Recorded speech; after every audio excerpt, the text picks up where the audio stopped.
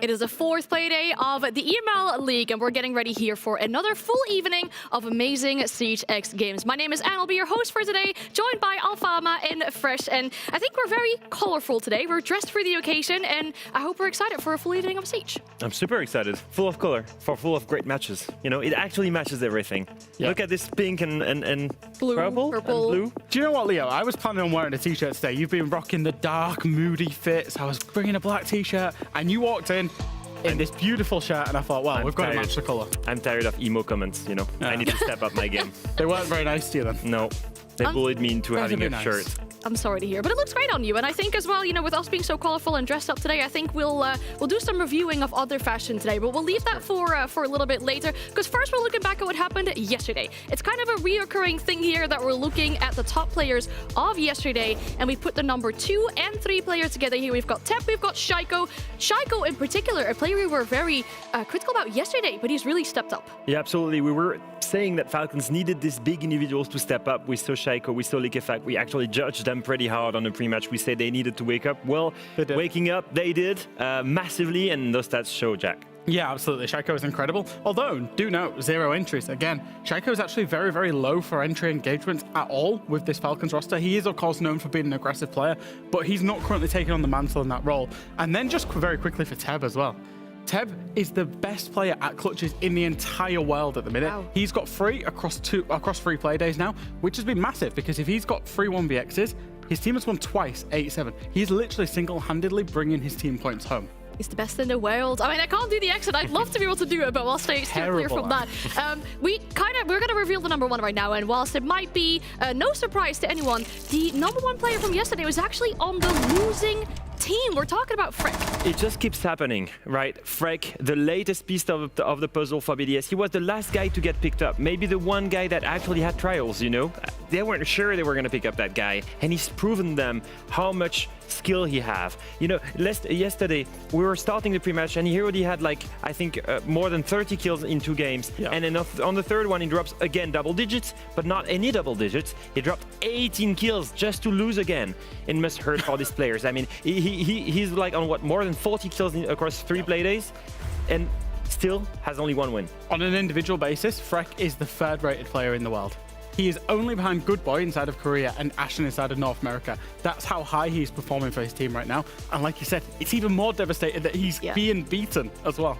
Yeah, that's really upsetting. Of course, with that being a loss for him, I'm only excited to see what can happen if his whole team is stepping up behind him as well, and if they are indeed making sure they can pull that victory over the line. But we'll look at the standings of how we're doing after 3 play days, and I think this is a unique thing. I don't believe we've ever seen this before, that after 3 play days, we've got 2 teams together at the top with the exact same amount of points, the exact same amount of round differential, and the exact same amount of rounds won. That is very special. We've got G2 and Virtus.pro at the top together. No big surprise right now. It's exactly what we expected, except maybe Falcons being 4th right now. Yeah. But this top 4, we expect them to be there. The real question, Jackie, is who's making it to top 2? Who's getting that first bye in playoffs? There's like two races going on right now. It's the top 4 fighting for the top 2, like you said, because of the bye in playoffs.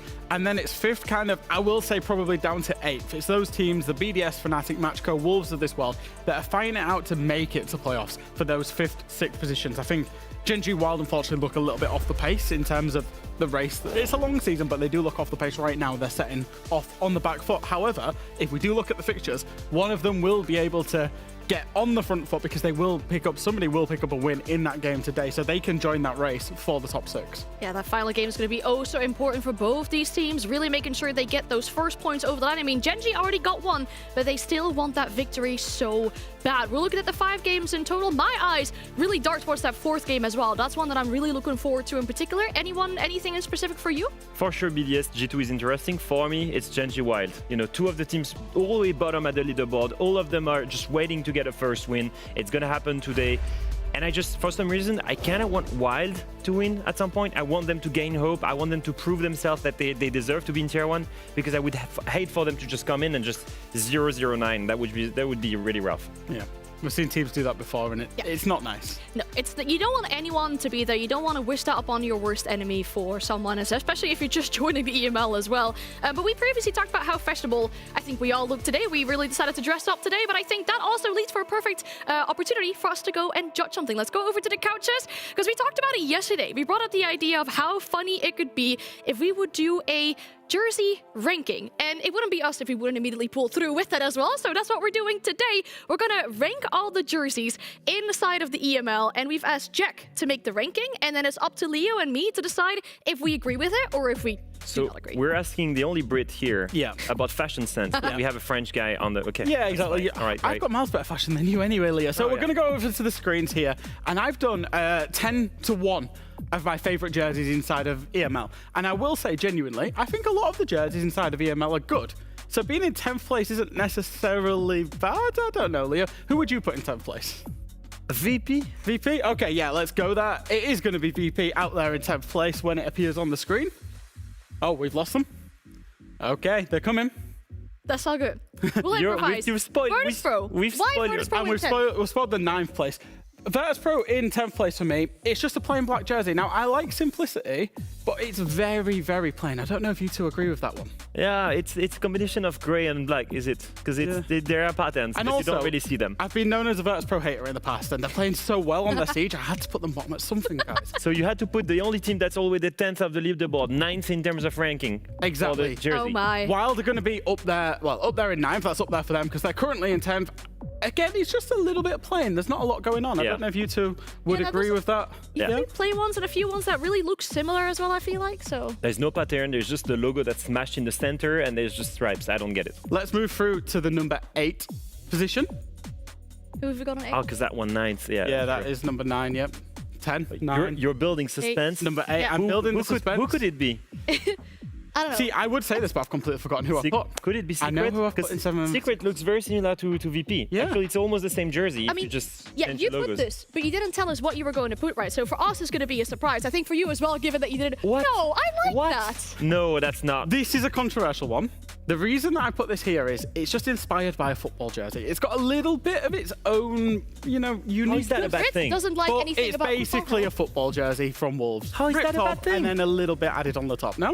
Okay. No, that's a no-go. you two are Jack, just- they I love the disagree much higher. details. You love It's the good. details. Okay, Wolves, I am sorry. Yeah, you Secret. I Yeah. will say you put them 9th in the power ranking anyway. We're going to move through to the 7th place team. Team Secret, very similar to Virtus Pro. Actually could have been a bit lower. I think I'd probably moderate that back down. Yeah. A little bit lower. Blacks, greys again. I like the simplicity of a lot of jerseys, but, a little bit of colour wouldn't go amiss. And then we'll go through to our 6th place team, Fnatic. I What? think the colour scheme's okay. Leo, do you not think? I think the black and orange, it's a colour scheme that goes really nice, really well. But it's a bit bland. Come on, it's not bland. The pattern is really good. It's highly fashionable. The color is also a good testament here. And the black and orange always feels good now. Come on, that deserves better. I think it's timeless. That's what I really like about that Yeah. jersey. I feel like it could go from anywhere the 0s to like the 10s and the 20s. Like it will always work. Right, we're going to get into the top 5 now, and I'm going to actually start with 5, and if production can also put number 4 up as well. So number 5 is Gen.G, and number 4 is MACKO. Now, the reason I've put them together is because they're so very similar. Yeah. I love the colour schemes on them. So again, black jerseys, they're plain, but they've got the gold, they've got the white going on. I love both of these jerseys, genuinely. Yeah, okay, I get it. You get it? You know, Yeah, the dark theme I- and then the accents. Yep. I Yeah. get it, but I'd still put a team like Fnatic or even Wolves over that. honestly. Fnatic is higher than both of them. Okay, 100%. Yeah. Number 3, I mean, you can guess where we're going with this because there's only 3 teams left. G2. Yeah. Should Classic. be higher. No, higher. It's a sick Can't jersey. put every jersey in number 1, Anne. No, but that's the level of Fnatic. The two of them should be top. It's a beautiful jersey. I like the accents, the colours, the streaks. G2 always produce great jerseys, Yeah. apart from when they look like the cricket team ones. Do you know the story behind that jersey? The No, I red don't. patterns are actually random, so you can unbox a pattern that has Yes. more red than others. That makes it even cooler. I That think it should be number top now. one. Yeah. Yeah. Anyway, we'll move through. This is my ranking, not yours, Leo. Falcons I like. It's unique, it's green, it's white, it's got an identity, the pattern on it. I like it. No, Yeah. you put this too high. Okay, No, I that's like too the high. previous org jersey better, so I like where this is going. You like the previous org better? Well, it is number one. I think this is the cleanest jersey by far in EUL from BDS. I absolutely love it. It's got the color scheme of BDS. It's got the stripes similar to your shirt today, Leo. It's got the collar. I think that's the bit that really sells it for me. And obviously they have the different color variations on it as well. So Yeah. there's the home and away kit feel. So BDS for me was the clear and obvious number one And you in know the why? jersey rankings. Do you know why? It was designed by the French designer that's called Tyron. Shout out to Tyron because that jersey is always class. And anything merchandising or anything out of the direction with BDS is absolutely stellar because of this guy. There we go. Looks really good. I like the retro look on that one as well in a specific way. Like, it's got the stripes, and I feel like it matches us as well with the colors that we're wearing today. Like, it works. Clearly, it should have been BDS first, G2 second, Fnatic third. Yeah, and then I put Wolves way higher as well. Yeah. All right. All right, either way, Let's it's see if fine. Chat agrees with that one. I like the idea that chat are now rating our fits. Fresh is number 9 on the fits, yeah. No, it's fine. I feel, obviously, I like us talking about fashion, and I think it's great, but obviously, I think we're also here to talk about Siege, and I think that's what we're here for as well, right? So let's get into the very first pre-game of the day then. Our first game today is between Wolves and Falcons. We're looking at both these rosters as the number 4 and the number 8 currently in regards of these standings. And then when we look at Wolves, I feel like, again, they're playing people that they are familiar with. We've got Tyron on this roster, has played with Users and Solotov over on the side of Falcons for the longest. They played many tournaments together.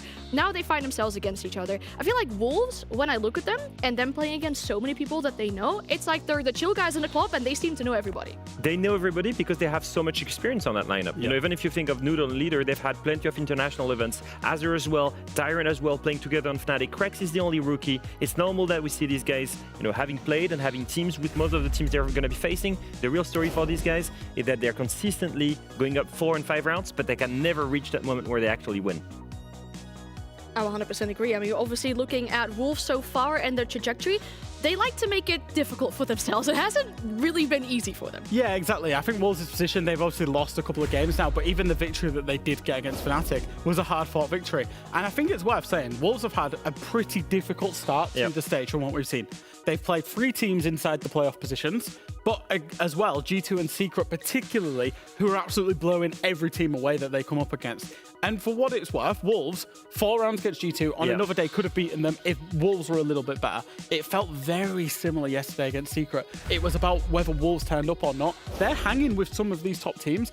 If they string a couple more rounds together, they'll be taking points off the top teams.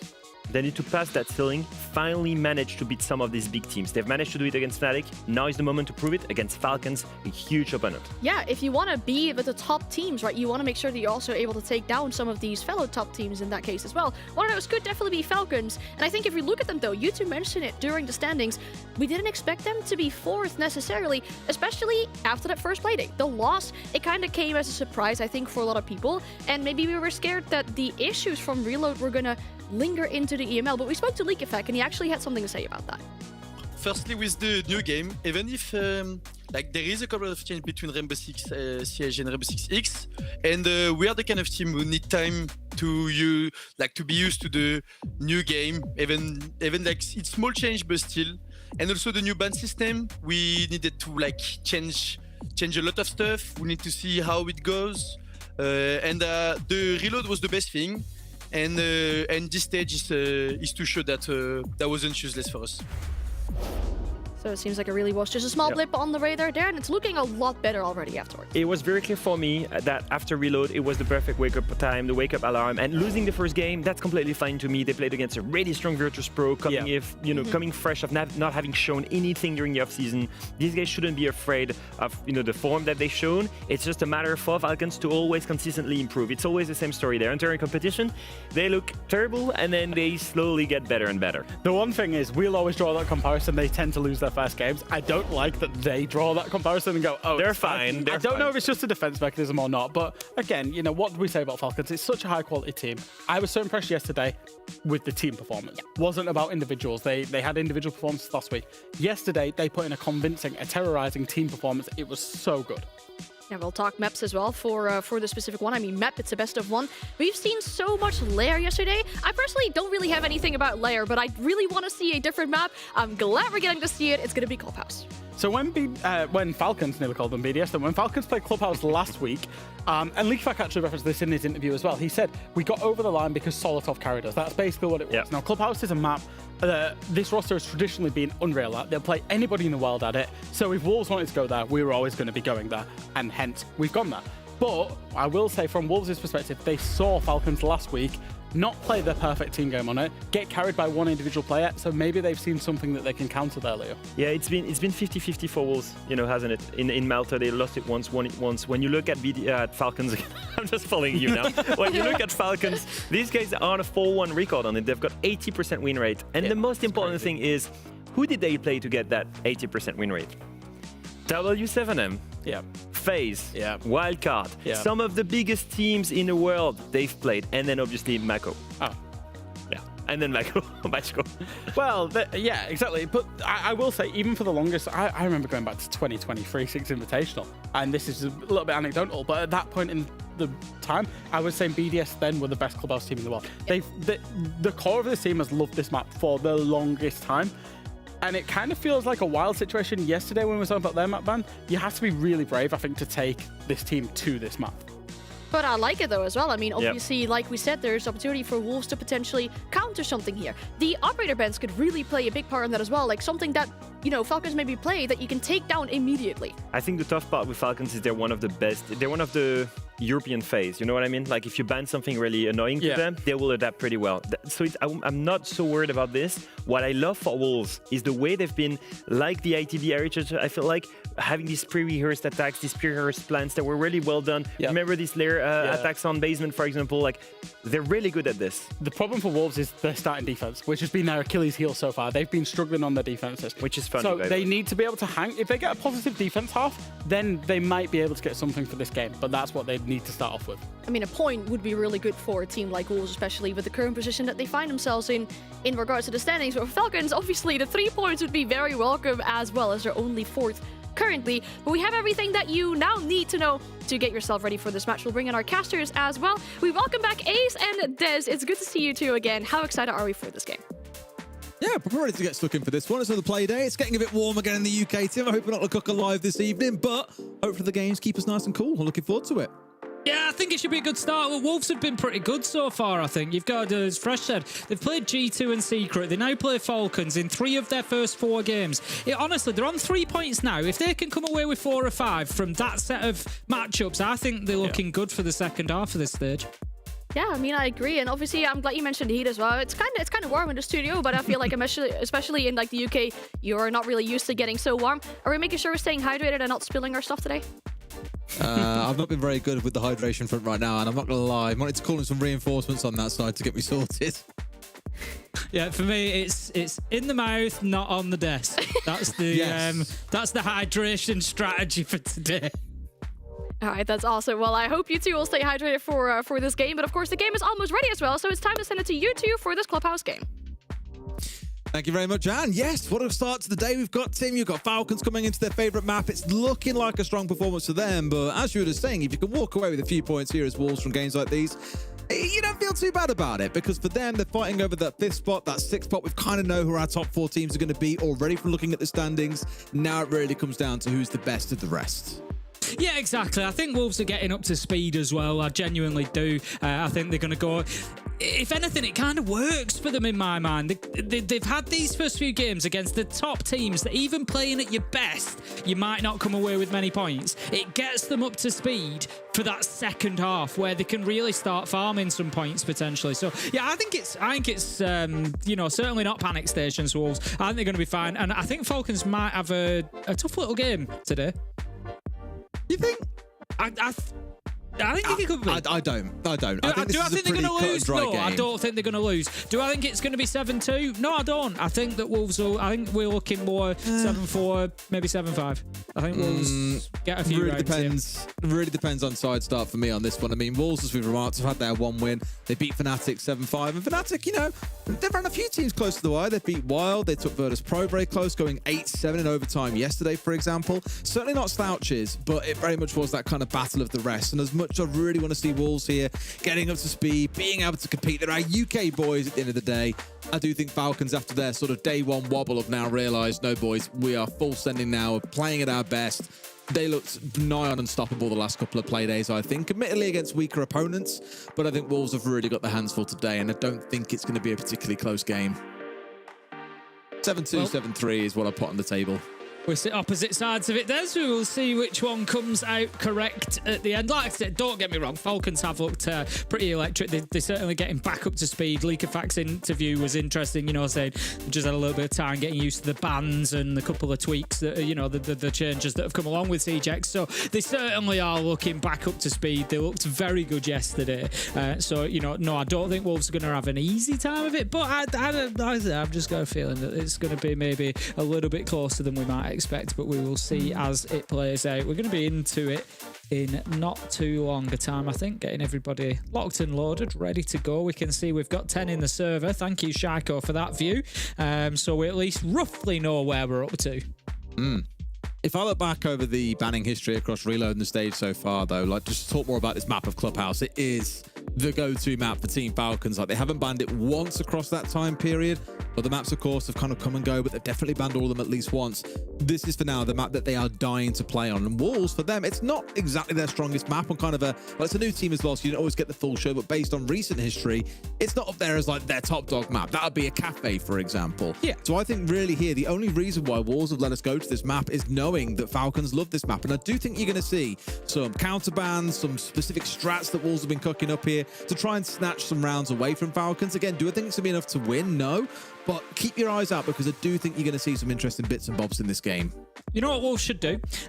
Wolves, if you remember, we saw Falcons play Clubhouse at Reload, and they really struggled on it. And the reason was, and this is what Wolves should do, they should learn from that. Come in here, ban Thermite and Hibana straight off the rip if you're on when you're on defense. Ban Thermite, Hibana, and then as your third ban, take Ace out, because as soon as those 3 rounds where Falcons were forced to do Mav only hard breaching, they crumbled. They fell apart. They couldn't get the walls open. You know, whether they've gone away and put the rich time into that to make sure that they bang on top of it and it's, you know, silky smooth, I don't know.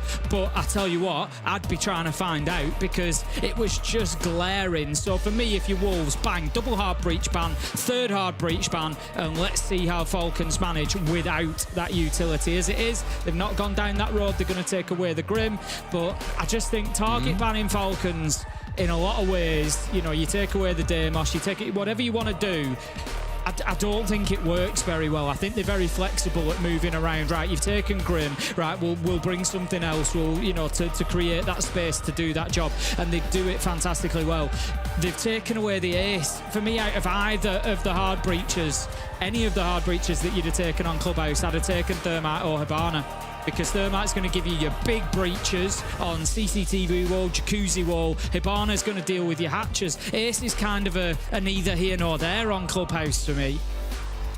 I think a lot of it just comes down to Ace being so flexible is the main thing. Like, yeah, I spoke about before about a number of fraggers in the league that love to make use of the Soundbuzz, and then you become a gun. You can go and become an entry player if you really want to. And so a lot of it is just comfort to some degree. I mean, for Brede, he plays every hard breacher there is to play, right? Like, literally, his top 3 are Thermite, Hibana, Ace, and I can guarantee you, Maverick probably sits very, very nearby in 4th. For me, the one thing I'll come back to when looking at this Falcons team, though, is the operators I always speak about. The Dokkaebi and the Deimos as a pairing is really powerful in any team's hands. However, Falcons do lean onto Dokkaebi an awful lot, so I won't be shocked if throughout this game, especially if we see Roam play coming out from the side of Wolves, that you're going to see that Dokkaebi making an appearance. And I do wish more teams would take that away from them. I think it's a really good way to hamstring them when they're on their attacking side and slow things down. I think it was, I'll tell you what, that's one way to start a bit of a hamstring team. You get rid of the sledge. And the painful thing here, although it's not super painful because you have got the Ash on side, they changed off the Ram. Users moved on towards that to let Leak Effect go onto the sledge. So now they do lose a lot of vertical capability they once had.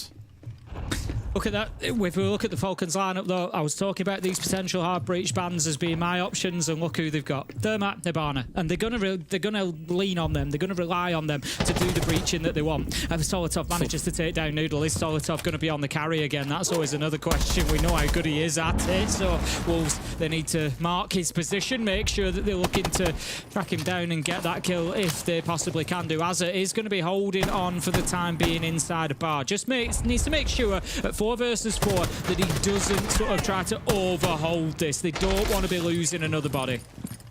Be really careful here as well, because he backs down towards blue. This could be a bit of a danger spot with Shaiko lurking nearby, and sure enough, shots came out, but Krex has got himself back nice and safe down towards site. 4 versus 4 here, and half a round still to go, Tim. One thing to stress is the Falcons haven't even looked at the site so far. They've been so wrapped up in chasing these roamers and walls and just kept themselves highly mobile, making it really hard for Falcons to pin people down. And sure, Noodle had a bad shot and got caught out by Solotov, more than happy to take his scalp as soon as he showed him the tiniest little bit of skin. So from here, it's not looking too bad, but I think Wolves have done a great job of running this clock down. Yeah, not too bad at all. 1 minute 15 left on the clock. So for Falcons, from the opposite perspective, they don't need to start panicking just yet. They do have time. The hatches are open. That is not going to help them, though. Tyrant manages to find Solotov. It's the Ash, so the utility isn't a problem. But 4 versus 3, a minute left on the clock now. Falcons need to start moving and clearing some of this utility inside, because otherwise, Wolves, they're just going to sit behind it. They're just going to hold them angles. They're going to let Falcons try to do the heavy lifting.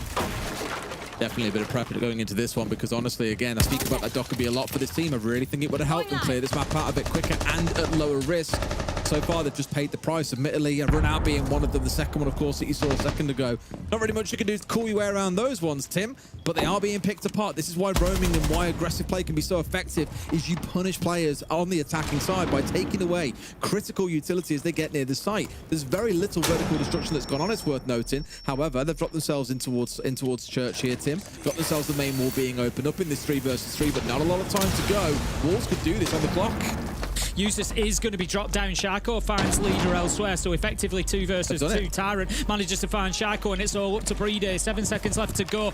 Doesn't really have time to be picking his man up. If Wolves hear this, surely they just mop it up. Krex is going to do exactly that. Picks up 2 more. That's 3 on the round for Krex, including that opener. It might have been 4, actually. Great round from the rookie, and Wolves take the first round. It is the basement defense, so we kind of expect it. It is the better side on the map, but still a very solid performance from them. I'm taking nothing away from Wolves. They've done what they needed to do. They've won the gunfights, and they take the first round. Extremely solid and very impressive. Yeah, I mean, again, this aggression in the early round is what's really got them going here. Not very often that you see runouts like that come through on Clubhouse anymore, but we've called about it so many times for Tim. When teams look fantastic at executing, when they're really in charge, when they've got control of the game, what can you do? Try and trip them up in the early round. Take away some of that crucial utility that really gets them rolling in towards the round, and that's exactly what they've done there. Extremely well played by Wolves. Wasn't really much to do with the site choice at all. It's down to how they've played the map entirely. Really good stuff, but now we'll start looking towards Falcons to be the ones who say, all right, that was downstairs, but to play the full map, granted, they've played that very, very well. Now that we got to these top floor sites, this is where things get interesting, because you haven't got as much to clear. But are we going to see them bringing along things like the Damas? Are we going to see the Dockerby coming along? Yes, we are. Usually now leaning in towards that. And it sounds bad to call Dockerby a crutch, but for all intents and purposes, that's exactly what Fett called it yesterday. For teams that can't drone super well or don't want to rely on droning too much, like to be able to move fast and move as a team, Dockerby is perfect for that. And that's what I think Falcons are showing here, Tim, is again that lean back on same old here to get map control.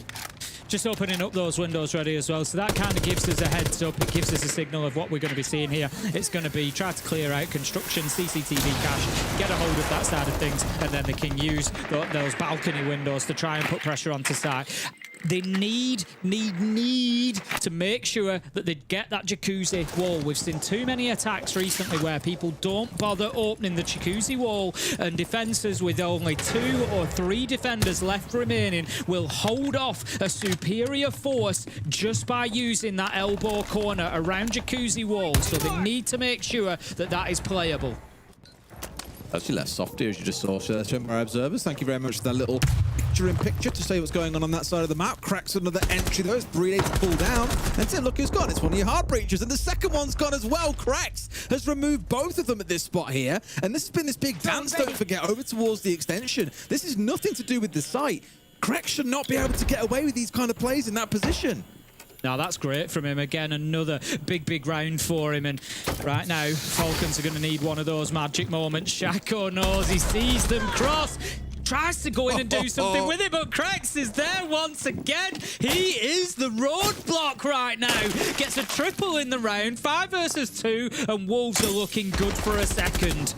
Maybe make it a 4th here as well. He's got himself dug. It makes it 4. Was so on for the ace there, but shut down by Yuzus, the Dream Denier. Not that it matters, because after all that work done by Krex, it's a 1 versus 4 for Yuzus. And Falcons, they're looking a bit out of sorts here, Tim. They're looking like they're being masterclassed by the man himself.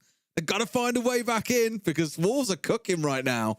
Honestly, if Wolves can get CCTV cash held now, it doesn't really matter if they don't. I'll say that first and foremost. They're going to be looking for a 4-2 half on the defense. They should be happy with that on Clubhouse. If they can, you know, they lose CCTV cash, doesn't really matter. They just go and rinse, repeat, and take basement, take, you know, gym and bedroom against it. That's what they're going to be focused on. This is now, it's bonus time. You know, this is the one where you come in, and if you do get the win here, great stuff. A little bit more difficult. They need to hold on to Garage Catwalk. They need to be conscious of bedroom side. They're going to be stretched a little bit more. Falcons, what do I want to see from them? How are they going to turn around these 2 rounds that they've already lost? Keep it simple. Get in there.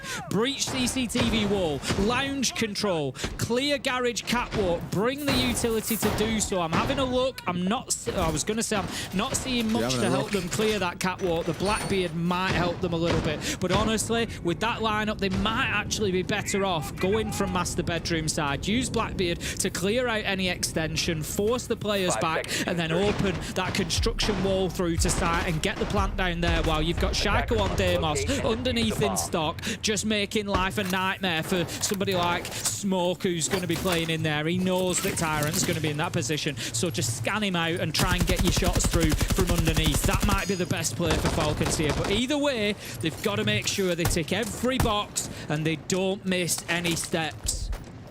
Well, it took us 3 rounds, Tim, but we have got to the creme de la creme lineup for Falcons. We've got the Dockerbee, we've got the Deimos, we've got the Blackbeard, as you're remarking. These are some of the most played operators across this whole team. Deimos, of course, being most played for Shaiko. Uses most played being Blackbeard. And then for 3 separate players, Dokkaebi is up there as one of their most played. So they're really going to town here and trying to show, right, get our best comp out here and let's really look to make an impact, because they are being chewed up and spat out. Wolves, if they lose this round, they'll feel a little bit hard done by, I think, because as we know, there are no extra points, no extra rounds that you win for style. But the style in which they won those last 2 rounds, for me, just puts them night and day ahead of Falcons so far. And they'll feel really hard done by if they come out of this half at a 3-3 or maybe even a 4-2. I think with the way they've been playing, they deserve a little bit more than that. Still, for now, though, they're giving the runaround to these players on the side of Falcons. As you saw, the track from the Deimos came in. Bearing in mind we're on top floor, and it was tracking a player who was down in basement with the second player down there, happily rotating their way through. That track is all but useless. You can't commit on a chase through the map to try and get rid of that guy. So it was just good recognition of knowing, okay, the Deimos is here. How can we try running him around a little bit? That was the answer. And Tyrant, I tell you what, the balls on that guy has got the reinforce up last second to keep himself locked inside a site to slow down Falcons. But yet again, Tim, half a round has gone by, and only now are they starting to sniff at sight. And this is the most direct to sight site in the map. And Legion and Valkyrie, Azur and Leader, have managed to get themselves back to Garage as well. We're going to see the construction wall being opened up. So as I suggested from the lineup, it is fully focused on this construction side. They opened CCTV wall at the beginning for a little bit of phantom pressure, but I think Wolves have largely recognised that fact now and they're not too worried. But they do need to be cautious of it because Leakafak is in position to drop down there as he does now. You see it on your screen at the back, and he's going to try to cause a nuisance. 45 seconds left to go, and this is the time for Wolves to really hold on. They need to find a kill or two, and it's not happening. As Solitov, Brede managed to find one apiece, and they've got the call on the Valkyrie coming on the flank as well. Surely this one is Falcons. I mean, Valkyrie's big problem here, of course, is that the call is coming in as well at the same time, and Solitov just does not miss. That Blackbeard, terrifying to deal with. Would not be surprised if he gets banned away on our next site, as he finds himself too. But will he have his Krex moment here, Tim? He's got to get all 5, bearing in mind his first 2 kills in the game have come in this round alone. Plant is going on down. Azza finds another. Surely Falcons don't lose this one now. They've got it finished off. However, I was going to say there's no shield on side, but Brede, ever trusty, ever reliable, gets the kill they need. Much better round, though so much of it came down to that Blackbeard, Tim.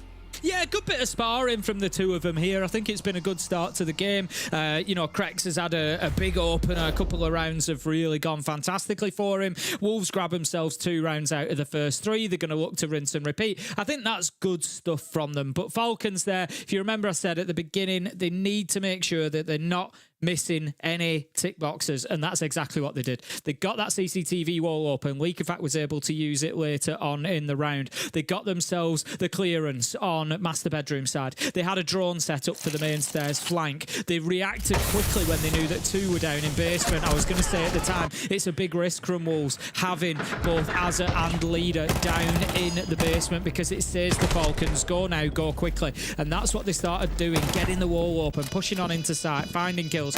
And yeah, it was just really good. They just ticked every single box for that attack, did Falcons. Didn't miss anything out. No detail, no stone left unturned. Good stuff from them, and they grabbed themselves their first round. Yeah, and the Blackbeard band, not at all surprised. That was the main oppressor in that round for them to deal with. So that being taken away does leave still 2 of those 3 power picks for this Falcons side. The Dockerby and the Deimos. And we saw this back in round 1, Tim. They didn't bring either of them, and they paid the price for it. They were bullied around the map by Wolves. It wasn't even about the site. It was about how effectively Wolves were choosing to play the map. Now, things are going to get a little bit more difficult for them here, so you might see them digging themselves back in towards site that little bit more to some degree, anticipating a rush by the looks of it, Tim. I think having the cat cannon side certainly helps. You've got the Clash currently pointed in towards Dirt. It might be a genius read because Brede is working his way forward on this blitz. Blackbeard's gone. Well, let's turn up the heat a little bit here and move that bit faster. I think they are going to come up against a roadblock if they do try it, though. Brede is approaching this Kennel's window with a view to possibly jumping in here and trying to take blue stairs quite quickly. I just don't think he's going to get any further than that. They're looking for that position of the Azami. In goes Brede, looking to get aggressive here. Doesn't have too much support with him, so although it was an energetic jump in through the barricade, it's not really claimed Falcons too much just yet. Interesting seeing your top gun in Krex being the one that's dropping across onto playing the Clash, by the way. But you are right. No real bother for them, and this is maybe why you've got your top gun playing on the Clash, Tim. You get himself set up pretty nastily here inside of this hallway, and again, just let's seek to try and waste time, because that vertical destructive element is missing here for the most part, especially if you get rid of Solotov. There's not tons of options then available to the rest of Falcons to get the verticals they need. Like you're leaning towards maybe the DMR or in towards the Vendetta of Deimos to get it done. Sure, but it's not quite ideal. Regardless, things have looked a lot quicker for them, making use of that phone call to ensure they've managed to get control of the map, and now they've got over half the round to work with to start getting control of the areas they need before they can start thinking about the execute. Yeah, they're like 25, 30 seconds ahead of where they were back in round 1, so much, much quicker from Falcons. Do they have an answer for this setup on stairs? That's going to be a big question. I like that Falcons adapted as well. They flexed away from, they had Brede sort of jump in through blue, and I think there was kind of that moment of like, that's a decision-making moment for the team. Are we going here? Are we doing it? Or are we not? And they decided that they weren't. Things weren't in place that they wanted, so they've just taken that little bit of map control and then moved away from it and used the blitz elsewhere. And I like that from Falcons, not over-committing to something just because you know what, that's a possibility. How about that though, Tyrant with an absolute beauty onto Solotov on the reverse. Noodle finds users 4 versus 3, and Krex just going to make that life a living nightmare. Doesn't do damage anymore, but slowing Leakerfact down enough that he couldn't do anything about it. 3 versus 2, and Wolves might just have broken the back of this attack, but they do have a Wasp in the room, Des. It's all about the distraction though, Tim. They got themselves in here into a 2v1. Leakerfact and Brede, they turn it around on its head. A round that you'd argue they didn't necessarily deserve to win there, but have managed through hook or by crook to get it over the line. I do want to talk about Krex for a second there though, Tim, because that was really smart play. You might look at that and think, okay, then what's he doing? He stepped in to waste a bit of time and dropping towards site. What he's actually done is by trying to plant down the shield, has pulled that player off the hatch. They can't afford to sit and watch and hold an angle in sight for the rest of the team to be enabled. They've got to face off against Krex. So first he's taking him away from the angle for 4 or 5 seconds, then get himself safely back downstairs. Again, it was really smart play. Just a shame that Azza dies a couple of seconds later to that player from above, and things then all roll forwards as we saw for the Falcon side. But overall, again, from Wolves, it's a smart game plan. Just sometimes you've got to acknowledge that, like, I mean, that's absolutely ridiculous. What a shot that was. Sometimes you just got to acknowledge that sometimes things are going to fall back against you completely, and there is very little you can do about it. And Falcons are one of those teams that are just going to hit the god shots that are going to get them round wins when it feels they're in positions, but maybe they shouldn't be able to get over the line. Yeah, unfortunate for Wolves. I think they'll be kicking themselves a little bit after that round. It's another one that they know that they could have won, but we move on, and they're going to heading up to the top floor gym and bedroom. Falcons certainly starting to get a little bit of pace about them now. So Wolves, what's your plan here? Well, how do you move forward? How do you slow them down? Stop them taking that ground that they've been taking. Stop giving them those opportunities for picks. Last time around, Wolves won this on the back of a Crex 4K in and around cash and CCTV. It's not something that they can rely on every single time. Not to say he's not capable of it, but these things don't happen round after round after round to a team like Falcons. So, Wolves, you've got to have another plan. How are you going to stop them from taking that top floor control that they're going to want to allow them access to the windows? Well, it looks like Falcons are going to start cooking themselves a little bit here, Tim. Got that Sens coming along. Of course, very much seen a rise in popularity quite drastically throughout the stage and reload so far. Seen it used on majority of maps as well. So just one of those operators that I think teams have really woken up to the strength of, especially with those changes now where you can't see through the light wall. Oh no, Az's got a freebie there onto Solotov, who was looking to get the jacuzzi wall opened up. It's not the end of the world, but that's a major bite there, and you really think Solotov would have respected the possibility of that coming through. Maybe make use of Brede to get that opened up rather than counting on a Thermite who needs to get up and close in melee range to that wall to get it opened up. That's a critical error. Yeah, that's big. That's a big play. The thing is, you're kind of saying on the side of Wolves, you know, yeah, of course the wall is open, but the right-hand side of the wall isn't open, which is important because it gives you a little bit of cover if you want to come out of logistics, you want to play main stairs, that kind of area. Makes it more difficult for Falcons to challenge onto those. Not impossible, but more difficult. So, big play from Wolves. They're kind of saying, look, the Thermite's going on the wall. This wall's getting open one way or another. We might as well get the kill onto the hard breacher whilst we can. And that's exactly what they do. The smoke is going to come out, just trying to give a little bit of access here to Falcons to get in, but they're not able to start pushing through and taking any control just as of yet. But what it did do is allow them to get those Hibana pellets off and prevent the player from staying inside of shower.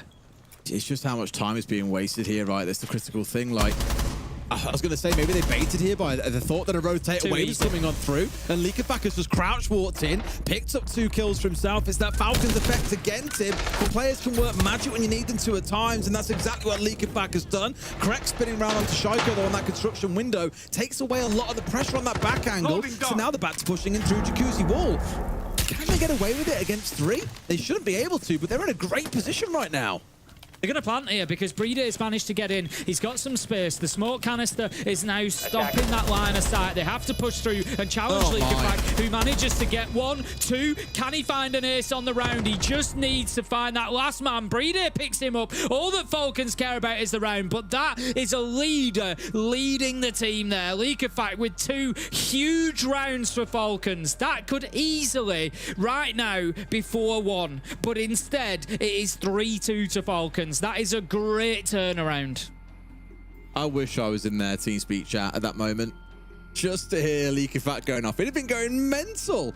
That's round 4 of 3K that he's found that saved a round that arguably they should have lost down in basement.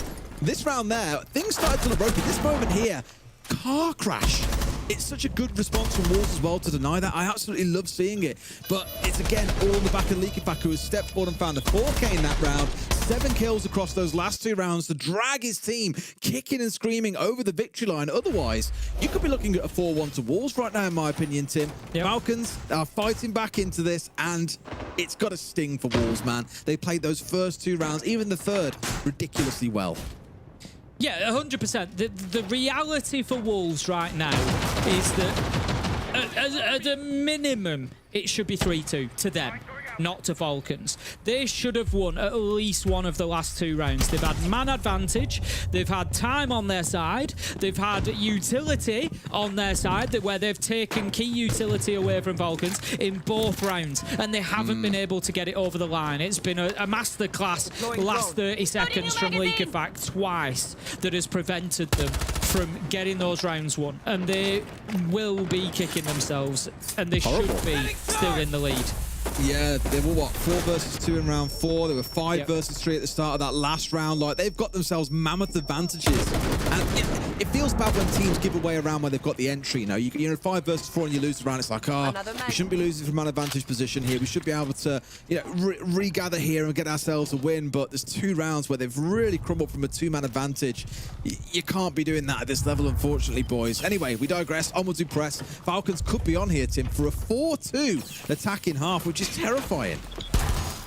Yeah, it's certainly not the start that Wolves want. This round is essential for them. You know, I came in saying I think that they could get, you know, maybe 4 rounds or more from Falcons. They could give them a bit of a game. I still stand by that, given what we've seen from Wolves so far. But this round is essential. Get this one won, 3-3, move on to your second half, see if you can get a couple of attacks, and then go from there.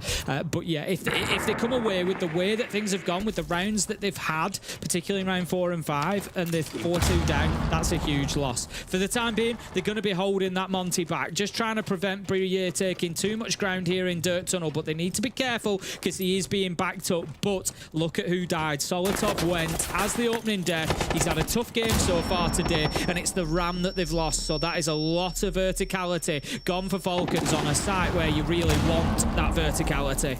They're looking a bit stuck here, Tim. They can't get into blue easily either. There's a castle wall behind them here, so Wolves, for the most part, can just sit and happily play this merry-go-round against the Monty, trying to pick out shots against players who stood in behind it.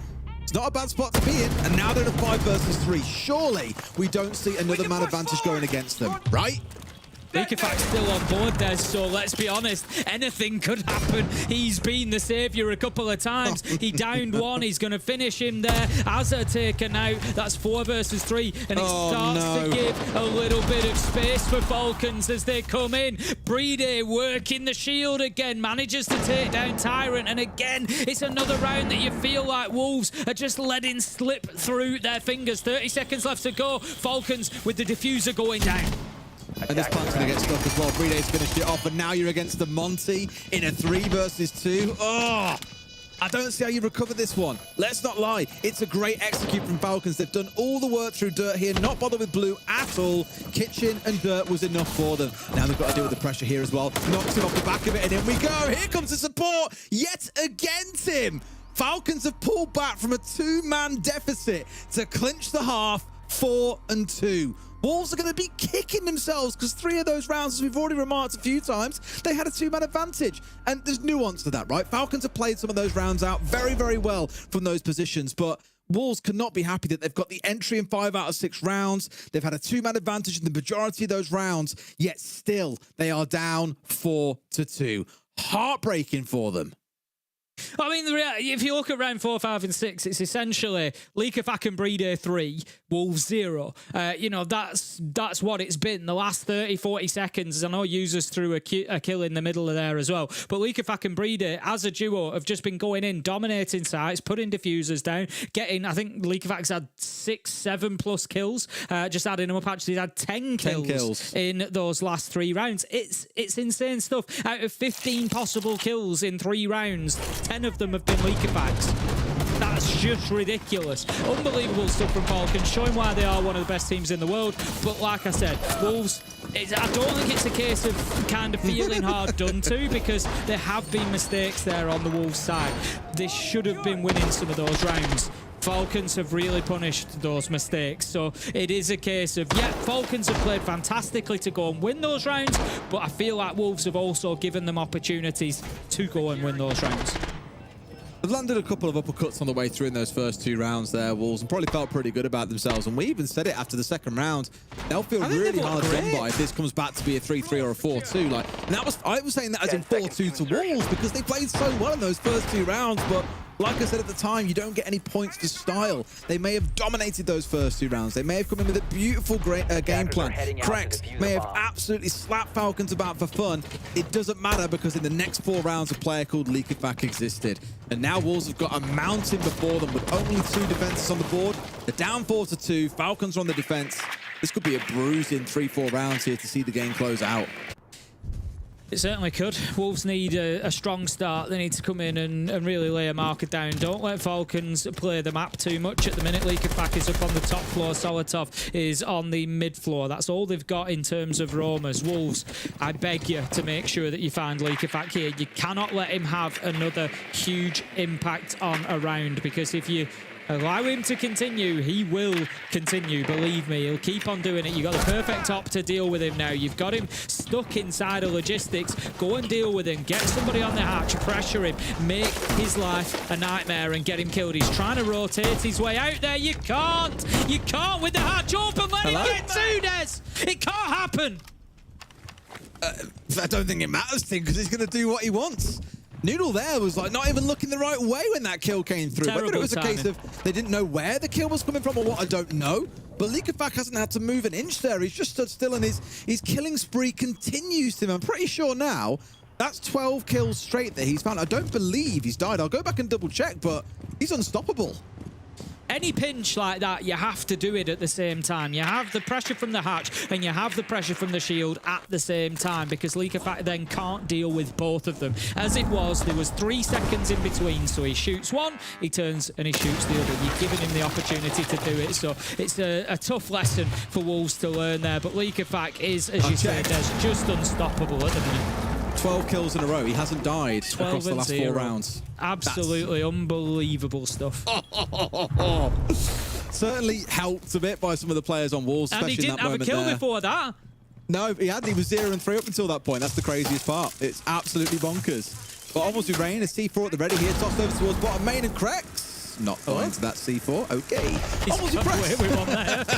I mean, they need something to help him out here, Tim, and apparently being on a stake on the ground on his belly is certainly a way to get things moving. Uses falls down now. Correct starts his march on 4 to 3 versus 3. Rounded towards, but no, Likafak. It's that name again, Tim. We can't stop saying it. 13 kills in a row. Tyrant trying to do what he can, stepping in towards the fire and the flames. Shaiko with a close down, and Falcons are, let me correct myself. Likafak is unstoppable. Falcons look great at the minute. They just look electric, don't they? They're Can we absolutely... stop saying Falcons, please, Tim? Can we please say Likafak? They're brilliant to watch. It's just absolutely unreal. Likafak kills on the top floor, kills in the basement, still no death. Really struggling to close him down. He has certainly hit a bit of a golden moment. This is what I'm talking about. Look at why... Yeah. So the communication just isn't there. It's one of two things. I love that drop. It's one of two things. You either both do it at the same time and challenge him at the same time so he can't kill both of you. Or if that doesn't happen, when the blitz has died, there has to be a call saying, shotgunning logistics, don't drop. You can't just drop into that. You can't be... He sees half of your body before you can make any challenge onto him. It's the easiest kill he's going to have all day. You can't know that Likafak has got a kill with a shotgun inside of logistics and then just drop on in. You can't do it. Well, Tim, this is the thing against top teams. You make a small mistake and they will bite your whole arm off to take advantage. And I'm wondering at this point, actually, there's one thing we haven't tracked, I don't think, ever in Pro Siege is what is the longest killing spree that someone has been on? Because Likafak, again, at 13 kills is pretty ludicrous, to be honest. It's madness. Like I said, I don't want to be too harsh on Wolves because they are playing against the Falcons, who in the last 4 rounds and Likafak have just found an unbelievable little spell of performance. Wolves for 80% of this match have been actually really good, and I've really enjoyed watching them. The problem is that 80% has generally been 80% of every round rather than 80% of the rounds. And they've lost a lot of rounds where they've probably been the better team through a lot of the round. Noodle manages to pick up Solotov. Another good start. Wolves have been doing really well on the entry. Only 2 rounds so far out of 8 have Falcons been able to get that entry kill. So Wolves need now to make sure that they use that man advantage and get themselves this round. It's like you say, Tim, good for 80% of a round here. This is going to be that 20% where things fall apart a bit. They can't get the jacuzzi wall opened up. They had the mirror window taken out. It got shot out here. They've impacted through. They've got rid of another one of those exothermics. Thank you very much, observers. And Leader has got none left in back pocket. This wall now stays closed. But, please, they've got a 2-man advantage, Tim. Surely, we don't give this away, but the problem is one of those three that's left is Leakyfac, yes.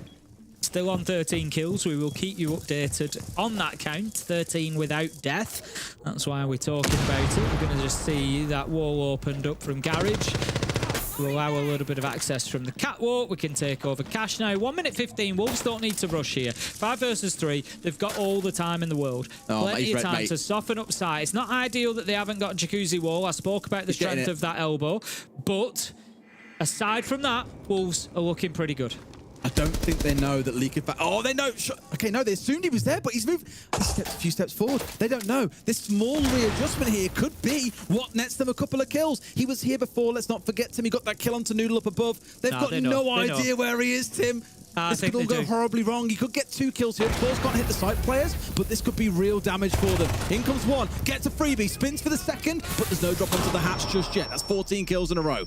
How did they not know, Des? I really thought that they had his position locked down, but then just running completely blind to construction and punished for it. And now time starts to become a factor. Leakyfac gets himself back into CCTV to start pressuring the windows. Is there another? Yes, make it 15 in a row. Is he going to continue? Users manages to find Tyrant Leader. Finally shuts him down. It's 15-1, but Falcons are 2 versus 1 now. 8 seconds left to go, and again the damage was done to the Wolves' attack. 80% of the round they got right, but it was that other 20% that Falcons just punished them severely. Tim, it's another 2-man advantage that they've lost. Oh, man. This is going to sting, because I know full well, obviously, Kendrew, the coach of this team, he'll be looking at that head in hands, just like, how many rounds have we lost from such a dominant position this game? Yeah, we can be excited about Leakyfac all day. Let's have a listen to what he's saying now. I genuinely think like it's as cut and dry as when you come up with a plan, you just commit immediately, guys, because you're allowing them to get into the rounds. Like every time, guys, like even on defense, like we just need to pick a plan. Jake, call a plan, and then we go. We commit. Like, because all these little side things that we're trying to do, oh, is a guy here, is a guy here? Like, we're allowing them to take ground on us and make plays. Like, genuinely, guys, like, you guys are playing so fucking good. Yeah, but you're just allowing them to just get these little rat plays, like one pick or anything. Like, just commit, guys. Just genuinely, just commit. Like, you guys have got this, okay? Yeah, agreed. Let's go, boys. I think basically, you know, what we've been saying there, Des, you know, the 80% the thing is, I actually half disagree with him for them. I do disagree with them. I'll go full commit on this one, because it's all good saying, just ignore that there's a player over here, ignore this one over there. You're forgetting that this is exactly what has led to Leakyfac being able to make a play like this in the previous round. Or look back to him last time he was here with the shotgun and got 2 kills from that spot. I understand what Kendrew's trying to say, but I don't think you can just say, oh, ignore the little side quests that were going on in these rounds, guys. You can't, because those side quests had 15 kills in a row. You can't afford to just ignore them and say, nah, skip that one, focus on the main story quest. It don't work that way. No, I agree with that. I'd say the half disagree. You know, I think I completely agree with that. They need to make sure that they're closing out those elements. But from the perspective of, you know, you start in the rounds well, you're coming in, you're getting yourself an advantage, and at the point of execution, you just need to make the call and go with it and get the and play that last 20-30% of the round. Get it done. You know, get it over the line. Don't allow them to kick, because they like I've said, they've only had 2 rounds of Wolves where they haven't had the opening kill. They are at an advantageous position so often in so many of these rounds, but then allow Falcons back into it, and that's the bit that I agree with there. You know, they've got to make sure when they've got that advantage that, right, what's the plan from here, and we go and execute it, and we do it. Siege definitely can't be reduced down to a matter of kills, but Leakyfac had as many kills on that 15-kill killing spree as 4 members of Wolves combined across the entire game. It's only really been Krex that has shown up so far. And I didn't want to speak about Krex earlier. I want to give him a lot of credit, because in his first week he was really shaky on there. Didn't quite look himself, but I can really see him warming into confidence. Like, yeah, how often can you see a player that can step up and dome Falcons the way that he did in the first 2 rounds? It was absolutely brilliant. Now here, if they've got one of these on the wall, this is one thing Falcons have done very well, is deny away these exothermics. I don't think he knows that one is on the wall, but he can place that on there and destroy it, take it off, and then impact out the second one like they did in the previous round. This could be beautiful for them if they get this right. Yeah, Breeder's just waiting for that mirror trick. We'll see whether it is successful or not. Like you say, playing around the tubber out. Now they'll destroy He it. knows that That's it's on. smart. There's nothing that they can do about it. That's it. You want to wait for that activation because then you're guaranteed that it's there. You're guaranteed that they can't take it off the wall anymore. It's done. You've got it cleared out. So really well played from Bridin. We're going to try again. And this is the thing, they'll just keep on doing the same thing. It's exactly like the last round, and Wolves haven't really learned from that. Again, probably more could have come during that time out to figure out their way through this game, and I will agree with Kendrew. Wolves have played this game pretty well. I liked what I've seen today, but they've just crumbled when it absolutely matters most. Now, tries they might. I'm pretty sure they could shoot this out if they get this one right, Tim. And sure enough, it's gone. Wall stays closed.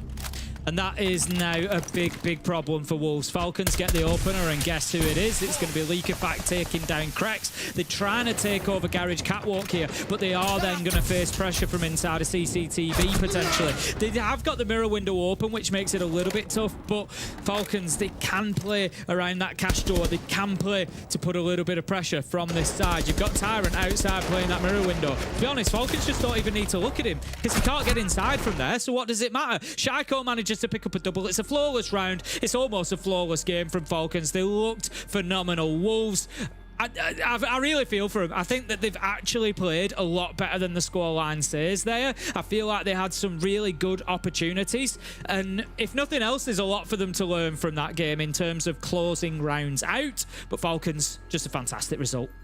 Completely agree there. Like, those first two, if that was a performance from Wolves against another team, maybe who they're fighting for that 5th, 6th spot with, I think you look at that and go, that is a genius performance by Wolves. The way they've approached the game, the way they've tried to play teams off the map, it was fantastic for 2 rounds. The problem then, Tim, as I've remarked, you come up against a top-tier team, things are always going to start falling down. But Leakerfact is that man of the moment, and I'm sure the Dets have got plenty to say about his performance today here on Club. Let's go to the break, and when we come back, I'll break it down for you.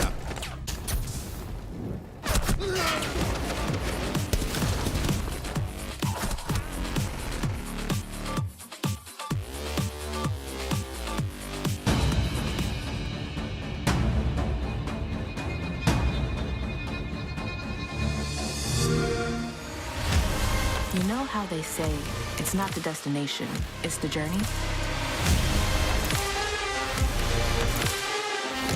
And the journey of 1,000 miles begins with a single step. And you know what? They're right.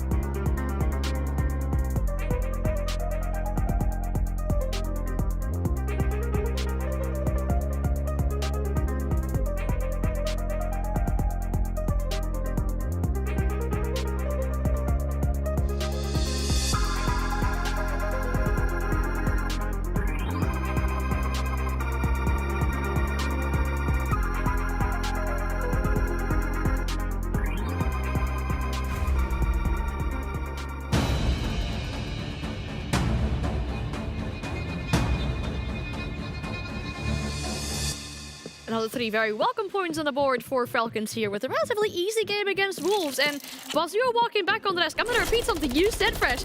This might have been the craziest game of your life. That is a wild statement. And the reason being is the scoreline was 7-2, but I disagree that was an easy game for Falcons. It should have been 7-2 the other way around. Wolves strategically dominated that game. They really, really did. They got their aspect great. They got the bans great. They got the strategies great. They got the initial execution of those strategies great. And it got to the late round. And I don't know what to say other than Wolves shit themselves in every single late round and just gave an in for Falcons. Jack. You give them an inch and they'll take a mile. They won 6 opening kills out of 9 there. 6 opening kills out of 9. And multiple kills, by the way. Not only just one pick. Multiple times they were in a 5v3. Yeah. And they just keep throwing it away. And you know what? It's a 7-2. You know what? Falcons get 3 points. But I will say one thing. I don't think anyone in that lobby is happy about his team's performance. No. Evan Likefak, Evan on 16 kills. Yep. Even though he had an amazing game. Yep. He's probably not happy about his team's performance because the only reason these guys won, once again, just like 1 week ago, it was Solotov carrying that team on Clubhouse. Yep. Well, now it's Likefak carrying that team on Clubhouse. It's great. They've got great individuals, but how did that happen that consistently they would lose the opening kill? And it's great that they fought it back, but something is wrong in that roster about this early game, and something is wrong about Wolves in the late game. Falcons looked absolutely rocked. They looked rocked. Like, Wolves were dominating that game. And then it was rounds 4, rounds 5, and then round 6, where Falcons, and particularly Likefak, just found something in the late round. And it was very much largely down to Wolves running around. Like, Wolves was bringing in, there was a church bomb site execute where they had Clash, they had Capcans on site, they had Mirrors, they had Azami, they had loads of utility to sit behind. All they need to do is stay still, wait, allow these guys to execute in sight, and Wolves are running around like they don't know what's going on, giving away freebies. And you give this Falcons core that little taste of there's a sniff in the round, and they'll take it. You should change his name to League of Frag, I guess, with the way that this game has gone. I mean, the first few rounds were not great, but like the stats going 15 and 4, there's more to that even. That opening is crazy. Letting him walk through Jacuzzi, getting that double kill, and then letting them plant, and him just pre-firing and covering. Let's be real, it's amazing play from him. But look at this again. Look, and then delayed. No one is on time, and they're just hoping for it. Once again, nothing is timed properly. They're just giving him 1v1s again. That shot is crazy, by the way, but still, they're just feeding him kills. This guy, just so you know, in the matter of 4 rounds, he had 13 kills in 4 rounds. He had 3 triple kills and 1 4K. Wow. That means that across 4 rounds where he could possibly have gotten 20 kills, he got 13. Well, it was 0 and 3 to 16 and 4. Like, literally, you don't want to feed that guy. No, I'd be terrified to play up against him in a game like that, especially if he's getting so many kills in that little rounds. We're being extremely critical, but it's because we love both of these teams and we've just seen that they have the level. On one side, I want Wolves to perform. They've showed us that they can perform. It's another story from Wolves. If they could have won this game against another massive team. Yeah. Yes, they've lost it 2-7, but they could have won it. I'm watching another Fnatic just arrive. Like last stage, so much potential, and it's never blossoming. I said it to Anne in the green room. Yeah. And you weren't there, and I said, is this another Fnatic appearing? Oh no. I mean, I'm glad you two at least think alike on that aspect. I'm not really sure if that's a good thing for the Wolves fans and the Wolves endurers out there. But yeah, I think once again it's the case of Likefak, you know, when we talked about him just before the interview yesterday, how we wanted him to step up more. We talked to him in the interview. Did you hear that? Well, I'm sure he did with that performance today. An amazing game from Falcons here, really pulling this one through. The 3 points welcome on the board. We're already moving on to our second game of the day. After the break, we'll be here again with Virtus Pro and MACKO.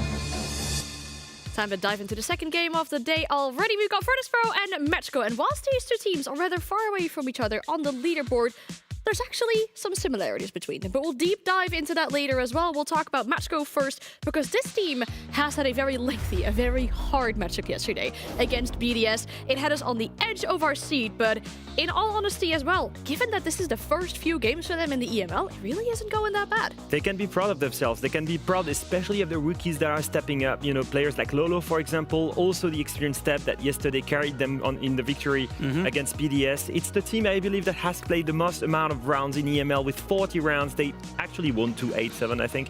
So that's going to carry them through and give them so much experience right now. Yeah, 40 out of 45 rounds, of course. And we mentioned it in the pre-show, Teb, 3 clutches that he's got. He is the best rated player so far. He's the most experienced player and the leader of this roster, single-handedly bringing them rounds and points home. Like you say, 2-8-7s, 2 victories. I think very impressive first 3 play days so far.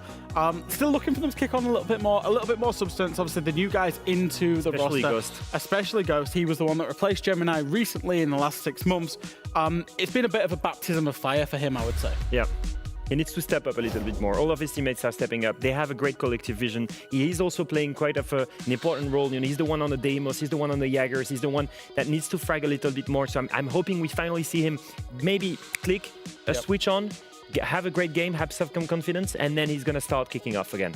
This is feedback for them to grow as well. This isn't feedback for them to get on the level. This is to start pushing on to make playoffs. They're in a great spot. Yeah, it's looking really good for them. And for Virtus.pro, I mean, on the other side as well, they now have to share that first place together with G2 due to them conceding a point yesterday. They got an overtime victory against Fnatic yesterday, losing out on their very first point here in the EML. But it's looking really good for this roster. I feel like the thing is, what really is enjoyable about Virtus.pro is they problem solve everything that's thrown at them. Yeah, they will always commit to their plan, and they will always try and problem solve whatever obstacle is in front of them, so you can be sure that whatever you throw against them, they're going to find a way somehow to try and throw everything at it. Sometimes it works, sometimes it doesn't, but so far it's been working, Jack. Yeah, absolutely. Always has been at the helm of that, just speaking about specific players. Yeah. He's +7 on the entry. 39 and 22. 39 and 22. Tied first for entry inside of EU League. Not necessarily known for being that player, but he has been that player this stage. Obviously, we spoke yesterday at length about the ping as well. These guys have so much confidence when they're on low ping. About this story, by the way, we've just confirmed with Joystick. They're going to stay in bootcamp for the whole season, and they're going to stay on that ping for the whole season, which will be a huge boost of confidence for these guys. I don't know about all the other teams in the EML right now, but they really should be taking it as a big threat, I guess, given how confident Virtus.pro seem to be on this 20 ping that they've been playing with. That's absolutely crazy. I mean, their playstyle fits that very well. We've mentioned it before. It's a team that will play step-by-step methodical, which means that in some scenarios, and we've seen it in the telestrator yesterday, they will be holding angles and they will punish players when they are in low ping. Yep. That was a thing they could not do before. Yeah, you showed us that on the telestrator, but I kindly would like you to go there once again, because you've seen something about MACKO as well that was really fun to highlight. Absolutely. It's a game yesterday against BDS, and we're going to see something very interesting. I want to point out how Brava has been used by many of these teams, actually VP as well. But here, we're speaking about MACKO, and they're trying to attack the piano bomb site on Consulate. And we're going to see here, what's the target? They want to plant by the doorway here. We see that P4 is the only anchor on site, here, right there, and he's protected by an Evileye. So he's going to be the main target here. We're going to take a look and see the very first thing that Brava does. She's going to throw her drone through the drone hole to piano and directly hack here the Evileye. That will be very handy and very important afterwards. Now, look at this drone from MACKO. He's already ready to go for a rush. He has this flame drum set up in garage, and then he has this drone in bench. And what does he see here? You can see the ping going through. He's just noticed a Fenrir gadget above the bench double door. And that's the way they're going to run through. Now, look at Blackbird and Thatcher all the way on the roof. Blackbird's gonna drop through that skylight to try and bait and disrupt the players above on the vertical play. And that EMP will be for that Fenrir gadget that we just seen. They send the EMP, and as you can see, Blackbird straight after that is ready to rush in. The EMP that goes off on the floor is gonna be denying downstairs that Fenrir gadget that we've seen here, which enables the rest of the team, the Blitz, the Glass, to rush in. The Glass holds the vert as the Blitz is rushing in to go for the plant. And you see the smoke. And this is key right there. The Brava on the Evileye not only makes them blind, but is also zapping away the only anchor on the bomb site, which means they cannot go for the plant directly, as it keeps zapping and zapping and zapping to make noise to cover the plant going down. And as soon as that's done, you have the plant down in a matter of 30 seconds in the round, and MACKO wins that round just off that plant and off time. That's such a great usage of the Brava drone. And just one more example of how that drone can be, or that operator rather, can be super useful right now in pro play.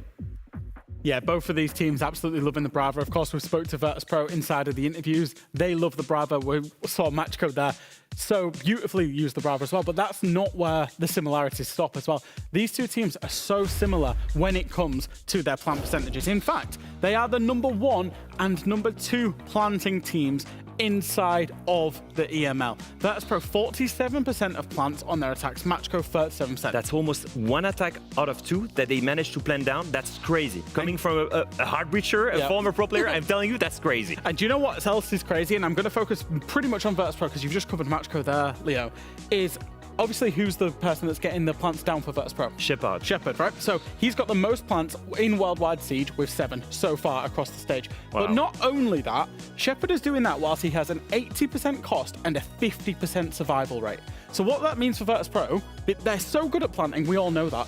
If you let them get to the execute, that plant is going down and they are winning the round. They are not losing that round as soon as the plant goes down. Now, the second biggest difference, look at that defense win rate. Wow. Virtus.pro win, on average, 5 out of 6 rounds in defense.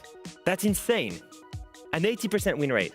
That's just crazy. It was like 100% as well the first 2 playdays, right? Yeah. So like Fnatic may change that, but it's a bizarre stat for Virtus.pro. It just seems like them being at the top of the Euro Men's League at the moment probably isn't going to change anytime soon. No, and it's mostly due once again to Always. I think he's been one of the most, and we see here right there checking on Shepard's screen, maybe wondering how does he get that 50% survival rate. Well, he has nothing to be ashamed of with the amount of kills he's dropping for this team. And like I've said before, I think probably the main reason this team is so good in defense, we've seen him go crazy yesterday, jump out in a gas grenade on border. This guy is the main difference, I think, for the change of playstyle and pace of Virtus.pro. He's the one crazy, I guess, aggressive atom on this roster. We'll look into Virtus.pro to retake that first position, actually, because obviously due to Falcons winning their game earlier today, they have taken that spot above Virtus.pro, but this is a really good shot for them to differentiate themselves from G2, put themselves above them on the scoreboard. We're looking at the map feature as well to see where this best of 1 will be taking us. We've seen a Clubhouse already today, we've seen a lot of Lair yesterday, I'm and predicting a Shelly. I'm predicting the bans will be, once again, Night Heaven, Skyscraper, and Lair from Virtus.pro. Yeah. No big surprise. There's no big surprise. There's still a looming question, and we'll get to that. I'm sure we'll cover that over the stage about Virtus.pro's map pool. What I will say, the map of Chalet. What did they do the last time they played Chalet, Leo? They beat Falcons 7-2 on it at the beginning of the stage. Falcons are one of the best Chalet teams in the world, by the way. So I think Virtus.pro are very, very comfortable going here. We know about Virtus.pro's map pool. They'll always go to a Chalet. They have to leave it open because they ban so many others. For MACKO, it's a map that they played through Challenger Series. It's a map that they liked through Challenger Series. We've never seen them play it at a Tier 1 level. So we've seen them play it in Challenger Series and at Tier 3 for the last 2 or 3 years. It's a map that's clearly in their pool, but it's a step up playing it in Tier 2 to now playing it in Tier 1. Yesterday, we saw MACKO challenge BDS on Consulate. They're #1 map preference. It's almost the same story here with a really high preference for Virtus.pro, and it worked on the side of MACKO. It's clearly a great plan. They've analyzed the victory over Falcons, and now they're trying to counter-strat on that map and bring them into a trap.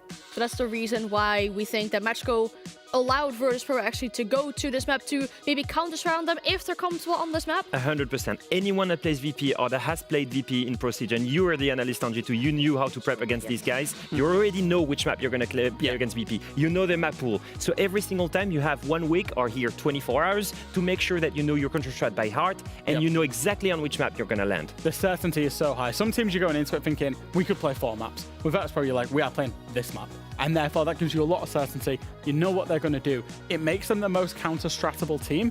However, the counter-strat is all well and good, but you need to play better as a team than them whenever you're executing any strat, and that's where so many teams fall short. All right, well, we'll have to wait and see for what's going to happen in this matchup. It's time to bring back in the UK gang, the warm UK gang, to hopefully cool down a little bit on Shelly, the map we'll be heading to. How are you two feeling about this matchup? Oh, a lot better now. We're going to some snow, to be honest with you. And you're right, it's got some chilly over there, isn't it, Tim? I can't wait. Yeah, I've really enjoyed watching Virtus.pro. I think everybody has. You know, get them on low ping. They're absolutely firing. The confidence is quite obviously high in the team. And we've got them against the best of the newcomers in terms of standings so far as well. So I think it's going to be a cracker. Yeah, well, we have the good news that the game is ready. So, Designates, please take us to Shelly for Virtus.pro and MACKO. Thank you very much, Anne. And yeah, there's some very spot on, I think, in talking about maps here as well, Tim. Like the Virtus Pro, you know where you're going to, but as so many teams have already discovered, it doesn't matter where you take them. What do you do? They're probably going to beat you because they're bloody hard to beat. Because looking at Chalet, yeah, it's one of MACKO's favorite maps. In fact, the only map that's more favorite, they should argue, is Border. So they're coming into this thinking, right, our strongest map, surely we get a win away here. But it's Virtus Pro. And just like in our last game, Tim, it's kind of the day of David versus Goliath, in my opinion. It is a big ask for MACKO to be able to bring them down here. But Fnatic came pretty close, right? So who knows? Yeah, I'd agree. I think we've always got to, call the reality as we see it. And the reality is that Virtus Pro should really probably be winning this game. But that being said, MACKO come in here with 2 wins so far out of 3 games. They've cost themselves a little bit, to be honest, with having them as overtime wins. So they sat on 4 points in 7th place, just outside of those playoff spots. Whereas, in all honesty, if both of those games go in regulation in their favour, it gives them an extra 2 points, and they sat up around 4th place with 6 points. So MACKO, make no mistake, have had a great start to things so far, and I'm glad to see it. They've been spending the longest time in Tier 2, grinding towards this Tier 1 spot, and now that they're here, they are grabbing a hold of it quite clearly. They are well prepped, well studied, and ready to go and performing inside of the server. So let's not write them off. We'll see what they've got to bring against Virtus Pro. No, I mean, as you saw on Leo's Illustrated, they're a very, very capable team. It's just in the same vein that we saw it from Wolves in our previous game. I'm a little bit worried that you're going to see a bit of promise, but not enough to bring down Virtus Pro. That said, I like the bans coming out of MACKO here. I do want to touch on that Capital especially for a second. It's one of Virtus Pro's most leveraged operators. And for years now, I've said that I think Capital is one of the best operators in the game. Does an awful lot of everything, really. Decent gun, 3-speed, great secondary gadgets, or at least did for a long amount of time. Firebolts and smokes. Like, you bring so much to a lineup. It's no surprise that more than just Virtus Pro, a number of teams lean on that operator to pull off a good few executes. And so I think it's been really smart here to look at Shepard and look at Pasha, who have played a lot of that operator, and say, let's just get that off the board now. So good responsiveness from MACKO to deal with the opponent put in front of them, rather than banning away what they might consider a standard strong operator. Pretty sure that MACKO have actually got rid of all of the clutch drones from Dan as well. They were looking for a spawn peak at the beginning, but it just goes to show what these players are really watching for. And it's any change in pixel color. The reactions are unbelievable. As soon as that drone got thrown, bang, a couple of shots went out, and I think they did hit it. And then the second one coming in through Dan at the main door has been taken out as well. So Bravo maybe not going to have too much of an impact in terms of taking away that gadgetry from the defenders, at least. For the time being, Virtus Pro are going to be trying to get control over Library, but Teb has something to say about that. Shepard's gone, and that's your hard breach. You've got a lot of challenges to work through here as well. It's very much a layered defense coming out from MACKO, and you see in the dig behind the mirror and the Wamai, you got the castle to go through as well. Jammers, we saw impeding them somewhat early on. They did deal with it in pretty good fashion. We're using those impact EMPs. You can see always has lost one. Pasha's still got 2 in back pocket, but now Shepard's offline. Well, there's not much need for those too much more, to be honest with you, unless you're trying to deal with, I don't know, trying to catch out the Wamai, which feels like a bit of a stretch. The Wamai, sorry, the Warden, but that feels even then like a little bit of a stretch. Always on his march up the main stairs here, of course, one of our top-rated players in the stage so far. Had a lightning first 2 or 3 games. A little bit quieter yesterday, but certainly been the spearhead for this Virtus Pro team in the stage so far. MACKO maybe going to need a little bit of support here on the Warden. Needs to be careful about turning his back because, of course, in doing so, he might just give the opportunity over to Always to drop that shield, Always being backed up by Dan from main door as well. But Virtus Pro haven't done a great deal about taking this top floor control so far. We're 2 minutes into the round. Pasha does manage to find Lolo, and here's the pressure. MACKO has to find this first kill, doesn't Dan? Brilliant support, and Virtus Pro once again just showing how they can unpick very solid defenses piece by piece quickly. Dora's got it all to do as well in a 1 versus 4, but for Virtus Pro, it was less like an element of speed there, but it was actually patience that really rewarded them, waiting until every player was in the right position before they said go. And when they said go, you saw the outcome. They absolutely slaughtered wherever MACKO was standing. Really good play out from the round there from Virtus Pro. Knew what control they wanted to force the player out from inside a split, actually inside of the site itself, and then just completely collapse on those players up on the top floor. Very methodical, didn't need tons of map control, and MACKO have just been warned about how this game is going to go from here. As you say, even with a solid start, even with getting on top of things, opening kill, clearing out some gadgetry, it quite often isn't going to be enough against Virtus.pro, and I'm sure that MACKO, you know, were well aware of the scale of the challenge that they were coming up against, but as many others before them have, the big question is, they have to ask themselves, can they do anything about it? They're going to head down to the basement. I think we're going to see a whole map presence from MACKO. Ghost is going to head up onto the mid-floor, at least, with the mirror. I would expect a little bit of top-floor presence as well. Wylde has actually beaten me to it and is already up there on the Fenrir, so we're going to see plenty of clearance required from Virtus.pro. And historically, against Virtus.pro, I would always have said, don't waste some time. Time is the problem for them. That's where you're going to catch them out. But honestly, Des, I don't even believe that anymore. We're not seeing that problem from this Virtus.pro. I look back to our first play there at the stage, and you had Joystick on the blitz charging into the site, what, 30 seconds into the round, and I was like, what is this Virtus.pro? That's not the team that we've known all these years. Absolutely not. But it's a new aspect to their game they've added in. Of course, we'll talk about the map bans. That's something they've got to work on. But I think just seeing them be able to play this faster style is actually really quite exciting. It gives a new edge to them that does make them a little bit harder to predict. In this game so far, it has been more slow and controlled, and do not blame them at all. But by the looks of it, Tim, they're not even going to bother worrying about trying to go for those players out in the roam. They're going directly in towards site here, in through the, well, front garage door rather than front door, you'd call it. They've got Pasha at the ready, but like we saw in the previous round, they're making sure everything is ready before they say go. Going to be getting that wall open now. Second EMP goes out just to ensure that there's no trickery going on. Look at this. Ooh. Decision made. Yings are in. Everything is there for them to put this diffuser down, but they don't deal with the nitro. However, always backs it up straight in. More Candelas follow. He is surely going to secure it this time around, and that is it. Virtus.pro can now just hold on from the outside. What a great plan. Pasha manages to find one. 3 versus 4, but the difficulty here for MACKO is getting enough space to get onto that diffuser. Absolutely excellent play. Candela ring out above as well, so they couldn't shoot him through the floor as he steps in. Beautiful. Virtus.pro, again, same as last round, Tim. Kept it very simple, very focused. There is one objective, and there is no wastage in this round. They've got everything ready.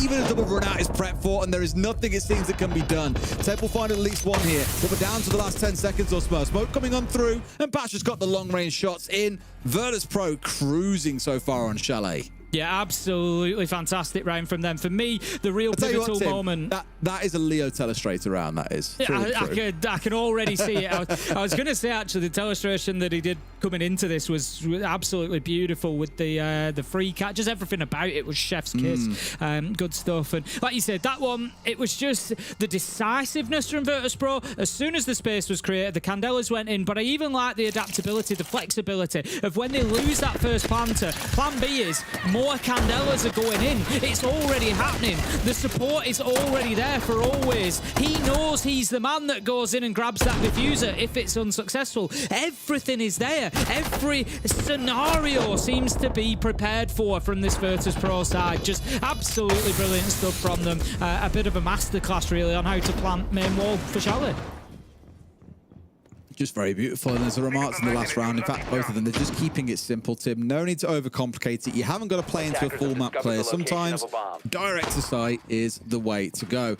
Now, Match going to be scratching their heads a little bit here. They're like, oh, we've got all these plans laid out. Like, we've got ideas now. We can slow them down, disrupt them, trip them up, but they're not playing into it. What do we do about that? And there is no easy answer, because you might say in that last round, okay, we'll bring more C4s. All well and good. You've all been EMP'd out, because it's a very rare case where a team still brings Thatcher these days. But Virtus.pro acknowledging what the counters were to their ideal plan, and just making sure that they had backup plans or disruptions ready in the first place. So for MACKO, again, I think they'll be scratching their head a little bit here, thinking, how do we deal with this? Because they're running over us so far.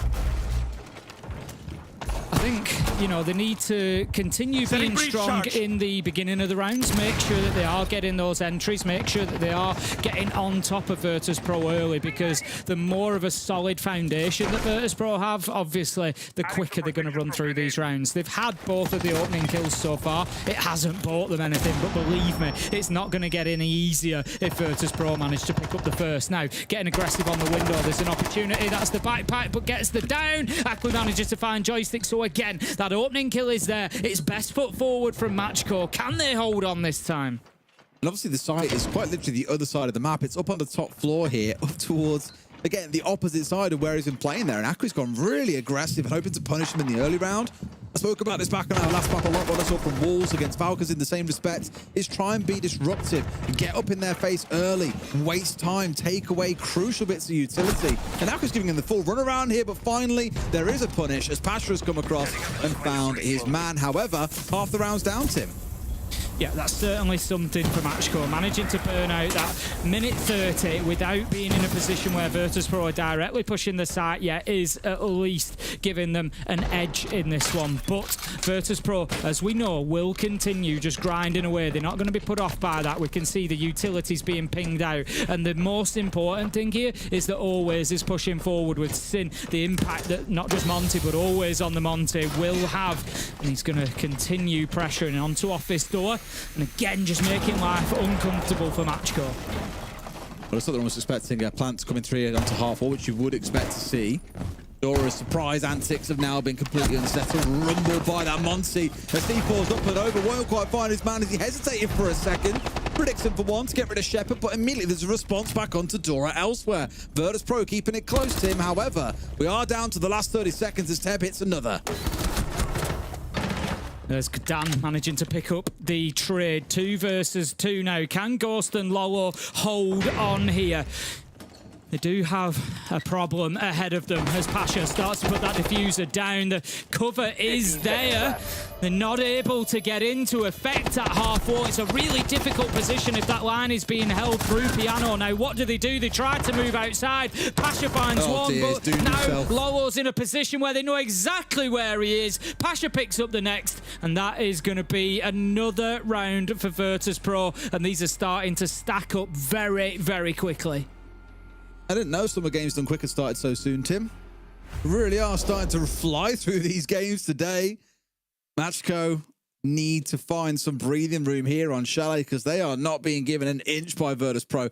Granted, that round was a lot closer. They were competitive right to the end. It was a 2 versus 2. But Virtus.pro again just showed that discipline, that capability, that power in those final 2 remaining players of Dan and Pasha, and nothing was given over to the other side. It was bruising. And I'm at a point where I struggle to see how they fight it. In fact, this is exactly what we want. That time out. Possono andare con tipo il round 2. Quindi andate aggro. Se riuscite a prendere la main advantage, early perfetto. Ma se non riuscite al secondo, al mid round, andate aggro facendo una play insieme come stavate provando anche questo round. Era giusto la call di Teb. Quindi provate a spezzare il momentum e mid round andate aggro facendo una play insieme. Però tranquilli che erano round nostri. Però non devono andare a executare. Quindi dobbiamo assicurarci che se vanno per un execute noi siamo settati per stopparli, perché troppo spesso stanno entrando in site facilmente e quando abbiamo poi la main advantage mani nel culo, perché qua non eravamo 3v2 raga, quindi occhio. Capite le I didn't tell you, I've been learning quite a bit of Italian lately. Fully agree, do you? Yeah, I heard the words momentum, and I was like, oh, I recognise that, so clearly I know Italian now. I heard aggression, I was like, I recognise that one as well. You just obviously, you don't realise you've become fluent, Des. Oh, it's so easy, it's so easy. But the one thing that I kind of extracted from it, and of course I may be totally wrong here in saying this, but what it sounded like he was trying to encourage was more mid-round aggression. And yeah, momentum was the key thing he was talking about. We need to break their momentum in the mid-round, because that's when Virtus.pro seems to be getting comfortable. Like, look at Akri in the last round. Started out with that early kill, fantastic. Now can you get yourself back safer towards site there and play as a team and keep that aggression going into the mid-round rather than trying to be over-aggressive and sacrificing players for, I don't want to see no reason, because you have got a kill. You got rid of joystick on the line early in that round. That was fantastic. But it's more mid-round aggression. They can't afford to be, out there, guns blazing for 60 to 90 seconds or so and then just go completely static. That is when Virtus.pro have been finding advantages. So let's see if they can build on things a little bit here and get more of that mid-round aggression to keep Virtus.pro at bay for that little bit longer. I think it comes down to a similar problem to what we spoke about last time when Kendrew had his timeout, and that is it's all well and good saying, we need more of this, but against this Virtus.pro team, the question is, how do you realistically deliver it?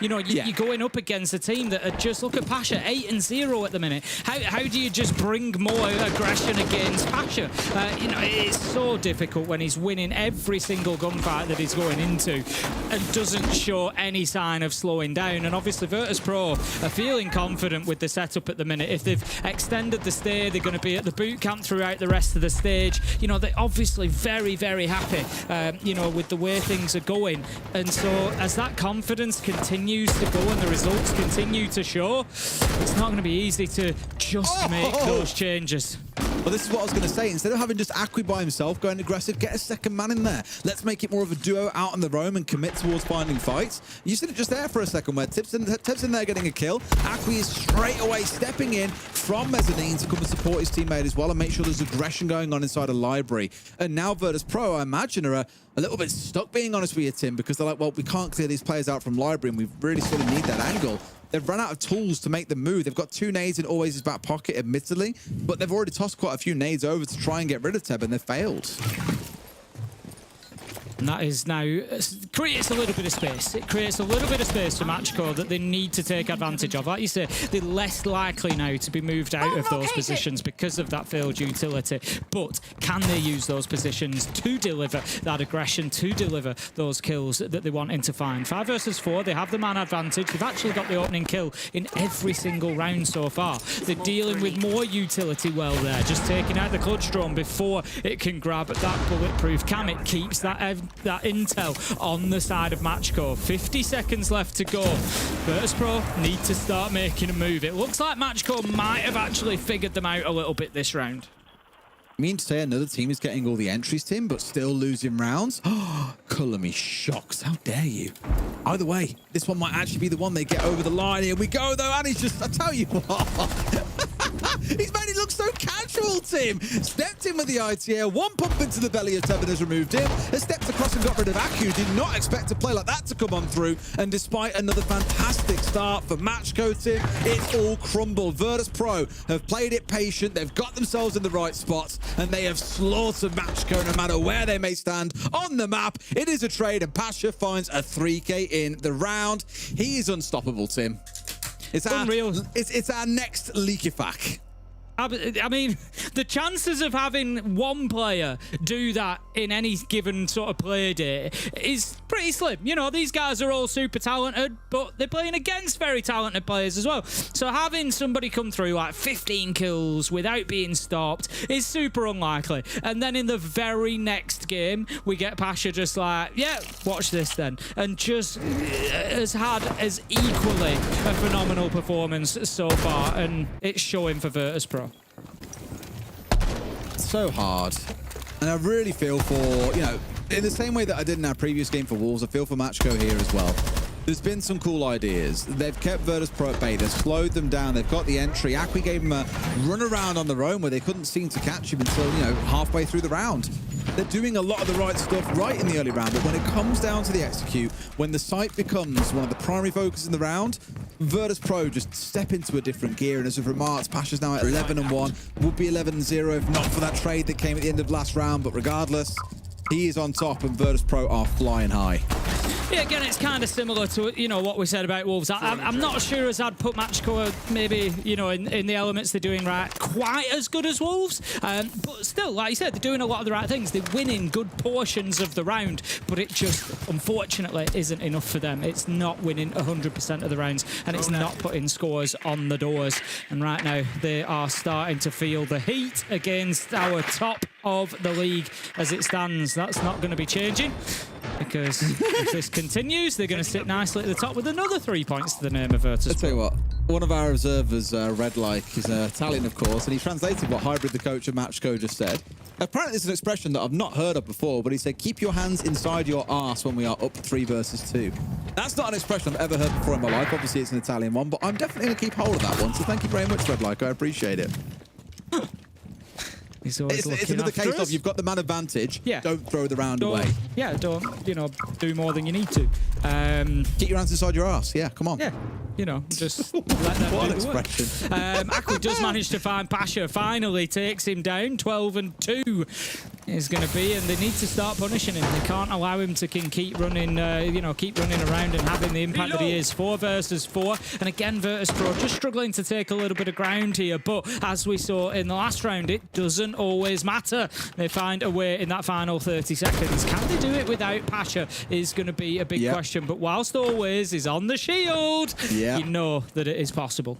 That's exactly it. I was going to say, look, Pasha's out the round, sure, but always is on a blitz. He's been contained to playing safer, looking at the IQ, looking at the Monty, for example. This round, he's a little bit more unleashed him, and we've seen the beast that he is over the last few play days. He's an absolute monster when it put in the right position. Lots of time being stalled down here, and Joystick should have been dead to rights there. After going to be kicking himself if he didn't get rid of that one.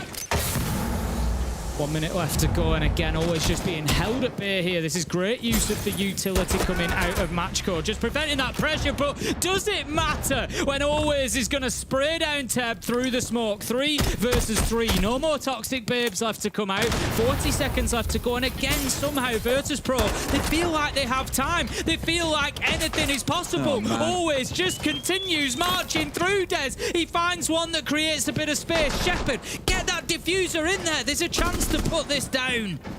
He's rounding himself in now. Always probably calling him over, but Always is down to a slither of HP. Joystick is the same. Dora gets rid of one. Always is out of here. That's their frontline pressure removed. Might still be able to get the plant down, but Joystick has got to go absolutely enormous here. C4 coming over as well. Not going to find Shepard. They hold on, and Diffuser is down. It's all down to Joystick with 1 HP to his name.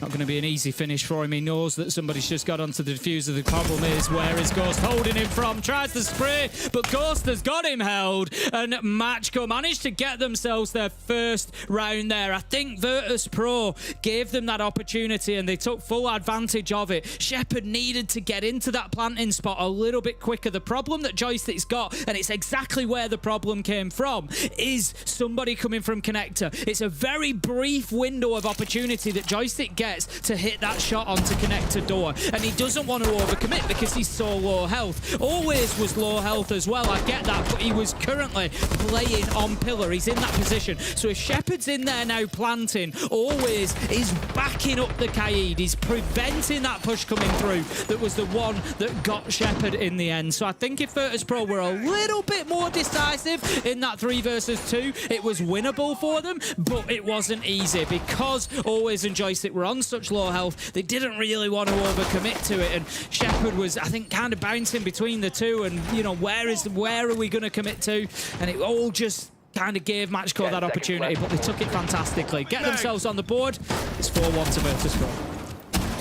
We'll stress that same line again that I often say to him. 2 halves to a game of Siege. MACKO could be a very, very different beast on the attacking side, and Virtus.pro could yet crumble on the defense. So let's not count the Italians out just yet either as well. Plenty of chance that they could fight their way back in, though when you've got Pasha playing the way that he is today, it is hard-pressed to see how he can do that. Always going to once again make this blitz sing, and Tim, they're pairing it up with that global utility. The Dockerby and the Lion coming along. It's that thing of nightmares that we were all used to a couple of years ago. Still very much alive and well today.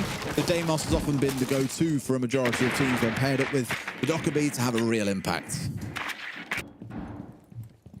Ronin will continue, of course, through about the first minute of the round for Virtus.pro. That's one thing that I would say maybe, especially over the last couple of rounds, that Virtus.pro could improve upon, would be that they've been, you know, taking their time to get into the map. And there's nothing wrong with that necessarily, but we are starting to see more of this trend towards kind of last 20, 30 seconds having to push in and get those kills. And they don't want to be relying on that too much. They've done it fantastically well so far, but maybe just take the game to MACKO a little bit now. You're 4-1 up. You know, get in their faces, get aggressive, try and get another entry kill. They just had the first one in round 5. Back that up with another. And they lost the round after all that, yeah. Mate, just giving up the entries is the way to win, apparently. I mean, obviously. At least now they've got themselves scared up and ready. Also one towards office door. Of course, don't have the breach on towards that main office wall. It is currently electrified away as the other consideration. This C4 from below, I love, by the way. Valkyrie nets this one off on towards the shield player. That is massive for them. Again, they're using that smoke well to hold Always at bay. We saw it in the last round. It burnt a lot of time, burnt a lot of hit points. Dora manages to get the opener onto Shepard, but here come Virtus.pro. Joystick onto Ghost, leveling things out 4 versus 4. Damage done in both directions, but Always is going to take the bulk of it. He's trying to chase his man down. He manages to find the kill even after taking more damage. They can't let Always keep getting away with this. He doesn't have a ton of kills, but the ones he does are impactful. They are creating the space that Virtus.pro need. Man, hit him like a freight train there as well. Always just so lethal on that blitz as well. Like, not a chance to strike back. At least Lolo gets one, and now Always is gone. 3 versus 3. Springs up with the shotgun, but either way, it's back and forth. And we're now down to a 2v2. We've still got a phone call in the back pocket here, Dan. Let's not forget about that. 45 seconds left to go. Virtus.pro well aware that there is at least one of them underneath and trying to hold them back from the verticals. What can they do with that superiority? Usually, if you're wanting to use the verticals, you need more than 2 players. You want at least 3 or 4 alive so that some can watch from above and hold that space, create that space for you to get in and put the diffuser down. As it stands now, you've got Joystick with the diffuser in hand. He is completely reliant on Dan holding that from above or coming down and taking those lateral fights, which is what he is going to choose to do. They're going to push from opposite sides, but Joystick takes a lot of damage. Nade, will it force him out of position? Yes, it does. Joystick manages to find the kill onto Akwi, third in the round, but MACKO win based on time. They can't get it done. Yeah, that was a weird one. I don't know if it was reliant on Dan from the other side getting the other kill.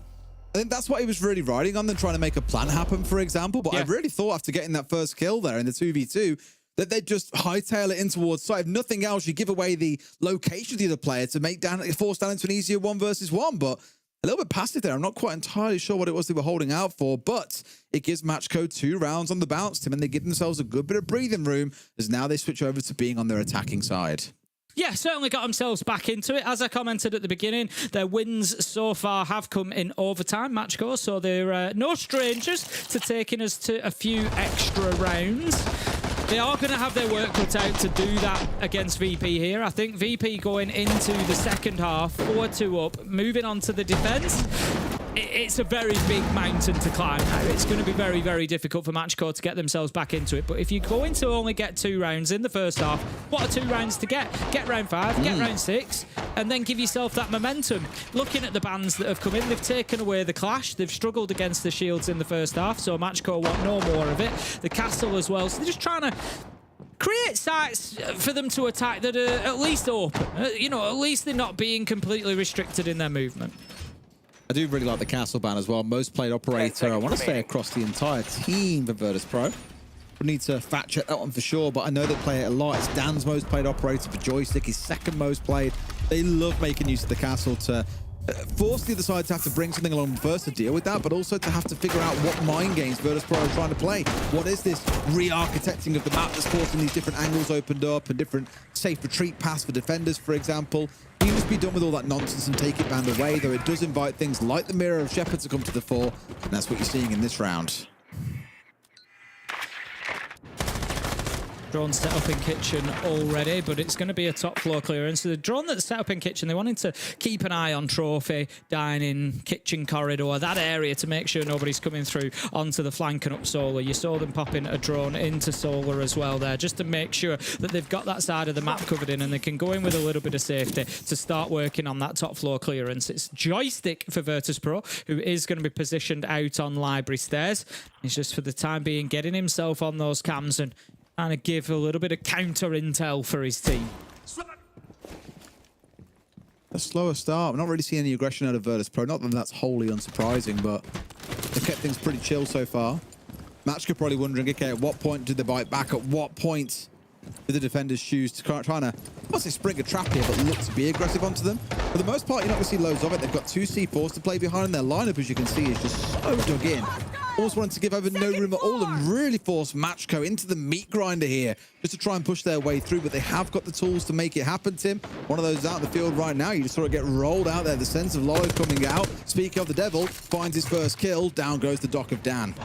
Yet another entry kill going to MACKO. If we want to look for improvements on the side of Virtus.pro, it would be getting some of those entry battles won. 1 out of 7 rounds Virtus.pro have had the opening kill, means that they are consistently playing in 4 versus 5 or man deficit situations, and that's something they could definitely improve. They did manage to get one along the way. Teb was taken down, which is a big loss for MACKO. That's the Blackbeard gone, but along the way they also lost another one on the side of Virtus.pro, always taken down, so it leaves them still in a 3 versus 4.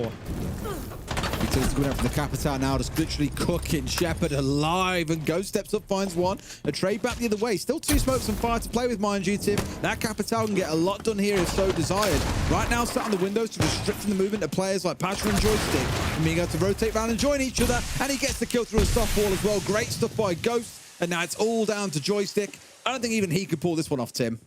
Ghost's done a great job from that double window. It's why it's such a power position. He's managed to get himself 2 kills from there and holding the line that he was onto the top of Solar, which is absolutely beautiful. Great attack from MACKO, 3 rounds in a row, and Virtus Pro now know that they're in a game.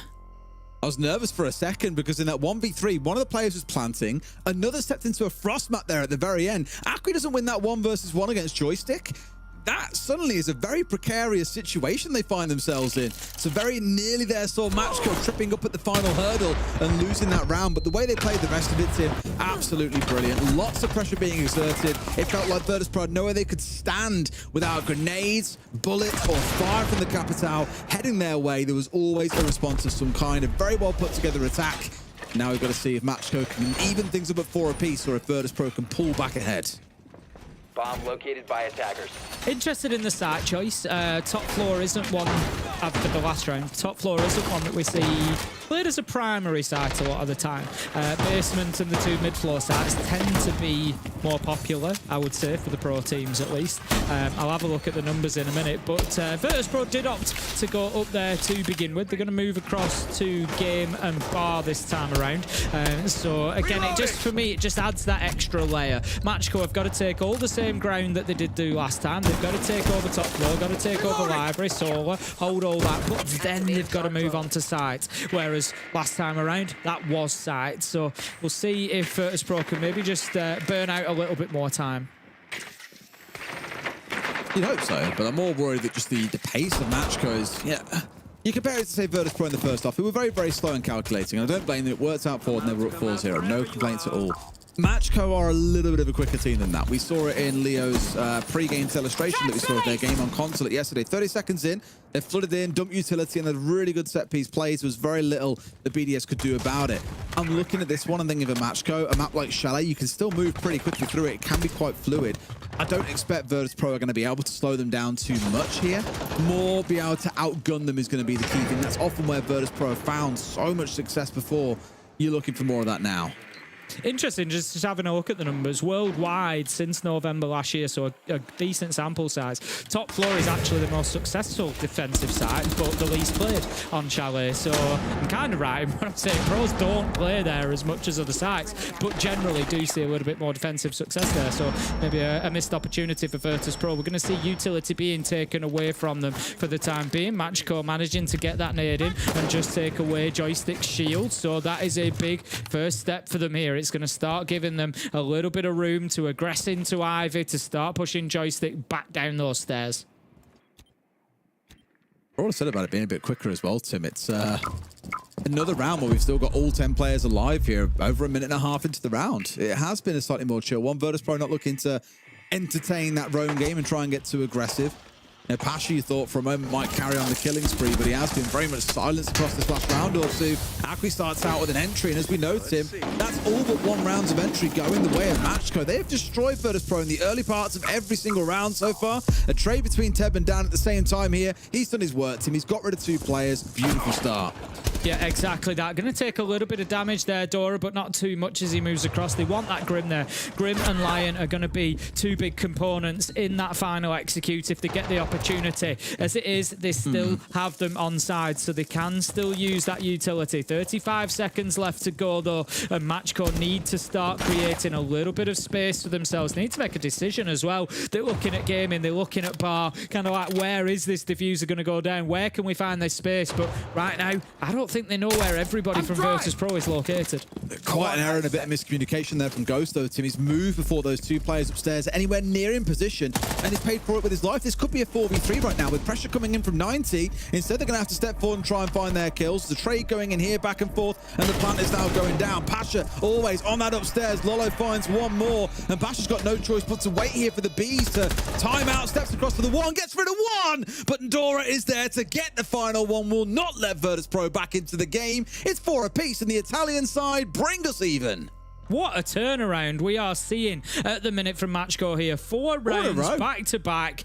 Absolutely brilliant stuff. And this is what I like about this team. You can see there's smiles on their faces. They're enjoying what they're doing, and it's showing in the server as well. The confidence is up. I love the way that they locked Pasha in basement. The Grim Bees just surrounding him. He knew that there was no point in him moving, and it gave them the space to put the diffuser down. Again, even with short time available, even when they were getting close to the end of that round, they were still able to get the job done. Really nice from MACKO. And it was, you made an interesting point during there, Des, about how the opening kills have been slowing down at the point where we're seeing those first engagements. And I think it's because we're starting to see a bit more tension and a bit more stress in the server. Virtus Pro for the first 4 rounds were very comfortable. They were going in, they were getting kills. So even though they were losing those opening fights, they were getting in pretty quickly and being in those opening engagements. Whereas now, both teams know that they are in a fight to the death here. This one is probably going to go the distance and is absolutely anybody's. So in line with that, you start to see that risk-taking just drop off a little bit. So for the first 4 or 5 rounds, the average opening kill was coming at about a minute into the round, so 2 minutes left on the clock. As we've seen the last 3 rounds come out, 3 or 4 rounds, we've seen that steadily dropping to a point where in the last round there was only a minute left on the clock, so it took an extra minute for us to see that opening kill. So things have slowed down massively. I'll just pull back to what I said back in that first half, Tim, and that I feel like I say nearly every single game, there are 2 halves to a game of Siege, and you are seeing a very different half now to what you saw back in the first. MACKO on the rise, Virtus Pro really scrabbling to find an answer. That last round admittedly came down to a 1v1. It was close, but I think that 1v1 stat line suggests that it was closer than maybe it was, because the clock was massively against MACKO. They were the ones having to, hold down the site. It was Virtus Pro having to stage a retake there. It was close, and it shifted the tides of that round very quickly for both sides. It could have gone the way. We could be looking at a 5-3, but that's how the cookie crumbles. And do they see him? It's on the other side of the mirror window. Never mind. I thought for a second, I was like, ooh, outline, surely you can see him there. Like, what's he doing? But no. That's where the observer outline baits you. By the way, I want to give a nod to our observers for that replay that we had between rounds. As we saw the Wylde magnets catch 3 nades and the 4th one hit the shield. Let's give a nod to the boys there. That was real, real nice. Beautiful capture, beautiful stuff. As always, always performing at their peak. It's just a joy for our eyes. Now then, are we able to see MACKO take over Solar here? The push continues. We see them on the stairs, on the windows. Ghost in position again. We saw how much work he did from this double window previously. This time, the Magnet is going to catch out some utility as it is sent in. Continuing again, VP to just hold MACKO at bay. Dan manages to get that opener for only the 2nd time for VP. No. Always doubles down, taking down Teb. 5 versus 3, and it's the Blackbeard gone. Big loss for MACKO. It's another mistake, Tim, like Ghost in the previous round, where they're losing players for free in instances where they really shouldn't be.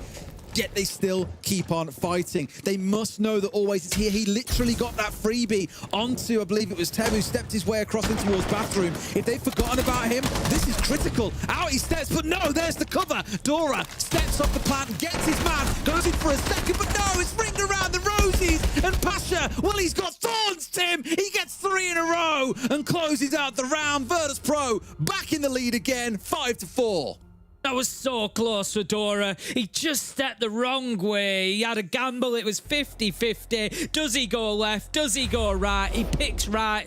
Pasha, he picks the opposite side and gets the kills, closes out with a triple, and Virtus Pro could not have got that round at a better time, I don't think. They stopped the rot. They stopped that freight train that was heading for them. MACKO 4 rounds in a row and looked like they were steamrolling towards a possible victory at that point, but no. Virtus Pro have managed to derail them. They've managed to put the brakes on and prevent them continuing forward.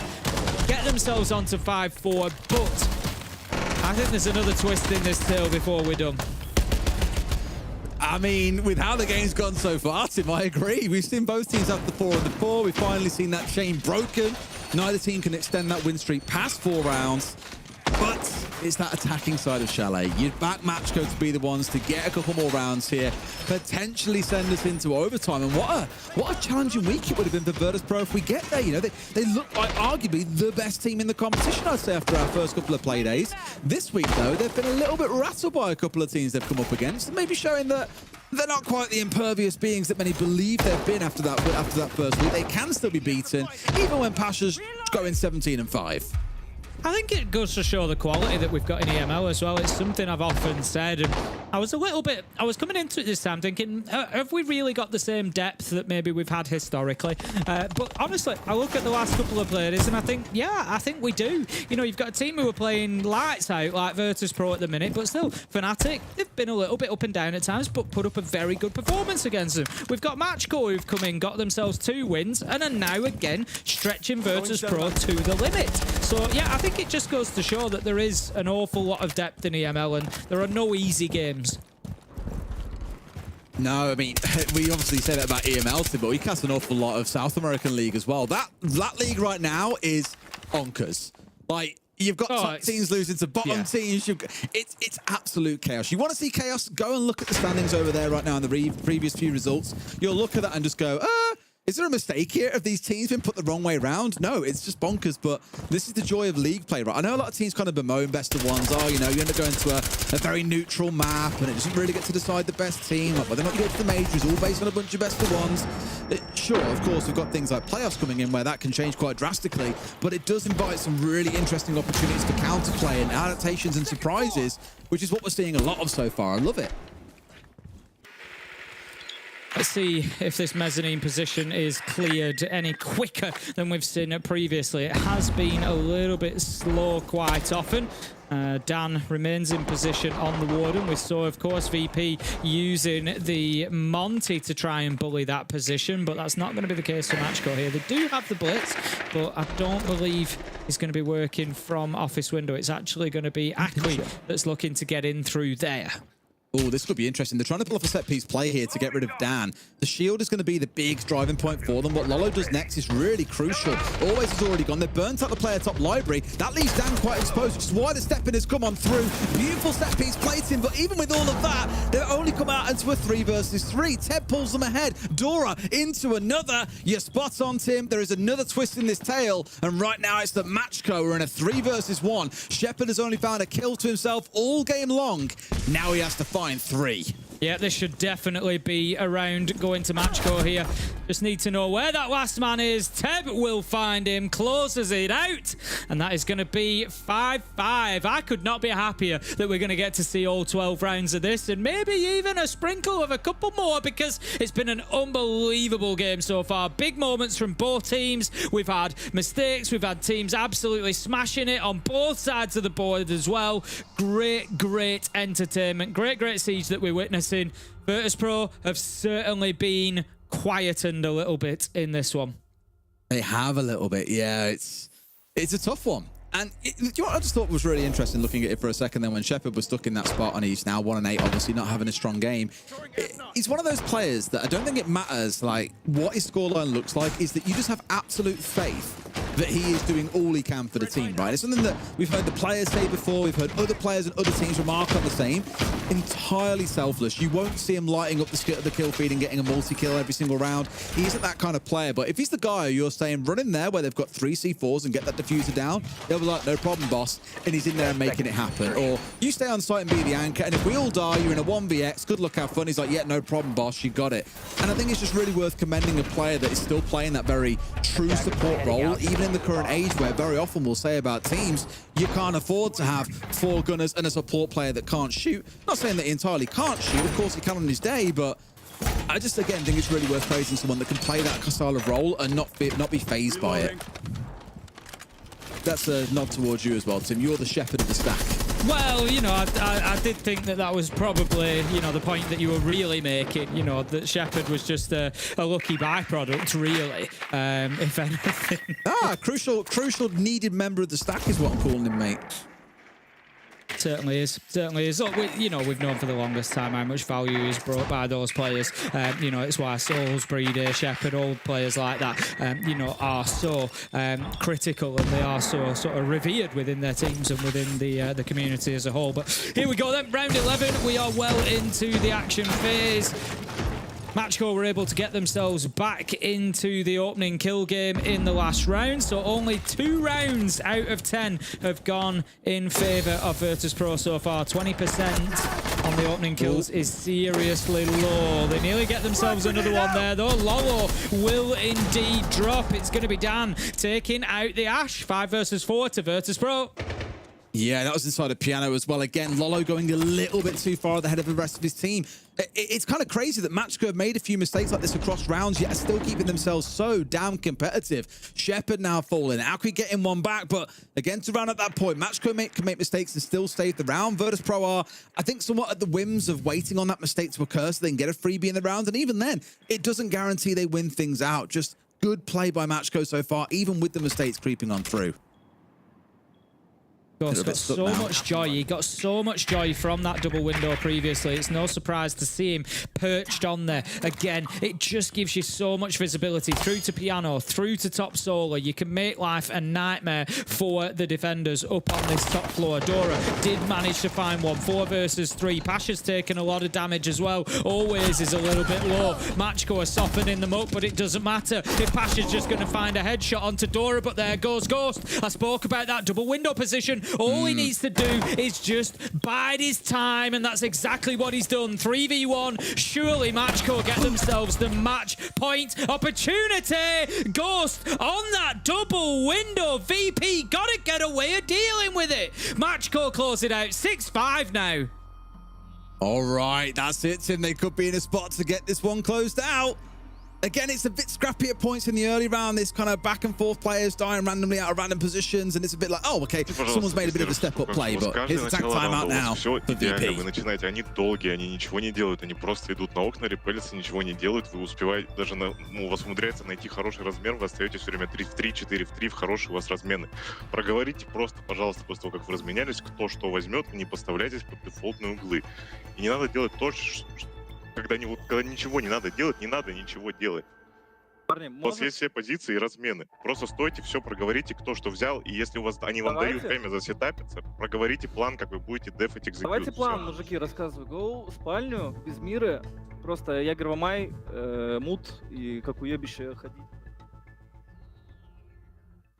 The voice of Karjeka there, stepping in, offering some words of wisdom. Of course, a former pro player for a long time himself. Now, of course, stood behind the team and offering his words of wisdom and coaching, sage advice to try and get things back on track here, because, as said to him, it feels like momentum has largely sat with MACKO. Don't get me wrong, they've had moments where they've lost players in positions they really shouldn't be, but overwhelmingly, it feels like they're the ones controlling the tempo of this game, and Virtus.pro are the ones now trying to find a way to fight back. They could yet drop 3 points to MACKO, and I don't mean any ill to MACKO in saying this, but to Virtus.pro, that will be a catastrophe. Attackers have located a bomb. Absolutely, absolutely. They need to. As we said it coming into the game. Realistically, we saw the socials. The social expectation I think was 81% or 84%. I think it was 84% in favour of Virtus.pro. The reality is coming in here that you would expect them to win. They're the ones with all the experience. They're the ones that have done this countless times. But MACKO are showing up and they're saying, you know what? That doesn't really matter. We don't care who's in front of us. We are prepared. We've got the ability. We are coming in here looking for results. And let's not take it away from them. But if they get this, they move up onto 7 points. And if I have a look at the updated table, based on what we've seen so far today, 7 points will take them up to tie up with Secret in 4th place. Obviously, there's other matches to come for the day that will maybe change that up. But that's unbelievable for MACKO. I think Dan's just been pre-fired here by Lolo and has downed him. Now, I don't think he knows that he's down inside the bathtub and he should be recoverable. It shouldn't really be a big issue for them. But still a little bit of a whoopsie-daisy. Bearing in mind, Tim, his shield's still in back pocket and he's still got a frost mat also in back pocket here. So that's no chance. Oh, Pasha, you're taking a massive gamble there, my son. Worth stressing, by the way, Tim, 20 kills to Pasha's name. Massive map he's having, and yet they're still about to lose. No, Dan! No! He's been suckered in and paid the price for it. Lolo has got him at the second time of asking you. Pasha's now thinking, oh my God, is this where I died? Do I go down the sinkhole here as well? Drone going live. Honestly, it's easy to criticise afterwards, but Pasha should never have gone into that bathtub. It's far too dangerous. That's why he wasn't doing it to begin with. Dan can't crawl out of there. He's stuck in that space. But it's right next to the window. You know it's going to be being watched more than likely if there's already been a gun battle there. Like you say, maybe he doesn't know he's down Dan, but as soon as he sees a body jump in there, he knows for a fact he's downed him. So he knows that there's two. So when he's killed one now, he knows that Pasha's still stuck in there, so he can just hold him. Real big problem for them, and it was... I get trying to get your teammate back on his feet, but they've lost far too much for that opportunity. Ooh, I was going to say, if he gets Akwi there, this could really turn the round on its head, but Akwi too wise for this. He's been on this window a few times, so he knows the kind of things that's going to happen to try and kill him. And I do agree with you there. He's got no choice because it's so early in the round. And now Shepard has gone as well. It's going to start falling down. What on earth is going on there? Always, I won't quite say caught in no man's land, but it looks dire. Pasha doing his best to keep his team going, but as much as he has had a superhero performance today, MACKO are going to take all 3 points away from Virtus Pro and catapult themselves at the table. So far, it has only been overtime wins for MACKO, but they decide against the top of the table that today is the day that they lock it in regulation and grab the full 3 points and catapult themselves up into those playoff spots. Unbelievable result for them. That is a real David versus Goliath win. They have overturned the odds, and you can see how much it means to them. They should enjoy it. They deserve every bit of it. Great performance from them, especially, let's not forget, they were 4-0 down. They brought that back. A mammoth effort, Tim, and one that definitely deserves some commendation. I'm sure our Dets have got a lot to say about it. We'll go to a break, and when we come back, Anna and the boys will break it down for you.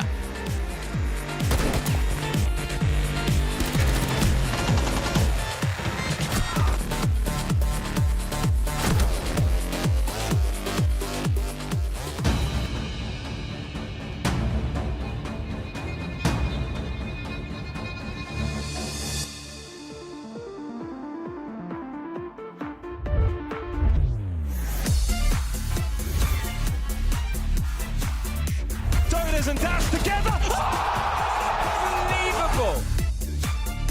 Can he get there in time? Cameraman's going to complete. Big ET finds a huge 4K and Gimbo. Their first. There's only 4 seconds left. There's no way. Whilst not easy, is potentially winnable. No. They've given him a 1v1. They've given him both down. They find the down as well. Yesterday they took the crown from LA. Today, they take the kingdom of Blackout!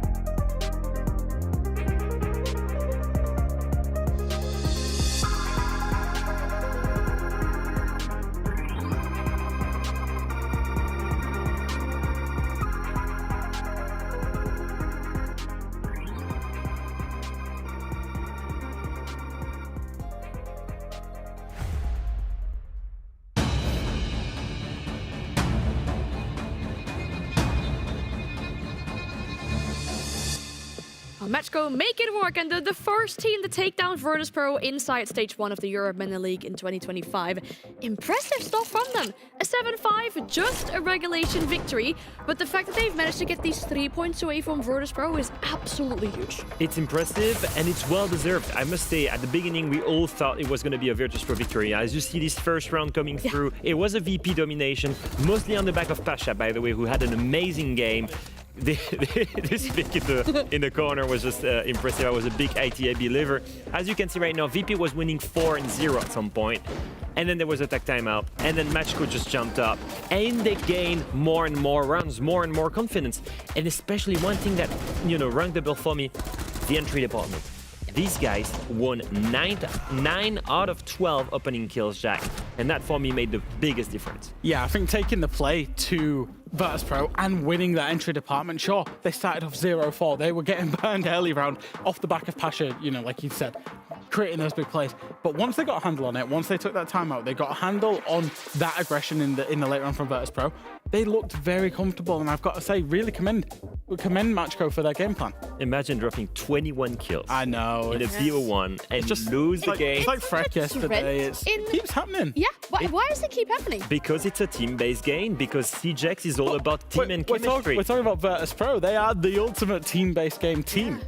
But obviously not today, it was Pasha. But just coming very quickly back to MACKO, it's a lot of confidence to challenge Virtus.pro on this map, who've shown that they've done well, to get aggressive with them, to show the resolve after being 0-4 down, to trust the process within their own team, trust themselves. You're saying that Falcons failed when you could succeed. Yeah. You're saying Falcons challenged VP to Chalet, lost 2-7, and you're going to take them there and you're going to win 7-5. And the way they did it, especially in attack, for example, that last round, we were talking to each other in that 4v3 and we were like, there is no way they lose this, no right? way. They've been playing in such a way, honestly, outplaying all of VP just because of their chemistry and strategy. It's been amazing to witness that evolution for MACKO. When we've seen Wylde come into this league and really, really struggle, and MACKO came in the same time as them, taking on the biggest teams, getting the wins. Yeah. They're such a refreshing addition to this league. It's so good to have them here. It's awesome. I'm hearing a lot of positive things about MACKO, and I'm really liking that. I'm so glad we get to speak to them as well.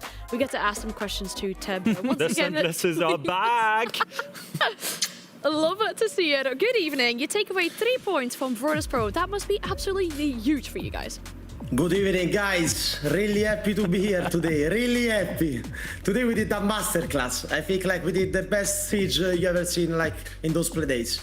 In attacks, we did a masterclass, and I'm very proud of this. Yeah, honestly, Tel, it was such a great match to witness, and I think the biggest thing that made it great is you guys started 0-4 and you came back, and that was after attack timeout. Obviously, we don't speak Italian. I'm French, so I try to understand, but I need your help here. What happened in attack timeout? I think VP playstyle is the best playstyle that we can face as a team.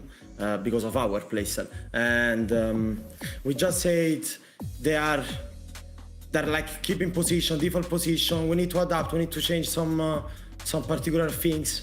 And when we give the entry kill, when we take the entry kill, we don't need to give them the kill because they're really good to play even them and disadvantage. So the first 4 rounds we were a bit maybe. Not coordinated, and we were giving too many free kills to them and not refragging. And then, as we always do, tag time out, and we do a long brief and reset and start again. I think it's just our team needs some time to wake up. You spoke about it just then, Teb, the entry kills. Was that a specific plan? Because you got 9 out of the 12 entry kills from a team side today. Was that a specific plan to go out and really hunt VP and try and win the rounds in the early round? No, it was not a specific plan, but like I said, I think our playstyle counter perfectly their playstyle. And then today they had Pasha, guys, that was I don't know, was impossible to kill. He had a lucky game. We say we had a lucky game. So yeah, but about entry kill, I don't know. We just did our individual plays and they worked pretty well. Then when it came out to those coordinated plays, I think we did pretty well. Even for example, if you remember, master side, we were 3v2, then I gave back the kills when we did the aggro to them, they were going to the execute. I think we did pretty good, but then we didn't play the man advantage correctly. Yeah. All right, I want to talk about countering a little bit more because we want to talk about the map. I'm gonna be honest with you. I think prior to the game, there was a bit of doubt of you guys taking Virtus Pro to a map like Shelly because it's a very comfortable one for Virtus Pro, also comfortable for you guys. But it seems like it's happened twice in a row now, where you take a team to a map they're really comfortable and really good on, but still you manage to win it. How does that work? We don't care of what's the map preference. We care of our map preference, you know? Like, we need to do our game. We need to establish our game. Like, then Virtus Pro play 5 maps in B1, so like there is not much choice. You go to what they want. Well, like, basically what they ban is like the 4 maps that everyone knows, and then like you decide which maps you're gonna play, but like doesn't make much difference in my opinion. All right, well, awesome. I think the confidence is just bursting off the screen, Seb, and it's looking very good on you guys. It's going really well so far. Obviously, next week against Secret. Best of luck with the preparation, and thank you for your time. Thank you. Best of luck to Secret. Bye. I love that. This is so confident. I think this is exactly what we need to see from a team that, by the way, as a whole, is playing their first 4 matches inside of the EML. To already come in here and just send these like 4 messages to other teams. Some personality on the desk. Come Thank on. goodness. Yeah, some identity as well, some national pride as well. These guys, once again, at the first time we have Italian Pro League teams since the very first Pro League seasons, and not Flamers, you know, and they're flaming their opponents as well. So. Such a good addition to this league. I'll keep saying it, not just from the Siege side, but Teb's always had a great personality. We've seen that over the multiple teams he's played on, but he just seems a different beast when he's on this Italian roster. Now, guys, I'm not sure if you've checked your clocks yet today, but it seems like we've moved just past 8 p.m., just past our second game of the day. Obviously, we've still got a lot of games. We got our 3rd game coming up after the break. But another thing that you may have already seen on our socials, something that we know you're very excited about as well. The new drop of the Esports skin is out, and we're showing you them right now.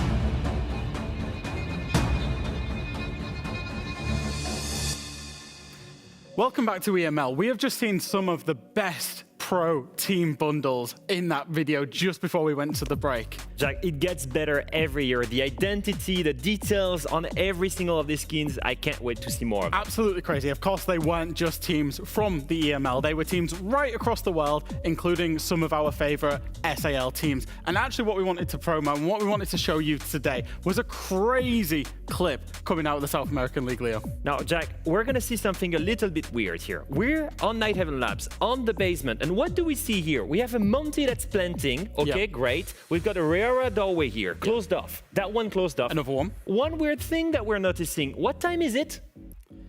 2 minutes 18 left in the round, and we're seeing a Monty plant on the bomb site. How did we get here? Yeah, so the first 40 seconds of the round, there's a plant going down. It's all the way down in the basement. We got here because of an Ashe droning inside of prep phase and seeing that the hatch was closed. Immediately opens the wall with the garage pressure. Causes Maverick to go for a rush. Legacy will open the wall. Ashe and his entourage will push into the bomb site using the soft breaching for both of them. The Monty, Look at the Riora right the Riora will throw the smoke down for the Monty to plant and then close off doorway number 1, as you highlighted there, Leo, and doorway number 2 as Kurtz on the Ashe is pushing deep into sight. And honestly, Loud have no idea what's going on right now. So now, let's take a look after this quick rush. Honestly, it took 30 seconds to set up. It's quite impressive, and all of that thanks to the Ashe droning the garage and making sure no one was on the hatch covering. Now look at the positioning from everyone. You've got Furious here that has an eye on Bassetto and can also refract Kurtz in that corner. Kurtz in that corner can refract anyone opening that Riora doorway and also refract Bassetto. What is that? A perfect double crossfire. And then Maverick has made a hole here to watch directly the bomb site. So that means that we've got a perfect crossfire here, Jack. Bassetto's in a perfect crossfire and the 2 Riora doors are closing off the bomb site, which means fundamentally there's nothing that Loud can do. You see the Maverick will pick up the first kill. The Dokkaebi from that hole inside the garage picks up the player from Loud that inevitably will try and flank the hatch and get the kill. Then it's a 5 versus 3. Bomb is down. Monty's in play. Full control of the site in the hands of the attackers. All right, guys, so you've seen a masterclass from SAL on how to rush on this bomb site. It's the basement bomb site on Night Heaven Labs. What you need to do in this recipe, you need someone at Drone's garage, and you need to make sure it's an extended roam. If you know this, take your rank stack and try this rush, because it was honestly amazing to see. Yeah. I'm sitting here making notes, I guess, for my next time that I'm going to play Siege. But I know, like, all these things, they always look so cool when the pro players do them, and I do them And then myself. you try them, and then... I think that has to probably do with my skill level in comparison to the ones that are playing pro. I wouldn't trust my Riora not to close the window immediately in front of the Riora instead of the door. They would just block us all off. Yeah, I've done that before, by the way. It's not a positive You've got to ADS. Yeah, exactly. You got to make sure that you're ADSing so it goes like through the second doorway, not the first one. But yeah, we've been there, done that. It happens. That's why obviously we're watching this and we're watching the SAL as well. We talk about them being very good at winning competitions as it currently stands. I mean, the last 2 competitions were in fact won by teams from Brazil. 3 as well. Yeah, you're right. SAL has the current Reload champions, the current Mage champions, and the current 6 Invitational champions. I think it's time we make a change in that, honestly. And I'm looking at all these EML teams and I'm like, come on, step up, do something. We need something from you guys. I mean, we're looking at potentially Secret. I think obviously we mentioned them as potentially being one of the top teams in the inside of EML. There's a big chance they can take it into competitive, like within the entire world as well. Maybe for Fnatic too. I mean, when we talk about Fnatic in specific, I think there's a lot to be really excited about. Their full overtime against Virtus Pro yesterday.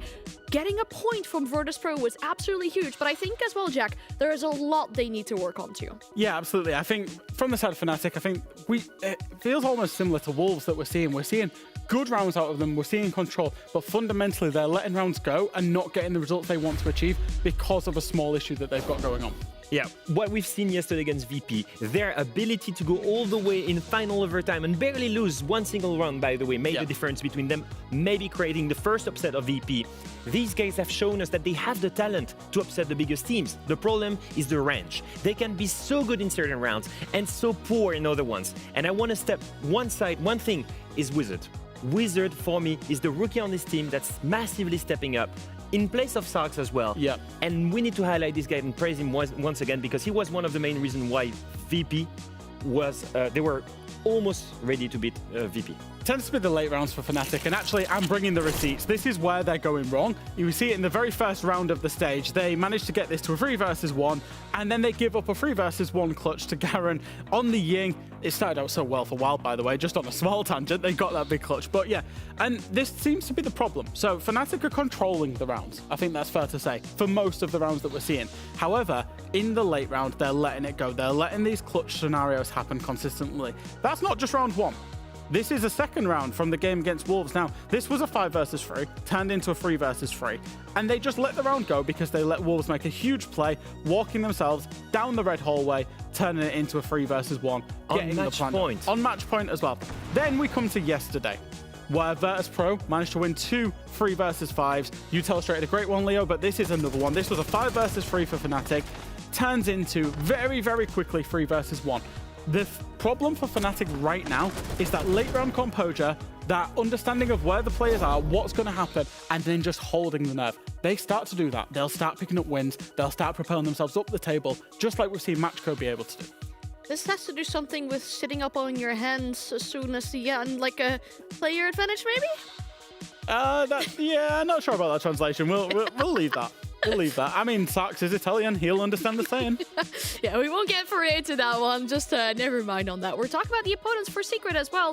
For them, I mean, obviously, they found themselves in the 3rd prior to this play day. It was only 1 point separating them and the top 2, or the shared first place in EML. So it's looking pretty good for this team. Yeah, overall, I will say this. Overall consistent showing. Overall, yes, looking like a top team. For me, they're one of these teams that are in a race in that top 4 right now to make it to the top 2. Make sure they're one of the 2 best teams in Europe to get that bye and get directly in semifinals of playoffs. The reality is they've already lost to one of the teams in the top 4, that is G2. They need to step up right now, make sure they beat the teams in the middle of the table, and that is Fnatic. Just been handed a golden opportunity by the fact that Virtus.pro lost, because Virtus.pro coming into the play day were number 1. Secret want to be in that top 2. So a big rival's taking a loss, extra motivation for Secret. What I've loved about Secret is they're so fun to watch. Their aggression, but off the back of this guy on your screen here, Mowgli, he's the one he's that spark, and as soon as that spark happens, it lights a fuse in the rest of the team. They all go at the same time, and they just tend to obliterate teams in rounds when that happens. It's highly explosive, and it's mainly due to their capacity of finding the opening engagement. They're one of the best team, if not the best team in entry right now in this league. I like how you're putting that as well with the big opportunity that is for Secret. Let's look at the standings one more time as we're currently standing. Keep in mind, obviously, some teams have already played their match today and some haven't. As we stand with Secret currently in 4th, obviously, they're yet to play their game today. But given that it's 2 points to Falcons, and like you said, Virtus.pro losing today, if they do win this in regulation, they find themselves at the top of the EML. Huge motivation. Yeah. Honestly, right now, they're facing an opponent that is in 7th place, and although Fnatic has looked great against big teams like VP, surely that's one where Secret is the heavy favorite. If they take that win, like you said, they're top 1 in the standings, and they end the 2nd week as leaders of EML, and that must be such a big confidence boost. Now, there's a kind of interesting storyline between these 2 teams, and we're talking about the players that they've acquired prior to the stage of EML, because there's been a bit of a switcheroo regarding some players on both of these rosters. We've seen Grubby and Noah actually switch from roster onto the other, and now they're playing against each other as well. Grubby, a key player and shot caller on the side of Secret, moving to Fnatic, and then Noah, a key fragger that developed as one of the best rookies of 2024, went from Fnatic to Secret. A switch from these 2 teams, 2 different roles, but 2 highly impactful players here, Jack. Yeah, and I think fundamentally both of these teams actually are very, very happy with their switches. I think Fnatic picked up an IGL, well, he wasn't known as being an IGL, but he's come into that role for Fnatic in terms of Grubby, into the IGLing role, and then Noah's one of the best fraggers in the league. Secret will be buzzing to have him on their roster. Let's speak about Grubby, though, in regards to maybe the map veto as well. I mean, what's Grubby's current role on this team? Yeah, so Grubby is currently the IGL for Team Secret. Now, the map veto on the for Fnatic, sorry. He was on Secret for so long.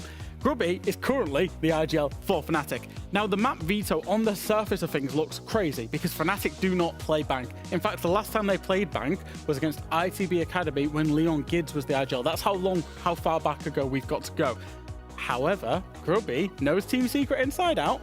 Bank was one of their favourite maps. He was a big part of any plans they had on Bank. He had an important role playing in a lot of extended roams for Secret when he was there. He's challenging his ex-teammates, and he wants to IGL this map better than his ex-IGL in Savage. and their starting defense. He must know all the tip and tricks of Secret starting an attack. The rushes, the cheeky plays, the explosive takes and executes. All of this should be in his head right now when he's going to defend against them, and he should be able to make the right calls to adapt against whatever Secret throws to them. The man of the minute right now, really happy and cool and collected. That's our Grabby right there. He's always just chilling, isn't he? Even in the tag time out yesterday, he's like, guys, we just walk in the main door. And to be fair, it worked until they lost the late round. Yeah, it's a great idea. I loved it. And like, he seemed so happy as well. Like, he was literally moving left, right. It was such a change of scenery with that very sad tactical timeout into Groovy, just like moving left, right. Just like, oh, guys, we're just gonna run it down in the side. Let's go. We got this. Unfortunately, it didn't play out for them, but he's looking very happy and obviously ready for this game as well. The good news is the game is ready, so we're gonna send it back to Ace and Des for Fnatic and Secret. Thank you very much, Chad. No chance for a chit-chat this time, Tim. I'm absolutely heartbroken. But we've got a game to focus on. We were just saying a second ago, the two games tonight, although they've been very, very different, one very dominant, one very close with the underdog eventually winning, it's been a really good night of Siege so far.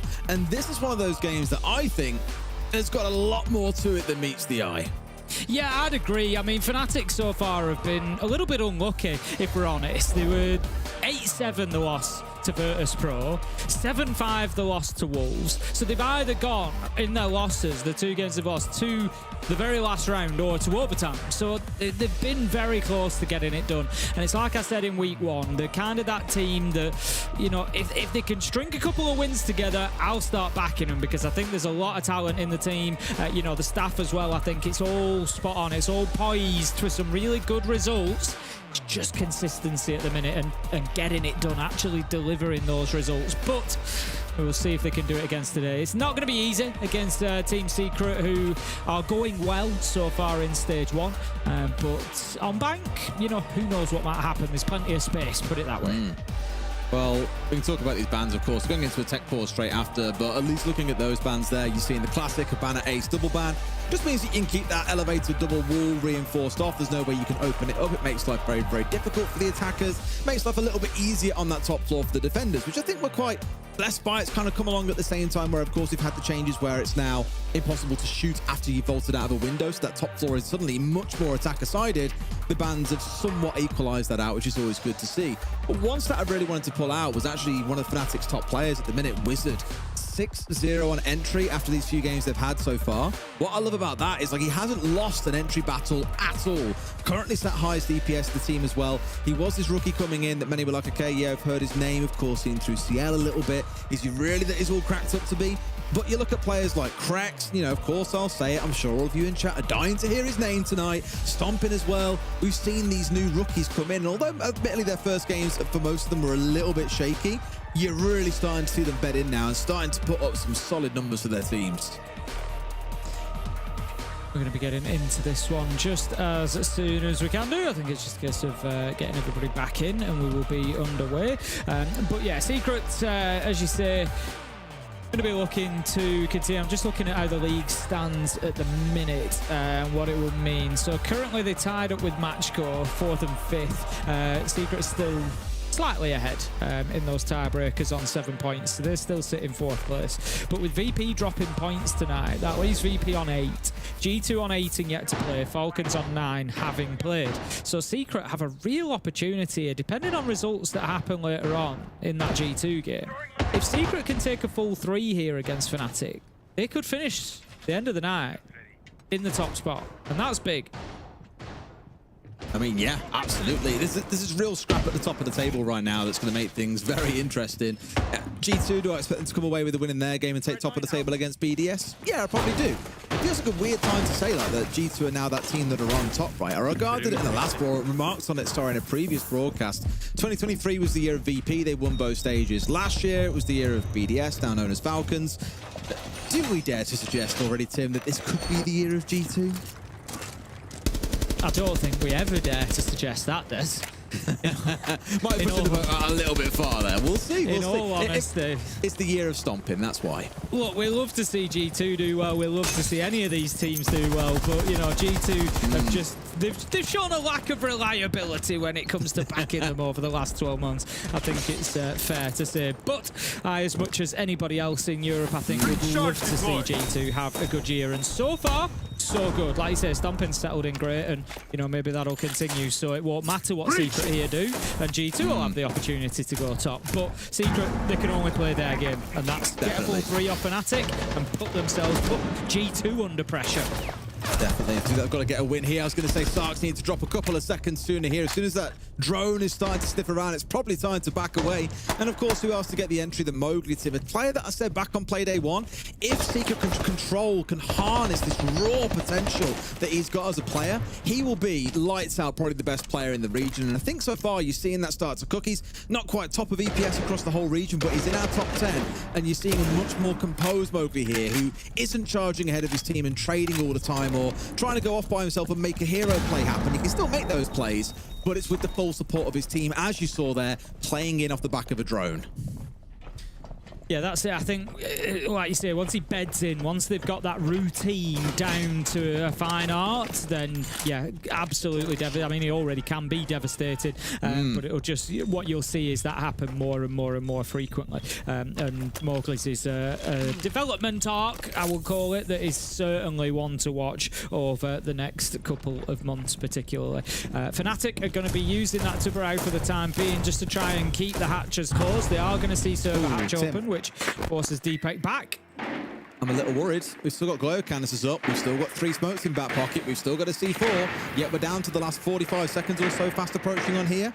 Good work here being shown by Adrian to clear out a bit of utility, but I'm a little bit alarmed that Secret may have left us a bit too late. They could try and hit the back of sites here and not play through security and through server. That looks to be the play, but there's still impediments being shown up here as well. Doom steps in, finds one for himself. Now going to round himself in towards gold bars. I tell you what, Tim, it doesn't matter about the utility because Secret are cooking him alive. 3 kills, make it 4. Jeg's the last one left alive, and I don't think there's much he can do here to stop this plant going down. Savage starting to stick it inside of the other site, and sure enough, Secret just hit the backside there and ignore all that utility that could have possibly impeded them, the smoke included.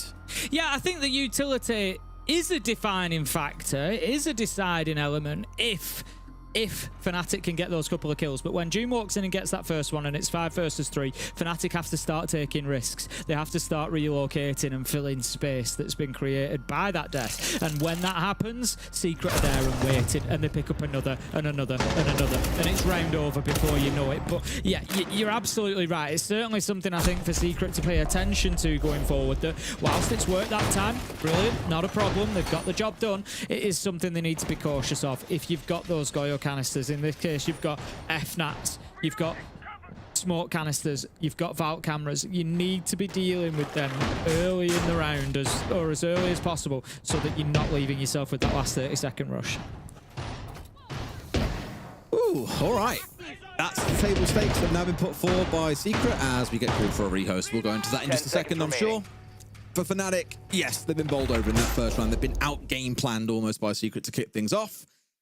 I'm curious if they can build into it. Because one thing I'll remark on Fnatic is it's almost sad to say, but ever since they moved over to Europe, they've kind of been seen as that jokey team that languishes down towards the bottom of the table. They don't really manage to find themselves finding a roster that was clicking, that they were seeing themselves putting up good numbers and starting to really compete. They've had some great games along the way, it's worth stressing. I want to say that back at Reload, there was a game where they almost beat FaZe, and of course history will never remember that fact. They'll always look at, oh, well, they lost to them, it's whatever. They were nail-bitingly close and were by far and away the better team on the day. You just come up against the top team sometimes and they're going to blow you away. It's going to happen. But I'm enjoying seeing this team start to take a little bit more shape now. You've heard the guys in the desk talk about Groovy here. Wizard, as a remarks, have played well. Yep, thanks very much, Mowgli. I don't read that much French, I'm afraid, so I can't tell you entirely what it says.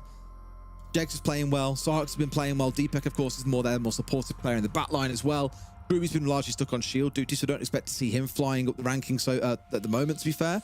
But I like the shape of this Fnatic team. There may yet be 1 or 2 changes they want to make again in future, but it looks good. I think it just needs a little bit of time to marinate. The sad thing is that in stages like this, when you've only got 2 stages a year, 9 best of ones in each to show what you can do, you can't afford to marinate, Tim. You've got to be on from day one. Yeah, it's tough. We've seen it before. We'll see it again. I think it's definitely a real factor of this stage. You know, if we look at teams that have had a consistent roster to teams that have had, you know, considerable changes and are needing to have that little bit of time. You know, you look across, you can count MACKO, Wylde and Gen.G all in that bracket, having come into tier 1. effectively with Gen.G. They were half there, but they've had 2 changes. You've then got Wolves that have had big changes. Fnatic, BDS, all with big changes. Team Secret, which are, you know, you're looking at basically Falcons, G2 and Virtus Pro. I know G2 have had Stomping come in, but with just 1 change, you're looking at those 3 teams that are really the only ones that maybe aren't in that situation of needing that time to develop as a team and to bed in. That's it. Well, this tech pool should be resolved in just a moment. Just had 1 player crash out against. They'll load back in. We'll get the lobby re-established. We'll set up the operator bands. We'll set the score as being 1-0 and load back in. And that's like, what's he called portrait with his camera there? He's like blocked off everything else. Everyone else got this lovely wide shot of their entire room. Okay, never mind. Savage is out of here. I think he needs a toilet break, Tim. I haven't been told that. I'm just guessing. I think it'd be a reasonable estimation at this point, but as you say, I think he probably also knows that we're going to be a minute or 2. It won't be extending the tech break. It will just be knowing that it's going to take a couple of minutes. Remind me, by the way, it was Falcons back at Reload who needed a toilet break, right? And just 3 of them disappeared like mid-game. Am I wrong in saying that? It was Falcons, right? It was Falcons. It wasn't mid-game. It was just before the game started. Yeah, because we've been sat through a tech pause, hadn't we? Yeah. And then they were like, I really need the toilet. And it's like, okay, well... Okay, like, no, but and then they're like, I've got to go. So off they went. And then 3 of them all went. I was just like, wow. Ran across the arena floor, yeah. You say ran, I say liquefact waddled across there. I think his bladder was fit to burst. I'm not going to make any assumptions, but yes, I do recall that. He looked in some discomfort. And then we had, of course, who was it on the side of Cyclops that forgot their glasses? Oh, Arcully. Cully forgot his glasses. And then the next day he remembers his glasses. Absolutely locked it. Oh no, it's game 2 where he got his glasses right. Yeah, and it was like, oh my god, you can tell it's a glasses buff there. And I remember saying to him afterwards, I was like, you ain't forgetting the glasses anytime soon again, are you? He was like, nope. Actually, I love that, to be fair. It was super cool because obviously when we were there, the outcome was almost inevitable that we would see a Brazilian team winning at Reload, lifting that shield. Of course, it's not Hammer, it was a shield back at Reload. And against Cyclops, it was really exciting to see them make it that deep run into the tournament. And what I loved afterwards is all the fans in the room were like their biggest fans. They were cheering them over. They wanted to come over, like take their shirts off and get pictures with them, you name it. They were super, super supportive of it. And it was just great to see the players being so engaged with the fan base as well. I absolutely adored what we saw there. And I hope we get to see more deep runs from teams like Cyclops at events because it means so much to them when it's their first time making it to a grand final, let alone making it to a stage. Yeah, it was great, as you say, you know, great to witness. So many of the neutral fans, if you will, got behind them. I know, you know, we often, I think, assume that the, you know, Brazilian fans of maybe Furia would just back WC, you know, they'll always back the Brazilian team, but it really wasn't the case. Like you say, you know, there were so many Brazilians on site who were just absolutely, you know, screaming their lungs out for Cyclops and really getting behind them. So yeah, it was phenomenal to see, like you say, especially not just for their own first grand final, but for the first grand final for a team from their region as well, really kind of holding the torch and leading the way for not just Japan, but you know, Korea and all of the APAC region as well. So yeah, it was a great event, and it was wonderful to see. Of course, Tim, not to forget about it. You've heard about it quite a lot over the last few weeks. Munich in November. Tickets That's a really exciting one because you and I think especially have quite a lot of affinity with Germany because we cast the final of the Berlin Major, longest final series we've ever had. It was an unbelievable series as well. Rogue, of course, lifting that hammer on European soil. It was a dream, is the only way I can really describe it. And I really hope we get some more excellent games in Munich. Yeah, exactly. I mean, we've got the pedigree there now, haven't we? You know, it was a brilliant tournament, was Berlin. Obviously, you know, it's easy to be biased towards it given the final that we were, you know, so fortunate to cover. But the whole tournament was great. The venue was really nice, and the location we were in was like dead center in the city of Berlin. And it was just I just have a lot of fond memories of that event. It was really, really good. So yeah, seeing another one, you know, with an opportunity. If we're there to get back to Munich would be fantastic. And then SI Paris to follow afterwards, but we'll talk more about that another time. As you can see, the game is back underway. Cheers for sticking with our yapping, our reminiscing, everything else that you might want to describe that 5 minutes or so of downtime. We're back into things with Fnatic, of course, in the defense here on Bank Secret. Won the first round in very, very dominant fashion. Less said about that one, the better if you are a Fnatic fan. But we'll see if after that pause they can recollect themselves here and get themselves back into the game and being competitive. I think around sooner remaining. rather than later for Fnatic. It's easy. It's one of those kind of, it feels like an easy thing to say because obviously always around 7 rounds sooner rather than later would be better for every team. But I think when we often, the reason that I say it like that is we often look at, the half that you're on. If you're on the defensive half, you're on the attack. We're looking at scores that maybe we don't always expect you to kind of win the half, and coming away with a 2-4 or a 3-3 is absolutely fine. I think Fnatic need to be winning this defensive half, and that's why I say a round sooner rather than later. Because if Secret get this one, they've kind of already done as much as they need to, in a way, for me, getting those 2 rounds. So everything thereafter is a bonus, and the pressure starts to mount up on Fnatic. So for me, get yourself 2 or 3 now. Get yourself in the lead. Keep Secret on that 1 round. Keep them chasing something rather than looking for a bonus. That's it. Well, for now, it's about wasting time upon this top floor. Unsurprisingly, as we mentioned, with the bans being the Habana and the Ace, it is impossible to get that double wall opened up outside of elevators and then be able to challenge down it and force back the defenders that are up here. So it's a very, very good location, a good front line almost for the defenders to establish and keep the attackers at bay, at least for a little bit. Sure enough, now there's a ping coming in onto Sarks, who's going to have to back himself away as that Monty of Savage has started his march on forward. Wizard continues that flawless entry record, Tim, 7-0. He now stands on entry across the league. Jets manages to pick up Noah in a late trade there, 4 versus 3, and Fnatic doing well here to break down this Secret attack. I always look at a Monty, and I feel like as the kills come in around him, Monty gets less and less powerful. Monty thrives when he's got somebody there to support him, when he's got a gun behind him, and he can feed that bit of intel and give them those opportunities to cut down the players in front of him. So each time you lose a gun and you've got Savage in behind that shield, needing to risk dropping it to get his pistol out, doesn't have quite the same power in the engagement. It takes away some of his potency. So great stuff from Fnatic so far, and the ram has been taken away. Yeah, they saw the foot there of Sarks. They know that it's inside of elevator. And right idea. He's going to see his own feet back on the other side. Adrian taking a little tickle there, losing a couple of toes in the process. Problem is, Timmy's going to get pushed out here and forced to drop backwards. C4 over the top, trying to get rid of Savage, who's dropped not even really low. And yet again, Mowgli has been the hunter into elevators here and punished Sarks a 2nd time. That's, again, another situation where he hasn't quite dropped away quickly enough. Here comes Groovy, though. 2 kills for himself. Adrian with it all to do. This one will be a quick closeout, and Jegs finds himself another. Fnatic looking much better in that round. It felt like Secret were boxing with shadows for most of it, Tim. Yep, Jack's just making sure of it there. A couple of extras going in just to ensure that the job is done, and that's going to be Fnatic, as I said they would want to, get in that round locked down nice and early, get themselves back into it. It's 1-1. Looking at the defensive win rate over the recent past for Bank, worldwide we're talking 54% or nearly 55%, just short. So, and that's over 518 rounds. So that's over a huge sample size of, all different variety of competition. So Bank definitely playing out with an advantage for the defenders. So Fnatic have to be coming away with a 4-2 here if they want any hope of taking points off Secret. All right, well, I like what I've seen so far. I was worried that when we had Savage starting to square up on the Monty that we'd just see them get bullied out, because it's often not kind of carried out in a conversation about the best shield players around the world, but I'd definitely put Savage up there. Like, time and time again, we've seen him play. It doesn't really matter what shield you give to him, he can play it. And he has that healthy balance that I think at least old school a lot of Monty players would miss on, is the ability to be aggressive and to force position. Certainly enable when you're playing things like the Blitz. We can't ignore, of course, the aggressive potential of that operator.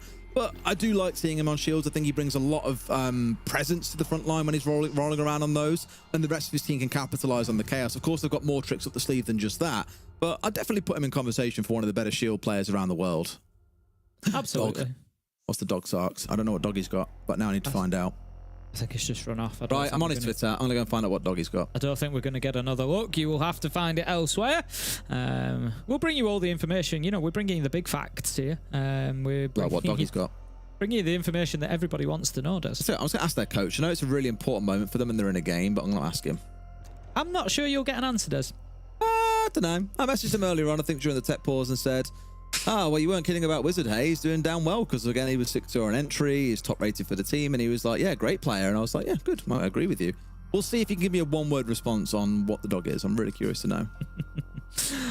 I think we're looking like we're getting back in there. I'm going off the player first, as it looks like everybody's pretty locked in and focused. In fact, from Deepek's screen, I can see that that is the case. There we go. Setup was happening. So 1-1, we move into round 3. Down to the basement we go.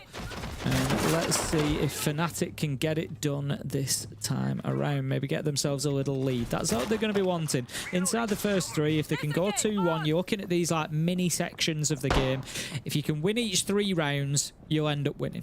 Top and bottom of it. So that's what they want to be doing. Focus on getting this done. They went there in round 1. Secret were able to win. It wasn't even really kind of close. Fnatic struggled to keep them out. They had a lot of utility left available to them. This is really directly where I'm saying Secret need to make sure that they are switched onto it this time. Last time around, a lot of Goyo canisters left, a lot of utility left to stack up against them, and they were rushing in looking for kills. It went well, it worked, but I'd like to see them adapt and make sure that that's not the case again. For sure. And not forgetting, of course, after this round, we get another operator ban coming out. I wouldn't really see value in banning away a shield if you're on the Fnatic side here, because you just know full well the shield ready to roll out in any case. And Groovy's got a freebie there. Noah's been so focused elsewhere and without really respecting the could be someone on that top floor. Bit of a misthrown coming out from Secret there and costing them the entry.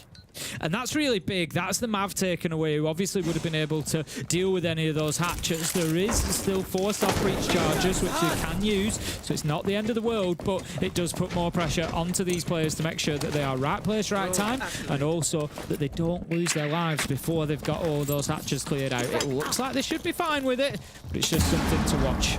Lose a drone there to the nade as well, not ideal. No.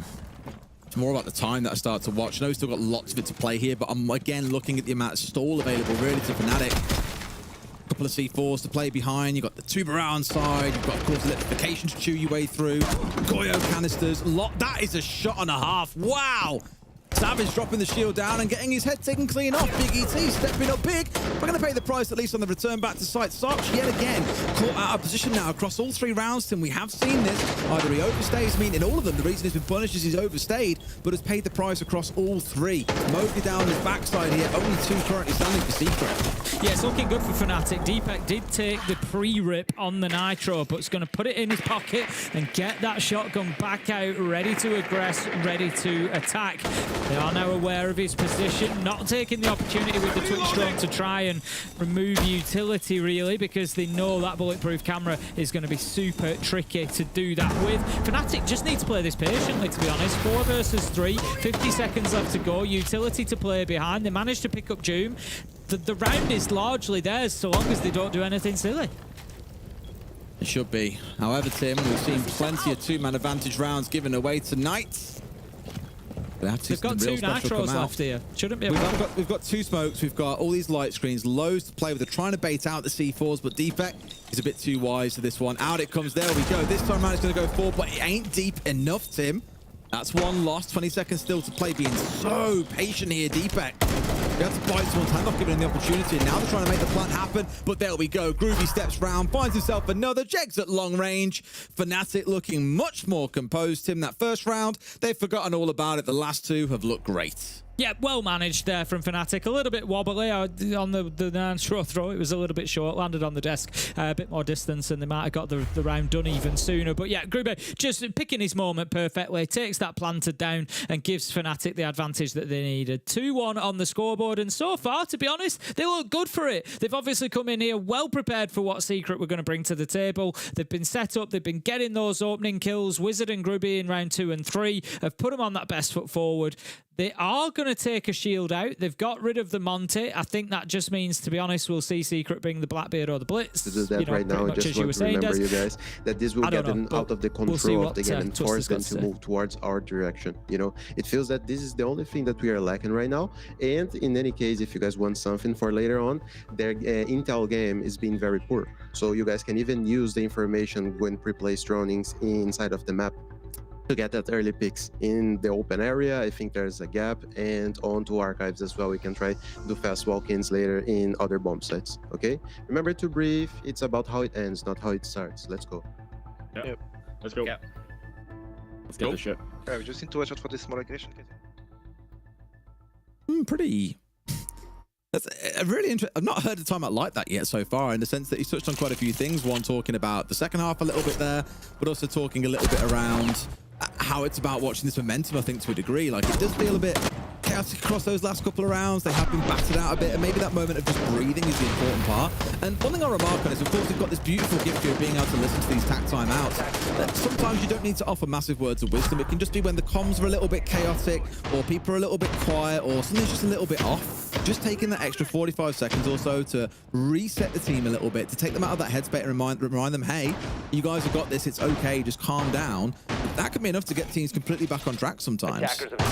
Let's see how Secret respond to the break into Twister's words then. As we've said, the Monty has been taken away. We'll see again whether they then start bringing alternative shields. So far in this round, they haven't done. Instead, bringing, I'd say, a more aggressive lineup, really. You've got the Dokkaebi, you've got the Deimos. They're going to hunt down any roamers. They're going to make life a misery from underneath. Use that soft floor. Really take advantage of it. You've got Savage on the glass. He can get aggressive there. He can use that smoke cover, get a line through sight, and again make life really tough for these defenders. Mean that Fnatic can't move around too much. Sure, well, let's see just how much moving they can do. We've got Deepek back on probably his signature operator here on the Echo. Let's see, it brought a longer word option, but I like it here paired up with the Valkyrie. And on the other side, Tim, let's not forget there's no IQ brought along. Instead, they're leaning in towards Adrian on the Dokkaebi. When that cooler's going off, you can't make use of those cameras. So it's a temporary blackout versus outright destroying the gadgets. But this is a lot of information that Fnatic are bringing along here. Is it going to be enough to stop a Glaz execute when Savage has now jumped over to that operator? Yeah, I think, you know, that's something that people often overlook with Dokkaebi. I think, you know, if you're looking at things you can take away for your own games, in pro play we see it a lot, but I think in, you know, sort of ranked games, you probably look at it and you think, she's used to hunt the roamers. You know, if you're on the chase of somebody across the map, you bring in the call and it gives you a location. It can actually be used as a really vital part of executing onto a site. You put that call in, people have then got the choice of turning their phone off, so maybe you catch them without the gun in the hand, but also it clears everybody off the cameras, so they don't necessarily know you're coming in. You can tie it all in together, but look at this, tying everything in together. We've got smoke canisters coming out, we've got nades, we've got Wizard, however, with a Nitro taking down Noah. Savage is trying to get something going with that glass scope. They haven't dealt with Janitor. We speak about the importance of Janitor so often, and right now Fnatic are being able to use that area of the map brilliantly well. The Deimos track is out, nade comes up, but it's going to be ineffective. However, they are in, and Plant is going down. Can Fnatic do anything? I don't think they can. They can't. No, nobody's going to finish it. Even with the Glaz not finding the kills in the window that they needed, it doesn't matter. That C4 is a bit late. Problem now, of course, Tim, is they've got this window control. I love that as well. Immediate drop away from Savage to not die out to ATMs here. He can come back up and challenge onto this at any time that he feels necessary. It's really smart play so far from Secret, and Fnatic, I think, are going to be really stuck to make this work. Yep, just going to put those keeper barricades out, try and provide a little bit of cover there. It'll give them a good idea, but because it's the glass, it just means that they can be cleared oh so quickly. One after another. Secret, they take them down like dominoes and get themselves around 2-2. I was really worried there for a second because Secret invested so much in the first execute. You know, we had 2 smokes going down. We had a Dokkaebi phone call coming out. We had all of the Grimbees being tossed in before Noah went in for the plant. And then they died to a C4 from Wizard. And I thought, no, they've used everything here to make this work. They've got nothing really left. Like they had 1 smoke in back pocket. I thought they were surely cooked. But somehow managed to get in and get the plant down. Mowgli does this, is behind 1 smoke, and it wasn't even fully covering the plant spot. It looked tenuous at best, but the C4 from Jegs, I don't think he could get into position when another Dokkaebi call was coming out, and so didn't have time to get there with the C4 to get the kill onto Mowgli to stop that plant going down. If he'd done that, that round was won by Fnatic then, because Secret literally had nothing left except a bit of window play to try and recover the round. But the fact that Mowgli managed to stick it, Fnatic there have let them get away with one. It was a great execute by Secret. It was well stopped by Fnatic, but Secret just had that little one extra in the tank to make sure they could get it over the line. 2-2. Yeah, Secret just worked their plan perfectly. They had it laid out. They knew exactly what they were going to do, and it was having a backup plan that really set exactly that. You know, as soon as something goes wrong, as soon as they lose something, they know exactly where to move to. They know exactly what to change, and they got it done wonderfully. So showing why they are a team that are fighting towards the top of the league here in EML. So for 2-2, we find ourselves on the scoreboard, heading into round 5. 2 more defenses for Secret, sorry, for Fnatic, and honestly, I think they need to win both of them. As I said, you know, we see Bank being a 55% defender-favoured map over the last 6 months or so. You know, we've got a serious amount of rounds there that were included. I think once Secret get on the defense, Fnatic are going to struggle to break them down. They need to get this done on the defensive side. They do. Like, if Secret get up to the 3, get up to the 4, then you really start to worry for Fnatic on the other side. Again, I'll say what I always say to after a game of Siege, could see a very different second half playing out here compared to what we've seen in the first. And looking back even to Pasha, of course, in that Virtus Pro game, was absolutely flying first half. And second half, I think he got like 6 kills. It was a quiet one, a very weird one at that as well, but that is just how the winds of fate can change once those sides swap over. But now we're 60 seconds in though, and Secret are taking things a little bit slower here. Been quite a lot of drone play going on. Of course, got Mowgli still with the ability to get those 3 Roteros out, charging through the map, chewing through bulletproofs and the shields that may well stand in their way. My eyes, of course, though, Tim, fall over towards Savage. He's the one playing on that Blackbeard. Not the same sort of thing that you do with them. Well, very similar to what you do with the Monty, sorry. Hit yourself on that double door and then look to step across. That's going to be a lot harder to do now that you're down to about 20 HP, mind you. He's standing there like paper, Tim. You can punch a hole through him, no problem here. So I'll be feeling a little bit nervous at that point if he's going to be your main point of execute. Yeah, Savage a little bit fortunate there. If that Nitro just misses the windowsill and sails outside, then he could have been in big trouble. For the time being, the Blackbeard is still online, but we'll need to be super careful now going into engagement. Still 5 versus 5, almost 2 minutes into the round, so just showing that Secret are playing with that slightly slower pace, not wanting to overcommit themselves, still trying to soften up that site, get the angle in from Printer window, use that verticality above the Rotero drone just being used to open up angles, open up spots down into archives, into tellers to provide that information, because they're a little bit low on drones. Secret only 4 left available. Time ticking as well. The round is slowly starting to slip away from them. Great shot. Really good shot there by Jude to snap up onto Jake's head. Taken down before he could get a reverse kill back. He's down to about 30 HP himself. Both him and Savage have taken quite a bit of damage in the round, Tim, but they are still in it. But the clock is what's now starting to make me a little bit nervous. Sark's finding one, Wizard getting another. This is starting to look good for Fnatic. This is kind of what we expect from them on the defensive bank, being able to dig deep, dig in, and hold on to these rounds. One comes in, Printer again, Deepek is there. They're not really timing this very well, Secret. They go in one by one, and they are cut down as such. Fnatic, just one at a time as they feed in, take them out, and take the round 3-2. Oh boy. That was a good round for Fnatic. Wasted a lot of time from Secret. And I think Secret got themselves a little bit tied in circles there, but a lot of that came from the aggression from Fnatic. That early C4 onto Savage, for example, yes, it didn't kill him, but it definitely put the fear of God in him. You've then got your main entry point into the site, the shield, down to 20 HP. Like I mentioned, you're like a plastic bag in the wind. There's not a whole lot that you can do there. And they just got bullied off. Sark's pushing out and finding Mowgli. Wizard getting the cross angle through that quad wall. One thing I think I've seen over the last few weeks, Tim, honestly, is a lot of struggle from this exact spot that Deepek is in now. So many teams have actually struggled to force this open and manage to push this player away. It has been such a bruising position that I think teams have struggled with more often than they'd like to admit. Let's see if Secret continue to struggle getting attacking rounds. 2 so far. They've looked great in the ones that they have won, but in the ones that they haven't, definitely room for improvement. Like I said in that last round, it was just one by one feeding into Fnatic and giving them those opportunities rather than a coordinated push all at the same time. So Fnatic 3-2, like I said, the job is not done for them. They need to get another. I would still count a 3-3 half as a win for Secret in the first half of this matchup before heading into defense. More often than not, we would expect a 4-2 from the defenders. So Fnatic need to make sure that they get this, their last defensive round, locked down. They do. A 4-2, I think, would be a real good success against Secret, whose remarks are a fantastic team. I need to go and check actually what the stats would look like for attacking teams in the league so far. I think Secret are up there. Yes, they are. 58% attacking win rate, only bettered by G2, who sit at 67% attacking win rate. They've really been on it with their attack so far on the stage, but again, to get a 4-2 against them, I think will feel fantastic for Fnatic. You can just see there the inactivity from the beepers at the moment. They're going to be able to move through without making a sound. The mute jammer just affecting them now, but as it's taken out, they will come back online, so maybe a little bit of intel provided. Might have been worthwhile sort of getting inside of the room before taking that mute jammer out. Could have kept your entry silent at that point, but I think just a little bit unsure of exactly what was going on inside of Tellus, so didn't want to overcommit. But a minute 15 into the round, we haven't had a real coming together yet, but Secret are now starting to grab more and more territory.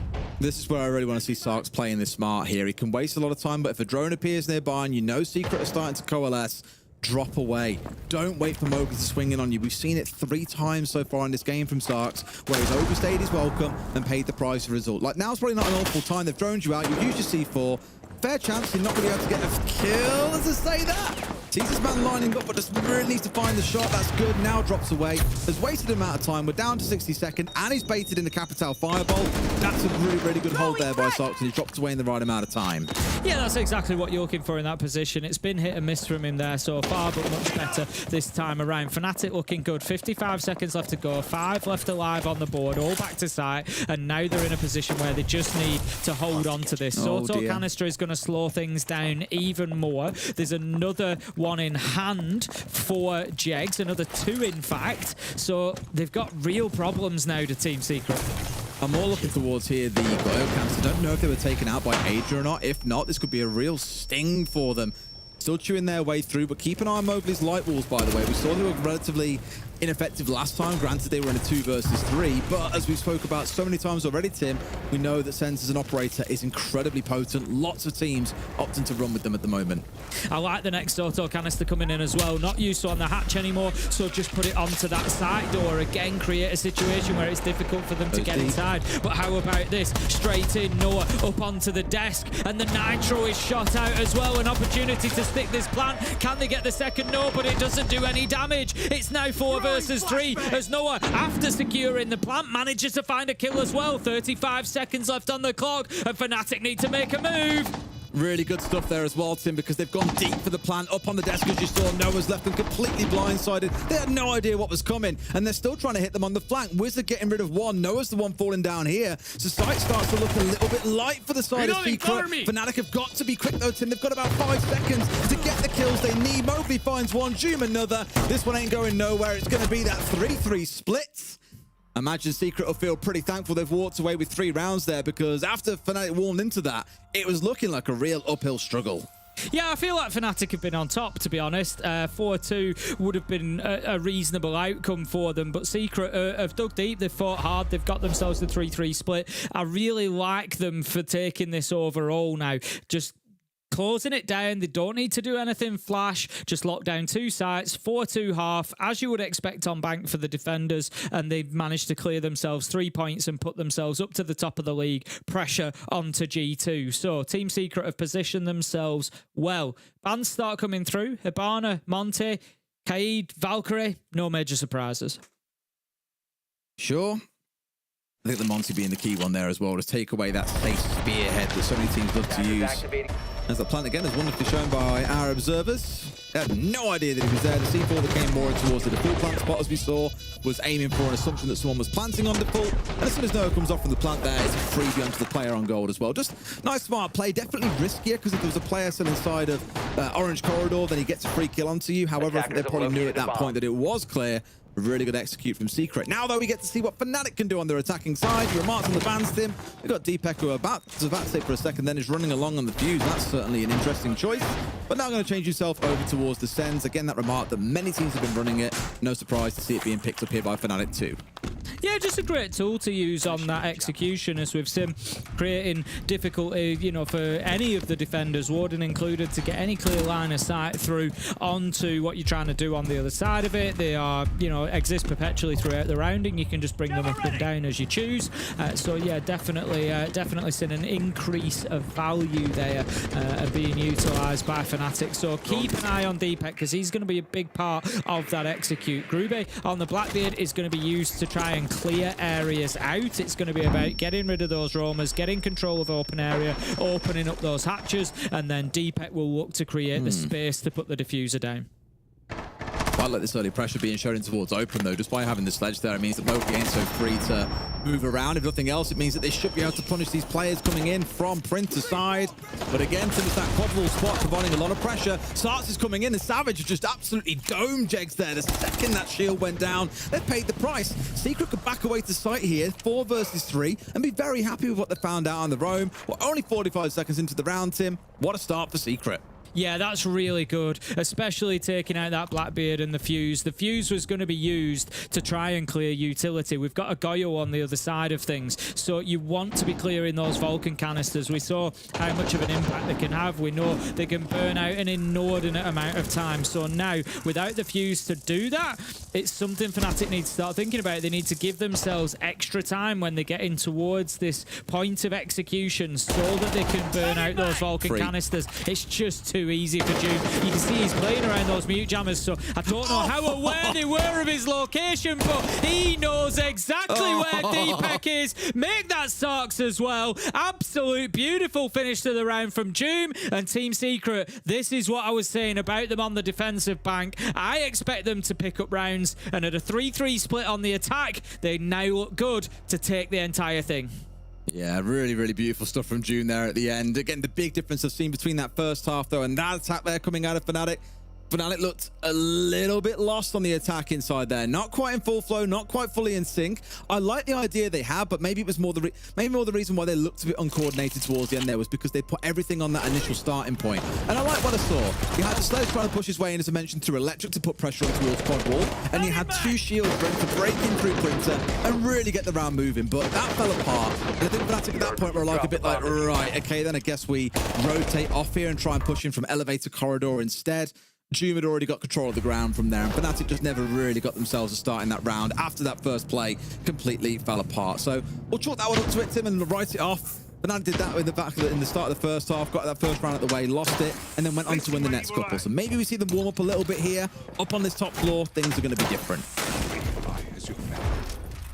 Secret are going to have less opportunity to roam, that much is for sure. Fnatic bringing along the Deimos, that's the operator that I was looking for particularly. They need to secure Deimos's position in underneath. Archives tell us is where Deimos wants to be playing. Try and use that verticality. All of sight is a soft floor, so you can get in there, get those tracks going down, and then look straight up above you. See if you can find yourself any kills and soften sight up, especially somewhere like Janitor, which can be a tough place to deal with. Get in there, make it a nightmare for Secret to be in that position, to be holding on to sight from there.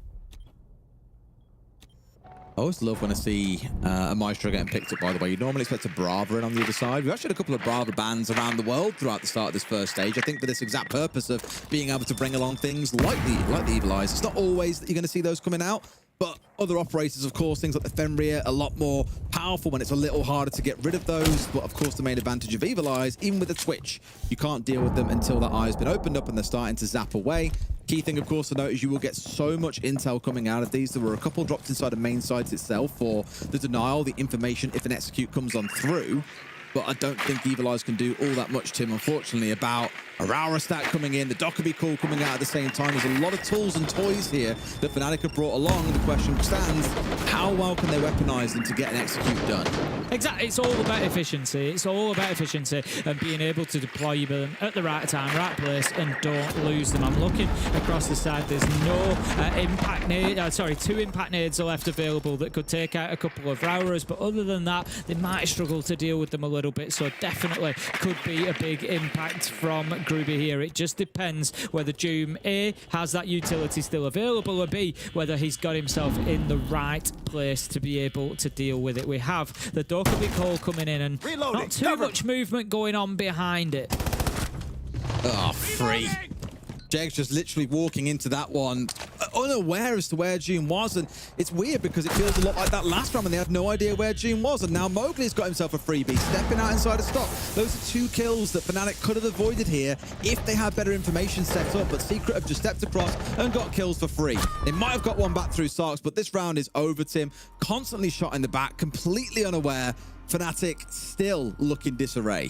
Yeah, and there's no excuse really. They had 7 drones left alive. You know, that's a huge amount at this level, especially coming in towards the final minute of a round. We would expect defenders along the way, of course, to have chipped that down and down and down to maybe 3 or 4. Yeah, think about the first round. We'd like to do that rush.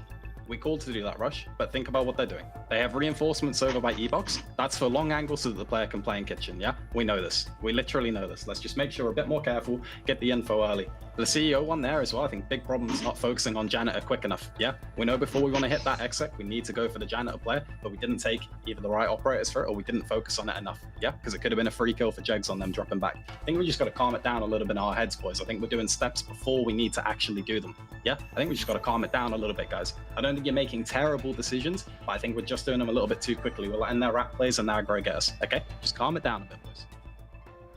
And I largely agree with them there. Like, we saw this in the game earlier tonight as well, where players are sort of acting out of turn, where it's not like a team executor's coming forward, or it's a team step forward at the back of a Dokkaebi, or a drone leading you in, or as you push here, we push there, and make sure it's a good pincer play coming in. It's a player operating very much in isolation with Jegs. It's Deepet paying the price there for a lack of drones inside of storage. It's just a little bit messy and chaotic, and I do think slowing it down, playing as a team, although it sounds like super simplistic advice, is what Fnatic needs to be doing.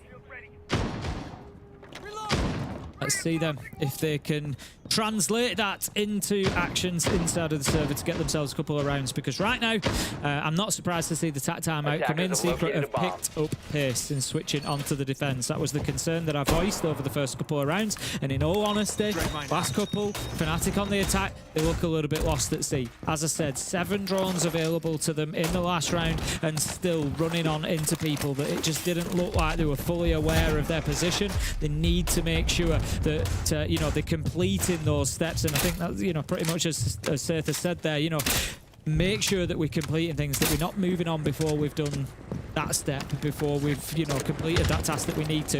And I'm sure that intel gathering is part of that, having a better picture of what you're going into. Yeah, key to remember, it's a team checklist, not an individual checklist that you're trying to operate here. These aren't 5 randoms you're playing with your teammates, and it's about being synergized together. So here we go then, 2-round deficit to come back on for Fnatic. After this, of course, we get that extra ban coming out here as well. We'll see what that looks like when we step across to it. The Secret looking largely unbothered here. That, of course, that might be the change that comes off the back of this TAC timeout, but no huge challenge, and Groovy steps forward on the Zofia. All that utility still in back pocket, now gone, and truthfully, Tim, the battle for that for me is that was one of their main ways to deal with these castle barricades. Now you're looking towards Deepet to help deal with that. Yep, and it's going to be difficult to get those Rotero drones into the right positions without losing them along the way to being shot out. So, like you said, maybe a little bit more of a direct option for somebody like Grubik to be able to deal with those. Noah has taken a lot of damage along the way, so it was at least a 50-50 battle. Came out on top with it. Bullet's going to be flying through there. Can't quite find his target there, Wizard. And will just bring out that E1D scan, I think, just to put at bay any aggression that might have come his way. Sure, it's a little bit slower, admittedly. It's looking a bit more calculated. Maybe not quite maybe Groovy didn't quite get the message, but for others it has been a bit slower. They're making full use of the clock here, and I don't blame them at all. Like, there is 3 minutes to play with here. You haven't got to speed run things inside 90 seconds and pay the price for it. C4 you heard come up then a second ago from June, finds absolutely no one. Now we get towards this final 75 seconds, Tim, and my only concern, as much as I like to see them taking it slower and being a bit more composed, there isn't tons of time left to work with here. That's easy man down in Archives, but can do absolutely nothing. Doom is on an absolute tear. Always from this position as well. Always from Archives. Tellers just absolutely dominating this area right now. 11-3 and just tearing Fnatic's hopes apart. 45 seconds left to go. They still haven't cleared Doom out. That will now be done, but so is the damage. It's 2 versus 4. And they've got to deal with this quad wall player off towards the right while dealing with the long angles inside of A site. It is, there you go. There's nothing you can do there. You're always going to get yourself pinched in. They try and get the reverse shot there in Jegs, but nothing they can do. As you say, Jim, I think he's got all but 2 or 3 of his kills from that exact position inside of Archives. Yep. Fnatic, although they defended pretty well, and I liked what I saw on the attack inside, they're just showing that inexperience here, how this team has still got to mature a little bit and come together over time. And it's going to be a process. It's going to be an ongoing process, but Team Secret certainly looking pretty solid so far today. 6-3 now. They just need 1 more round, and they're going to take an extra ban here. as we will see who comes forward. It's going to be Ace and Fenrir. So Fnatic deciding they don't want to deal with any more of those FNATs. We saw, I think it was Sarks on the Twitch in the last round doing a great job of doing exactly that. He was clearing them out for fun at one point, but ultimately it's not really the FNATs or any other utility that's hurting them. It's Doom. It's losing these gunfights. Drop the bomb to... Painful. And you've got a player popping off in the way that you have with Doom, but also the team overall having a very well-rounded performance. I think it tells you enough about the tale of the tape. Fnatic do not have their own hero, but I think it more comes down to deficiencies on that team level. That means we find ourselves with 3 rounds to recover to even see overtime, let alone a victory. Secret looking to be one of those commanding top teams, as we've already remarked. They're one of our top 4 this stage. They'll keep on pressing themselves forward and, at least for now, take that top spot if they win this game. 10 seconds left before insertion. And right now, I don't see any way that they are not going to be taking that top spot. They've got 3 rounds to close this out. Fnatic are yet to win 1 attack. They're attacking into the basement, which is never an easy site to attack onto. Secret have already won this back in round 7. It was with a Doom 3K, surprise, surprise. And they've also, since being on the defense as well, Secret have had every single opening kill. So Fnatic have been playing every one of these rounds 4 versus 5. Now, that's better than we saw last on the last couple of rounds, to be honest, where they've kind of struggled to clear, not specifically Fnatic, but both teams have struggled to clear those Vulcan canisters a little bit quite often. So at least one of them now already out of the way. Although Sarks is down on both of his drones at this point, so they only managed to get rid of the one. The other 3 still stay standing. And that can be enough stall for a team that's, again, been meandering a little bit, but a little bit misaligned. It might be the difference maker come at the end of things. Fnatic going for a full map clear, and Jegs is way ahead of the rest of his pack here. At least he's got a drone at his feet. Has the idea that someone is nearby, but can't quite sniff those pixels the same way that we can. He's just holding his position, but they need to be careful about holding positions. You know, it's fine for a little while for the attackers, but you can't do it forever because you've got a lot of work to do. It's going to be your time that runs out. That is great from Fnatic, though. Sarks managing to get some more of that stuff taken out. Wants to get the Evil Eye bubble. Just concerned about losing his drone. I think waiting on charges to build up as well, but ultimately it's just going to take too long. Does have another drone on standby, so might get the opportunity to do it. That's my bad, to be fair. I thought that he'd lost both drones super early on. I was like, that's very weird. But no, he had them out in the field, like you say, gathering those charges more than anything else. And now trying to get the zaps coming through on the backside. This will be a bit of a nuisance unless they can clear it away, which they at least can blow it out. They've got no nades with which to deal, so I don't believe they've got any Gun 6s. So that's going to stay there to them and be a real nuisance to them. Won't be able to get that wall opened up because there's no hard breach available anymore either. Groove is, of course, gone. Wizard's got the 1, and in fact, there are 2 in Deepek's back pocket, but that Evil Eye is going to be a real thorn in their side, and any kind of delay at this point can be victory and loss for Fnatic in this round. Yeah, Fnatic just having to scramble now, like you say, knowing that there's going to be certain avenues not available to them. We've got Savage just trying to hold on to this hatch, hoping to pick anybody up who comes in for the drop. He knows that's likely where it's going to need to come from. 30 seconds left to go. Fnatic need to be making a choice, and they need to be making a move soon. I was going to say, they know where Savage is. He's been permanently pinged out by those Grim Bees, but he fancied himself winning out the 1v1 here, and the angle is just perfect. Finally, they get rid of him. I was going to say he was super tucked in, but in comes Wizard with 1 for himself. Deepek now ready to make the plan happen as they get 2 kills down to these last 15 seconds. They've got light screens to roll out, and sure enough, they shall. But Noah has pushed up close, gets rid of Sarks. They need to see him gone, and Doom is now all that stands as Deepek starts going in for the plant off towards the side. Will down 1. Will he find a second? No, he will not. This one will get completed. Just finds him at the last second, but the diffuser's already down. Doom, hero of the day against Wizard in a 1v1. Now Wizard is going to know that Doom has to come and try and retake that top. He's not likely to win the fight on the hatch. He's low health. Can he get himself around the corner, though? I don't think he's managed to get himself just out of the picture. Drops down, knows that it's come. The challenge is going to be here, but a beautiful shot. Manages to pick up the 1-tap headshot around the bomb chassis. Wizard closes it out, and Fnatic get themselves their first attack. Are they on the comeback trail? Oh, calm down, Tim. Come on now.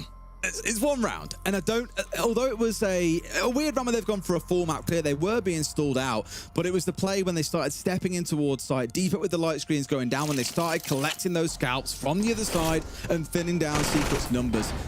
One fight goes the other way there, and everything falls apart. This one in particular, I really thought Savage would have him dead to rights, but I don't think he realised that they'd stepped inside a site here. Sarks was the one who was picked out with that aggressive challenge through the light screens.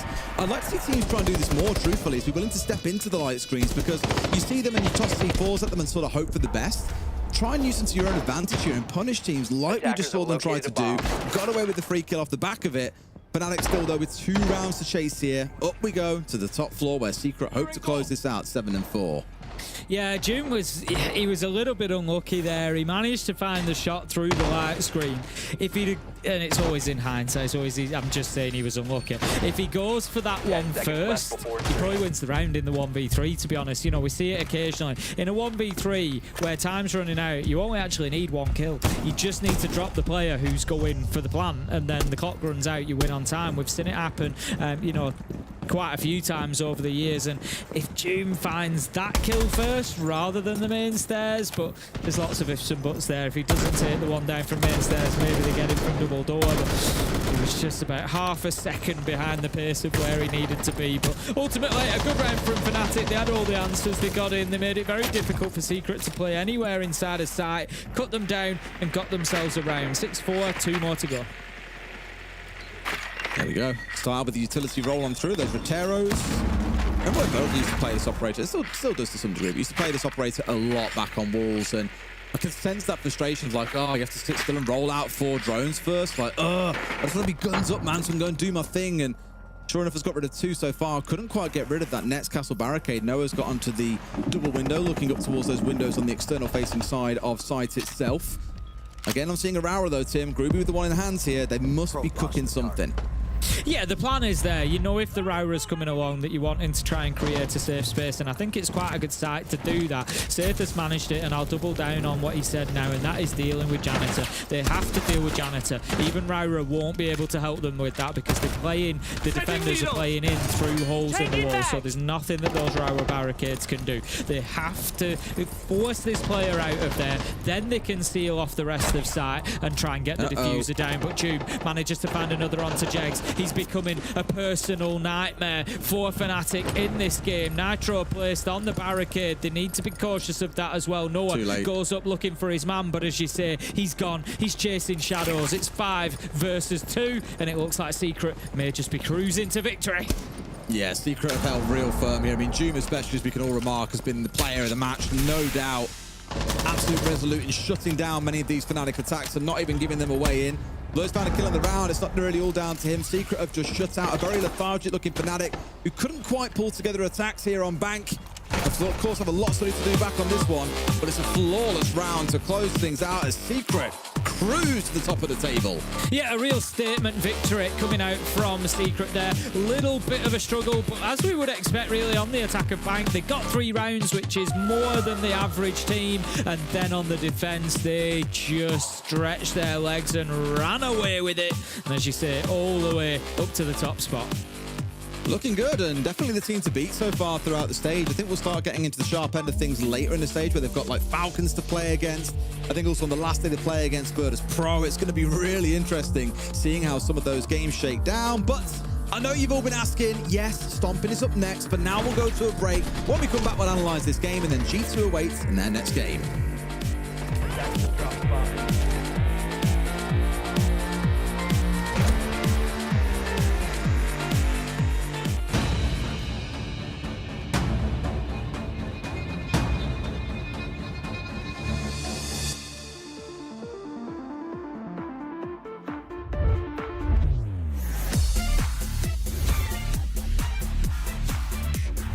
And dash together. Unbelievable.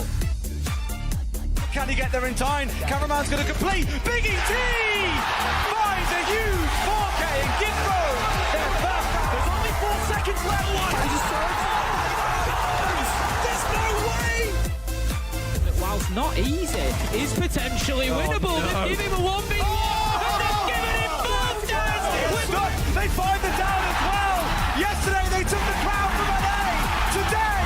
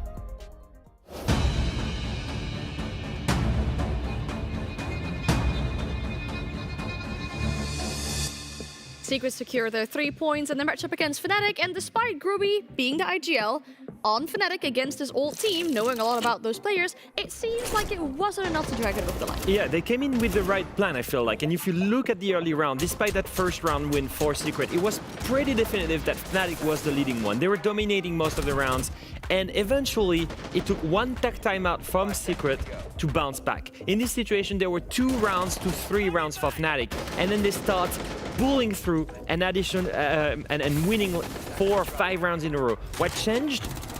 Well, in that tech timeout, Twister says the intel game on the side of Fnatic is really poor.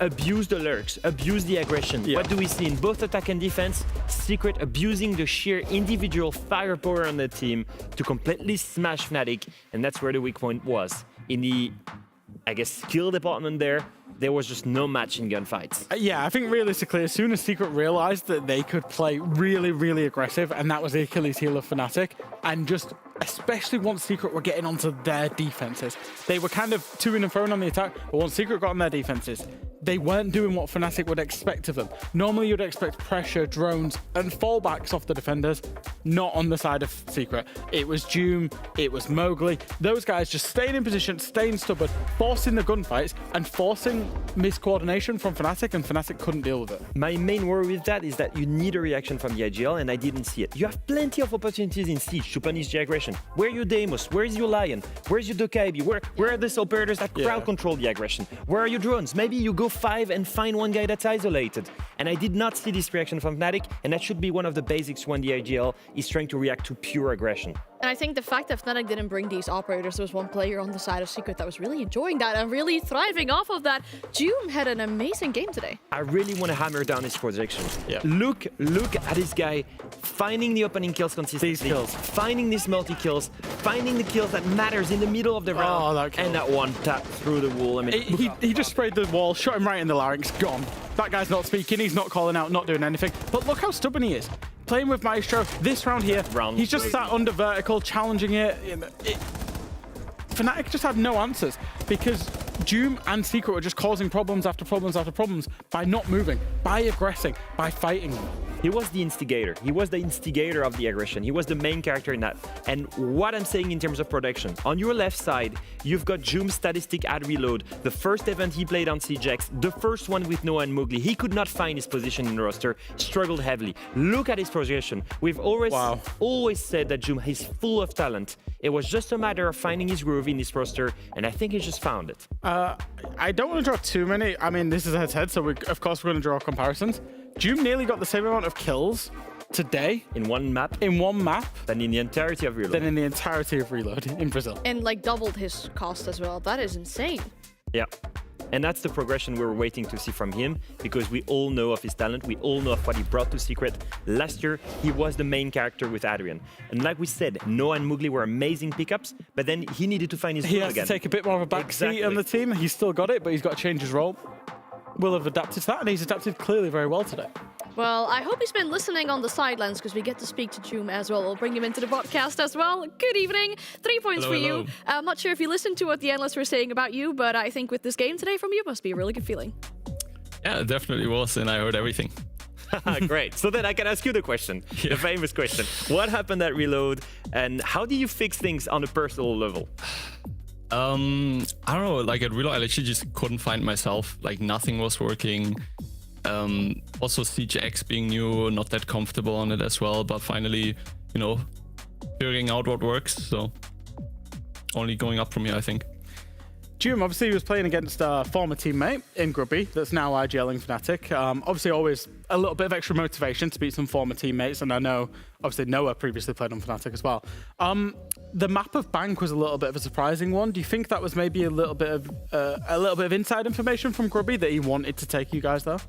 Actually not sure. I think it was also quite surprising for us to take us to that map. So we were, I think, expecting something else actually. But I think like it worked out for us. Something we noticed from you in particular, but from the whole team as well on defense on Bank today, was that you're playing really aggressive. You were taking every gunfight to the Fnatic players. Was that part of the game plan to try and disrupt Fnatic as much as you could? I don't think so, but you know, once you're feeling the game and if something just works, you just keep on doing it, and it worked out. So. Do you think you guys have any ceiling with that? Because it seems that you're highly explosive, that you leverage the firepower on the team really well. I'm just wondering what happens when you face a team like Furia or at international events that has incredible gunplay. Do you guys find like you have other styles of Siege you can play? Wait, I didn't understand that. Can you? So it seems that you guys are playing extremely aggressive, and that's great. That's a good tool. But when it comes down to playing other styles of Siege, maybe slower, maybe traditional, methodical, do you think that you've got that? Are you able to play that kind of Siege? For sure. I think we're very adaptable, and everyone knows what we need to do. When we need to play other teams, like, we can adapt quite well. And especially in scrims, you know, we practice everything, so we're prepared for it. Maybe we have our contender for the next international events, where maybe we have a European savior here. Well, I really hope so, but it sounds really good. It sounds very promising. Of course, we're really looking forward to see all these kinds of playstyles that Secret have to offer in the future games. Thank you so much for your time, and have a good rest of your evening. Thank you. Good to speak to Joom, especially after he's had a really good game. I think that's really, you know, the confidence comes out as well. I mean, you could see it in the player cam, but also in what he's saying. You know, sometimes you just start to really feel the game when you're doing that well. Yeah, I used to have the interview curse. Anytime I was put on for interview, I had a terrible game. So that. Was you always put on for interview then? No, not really. No, Jack. No, I did not have always a terrible game. You stop it. Go check my stats. Okay. Most of the time, they're not negative. Okay, I will check. Yeah, I mean, obviously you got the break to do it, so I think that's the perfect... I'm going to do a whole graphic on Leo's stats over his career. No, don't do that. We just want to cut this short. We want to see Stompen play and G2 and BDS. Yeah, okay. All right, so let's move on. Right, I'm glad you mentioned that. Yeah, Stompen is in fact playing after the break. Of course, we've got G2, we've got BDS after the break.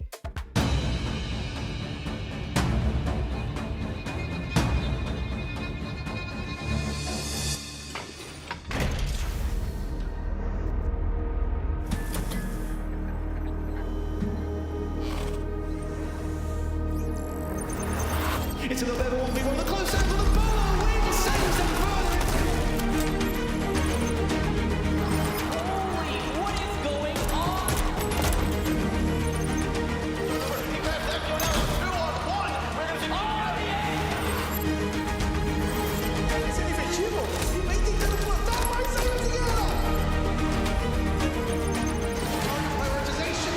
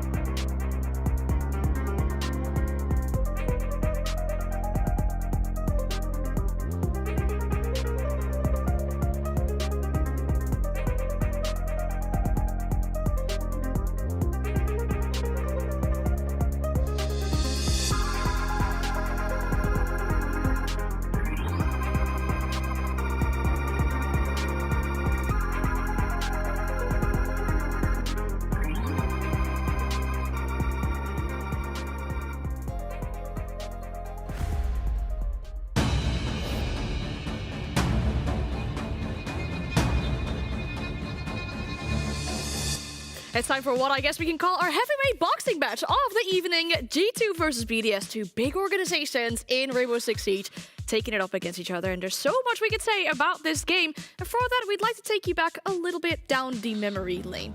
SI 2023, Doki, Elamau, and Virtue were on the same team, winning SI over in Montreal.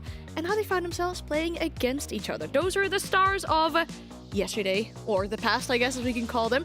And now we'd like to focus on the stars of today. I mean, when we talk about players on the side of BDS and we talk about players on the side of G2 that have been standing out insane to us, we have to talk about Loira and Frek. There is a clear headline here. Before the start of this match day, they were the two best rated players in EML. Loira sitting on 39 kills after only 3 maps, and with the same amount of maps, Frek sitting on 43 kills. Not only double digits every map, but also 18 kills in his very last match. We're looking at two of the best fraggers in Europe facing each other today in this matchup. Both players the front men for their team. Both players of such importance. Picking up those huge kills, as you say, Leo. I think Loira back on that fragging role. Absolutely incredible to see. And then Frek was so locked in.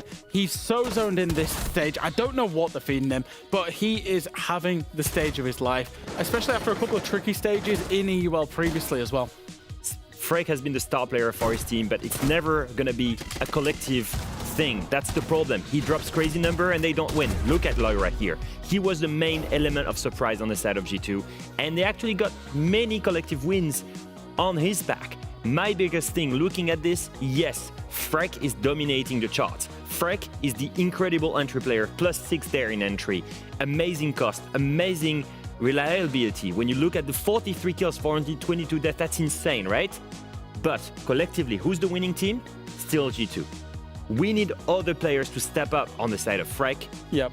And on the side of Loira, he's got plenty of talent on his team that can drop exactly the same double digits. And that's currently the difference between the two teams, like you say, is that when... It's not even when Loira's not doing it. Loira's doing it, but at the same time, Stompin's doing it, Alamau's doing it, Doki's doing it, Blaz is doing it. The whole side and the whole team for G2 are doing it. That's why at the start of today... Except Doki, apparently. Except Doki. But at the start of today, that's why G2 was sat at the top of the leaderboard. Frek is already locked in. Yeah, you know? we're looking at Frek right now, but let's have a look at his teammates as well. You mentioned those that we want to see step up today. The players around Frek on the side of BDS.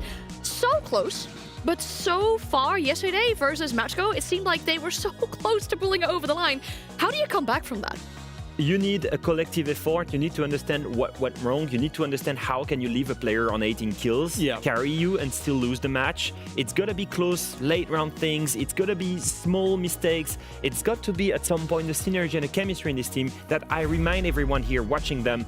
They've been put together just now recently, 3 months ago, from 4 different teams. There's a team there. There's a lot of talent there. It's about whenever that team will gel and then collectively improve. One player that I'd actually asked to step up is Robbie. He was the second player in terms of EPS. So he's not the player that's statistically letting the side down behind Frek. However, the entry department, that's what we've known Robbie for. He is currently negative on the entry, which is a big surprise right now. Yeah, I mean, we mentioned him having a really good event back in Montreal, outperforming some of the players that he had always looked up to. And then I think with Boston and Reload, it's been a little bit less, but I'm glad to see him kind of coming back into this, at least with the game that they had yesterday. And that's what we need from these BDS players around Frek to step up. You cannot live from one event. Like, let's be real. Like, it's not because you overperform in some Falcons team at Montreal that you're going to be the best player here. Like, at some point, and I don't even care about the frags at this point, I just need this team to start gelling, like you said. I need to see some synergy and some real collective efforts. And the synergy is definitely there for their opponents. I mean, when we think back about the interview with Doki yesterday, when we asked him, do you think you're the best team in EU right now? He was a bit hesitant about that. He mentioned other teams, but he thinks it's going so well. We noticed it after one scrim with Stompin. They just hope it's not a honeymoon period right now. No, it might be, it might not be. Time will tell whether that is a honeymoon period or not. One thing that I'm loving from G2 particularly is their attack win rate. Best attack win rate coming into the league in terms of all of Europe. It's up there in the top of EUL. They're 5th in the league for round win rate. G2 are on a phenomenal curve right now. They've picked up Stompin. He's clearly having a lot of fun. And one thing that I'd like to highlight for Stompin, actually, it's the roles, but he's also got the best cost in the team. And he's not getting the best cost just from surviving, because he's got quite a low survival rate. He's getting in there, he's getting frags, he's getting involved in the entries, and he's trading out his teammates and being traded at the same time. Why does he have the best cost in the team? Because he's playing the Ace, he's playing the Smoke, he's playing the operators from Uno, and he's playing video games on his phone. And all of this is part of the preparation. Coming in, very first tier 1 debut, and is one of the best rated players on the side of G2. Extremely consistent, cool, quiet, well collected, and in the attack department, one of the biggest reasons why we see a G2 that has massively improved in We were actually expecting him to struggle a bit more in the attack department, but come alive on the defense. And actually, it's been the opposite for Stompin. He's fit like a glove when it's come to the attacking roles, and he will show more and more his individual prowess and ability on the defense. If you look at the top of 4 teams right now, Virtus Pro losing, Secret having dropped a map, and G2 having beaten Secret in that map, G2 is the one that looks the most promising right now in Europe. And what I really want to see between these two teams, I guess specifically if you talk about like the frag potential on them, is a map that really leads into that as well. I mean, people have their opinions about Coastline, but I think if it was in the map pool, it would have been a really good map for this one, given the frag potential on it. But we do go to Skyscraper. Skyscraper. Do you think that matches with the potential that we have on either of these teams? Well, it's the first time that we'll see Skyscraper inside of EU. It's not traditionally known as a best of 1 map. You know, we definitely often see it in best of 3s. We'll say both of these teams have high preference for Skyscraper. G2 we have a bit more certainty on because the core of this team's been together for a longer time than BDS. Both of these teams, however, played this map at Reload. BDS lost it to Loud. G2 lost it to FearX 7-1. So the last time both of these teams played, they actually lost it. They started attack on that game. Yeah, but right? okay, it's 2 different teams that you're losing to, if I may say so myself. Yeah, no, completely. But FearX was on point at Reload. One thing that we'll write down right now, we're seeing BDS challenge G2 on Skyscraper. I don't give, a damn about that Skyscraper against FearX. They've been a dominating team on Skyscraper for the longest time. They set the meta on Skyscraper attacks. Alemao was the IGL when they set the meta for this map. And they're starting in defense. And BDS is struggling in attack. I don't know. I don't like this for BDS at all. Looking at this right now, it's heavily lying in the G2 side. I was trying to set the scene that it was a bit equal, but I do agree with Leo. I think generally G2 will be favored on this map. I think their fundamental understanding of Skyscraper is pretty much second to none. Think about the BDS fans at home. Like, they need something positive to get themselves going. Frag might drop 30 kills, maybe. Who knows? And I've hyped up G2, so if BDS wins, that's a great upset for the BDS fans. No, I agree with you. I mean, it would really be a good upset here for BDS if they take the points away from G2 as well, specifically given the opportunity that G2 have to get to the top of the scoreboard, get back to where they finished up yesterday. But we've had a lot to talk about regarding these two teams. I want to bring back our casters as well because the game is almost ready. Ace and Des, we're talking G2 and BDS. I feel like I'm a Siege fan. Watching this game in 2018, the 2 biggest orgs in Siege are playing against each other again. Who have we got in this matchup? It's one of the more storied matches, isn't it? But truthfully, let's be honest, it's probably going to be a G2 win today, right, Tim? Right? I don't know. BDS have been, I think, growing play day by play day. I think they're good. But, yes, Skyscraper is going to be tough to play against G2 on. They're so experienced on it. And they've got that top spot to fight for. They know that if they win this, they go up to number 1. So, yeah, I think it's going to be a tough ask today. That really is going to be some fire underneath there. But, yeah, that top spot up for grabs. We're going to see if G2 are able to do it on Skyscraper. Thank you very much, Anne. Well, you've all been asking, when in chat all day. The answer is here. G2 are up on your screens now. And of course, I imagine that 78% is only going one way. Shock horror, Tim. It is towards G2. You've heard the devs speak about this rivalry of old teammates that lifted a hammer together. I think it's fair to say G2 are the ones riding that momentum wave right now. But the same as we spoke about in Betos early today, Tim, I don't think as BDS you choose to come to this map knowing that G2 love it unless you've been cooking something up behind the scenes. I think they're going to come out with a few surprises for G2. Yeah, I'd agree. Let's not forget Virtue used to play for G2 as well. He's been there with a lot of this roster and knows what the players on Skyscraper might be. I'm sure they're going to have changed a little bit by now, but they're not going to have changed completely. There's going to be a basis there. You tweak, you adjust what you've already got. So we'll see, maybe what knowledge Virtue brings to the table for BDS as well. But yes, I would, fall back to what I said, and that is that it's going to be an uphill battle. It's going to be a tough one today. You know, G2 looking for the top spot. BDS, of course, already taking a top spot today in Freshers jersey rankings. So, you know, they're maybe the real winners at this point already, Des. It is a really clean jersey, to be fair. It's very nice. One of those that you look at it, and it's not like very esports when you first look at it, like the whole collar thing and the solid color with like grey stripes down it. It looks a bit like non-esporty, but that's why I think it stands out so well amongst the sea of other jerseys. When we're very used to kind of the G2 style, these kind of very aggressive colors, the more like open collar style. I think it's really cool. I love it. Yeah, I think all the colours have been creeping in, and they give me a very... I grew up with, you know, watching a lot of football, and they give me a very much football in the early to mid-90s kind of vibe. Before, it was kind of early 2000s onwards that football strips went towards that kind of, you know, closed collar, sort of built into the shirt kind of vibe. So, yeah, it does. It gives me a bit of a nostalgic vibe towards, you know, maybe like an Italian shirt in the 90s, you know, maybe a Napoli or an AC Milano or somebody from the mid-90s. So I really like that style. I like all of the jerseys that are like that. Gonna look back at a bit of recent history. BDS did play Loud back at Reload on this very map, and it probably won't surprise you to hear that they only won 2 of their attacking rounds. Pretty dominant fashion overall by Loud. They'd only go on to win 1 defense as well for Loud to then run away with it, but it was Freck and Robbie that were up in the front lines, doing strong on the entry. For G2, I think as long as they've been aware that this could be a map they were going to today, there's probably also their own counter prep they can do in this based on what they've seen.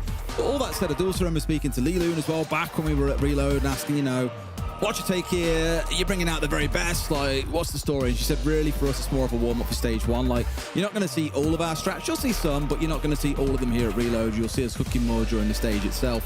And probably at that point now where you're starting to see that build out a little bit more for BDS. I think it'll take a little bit of time for them to really also hit maturity. I think a number of teams are still working through that. They're marinating was the word that I used earlier on.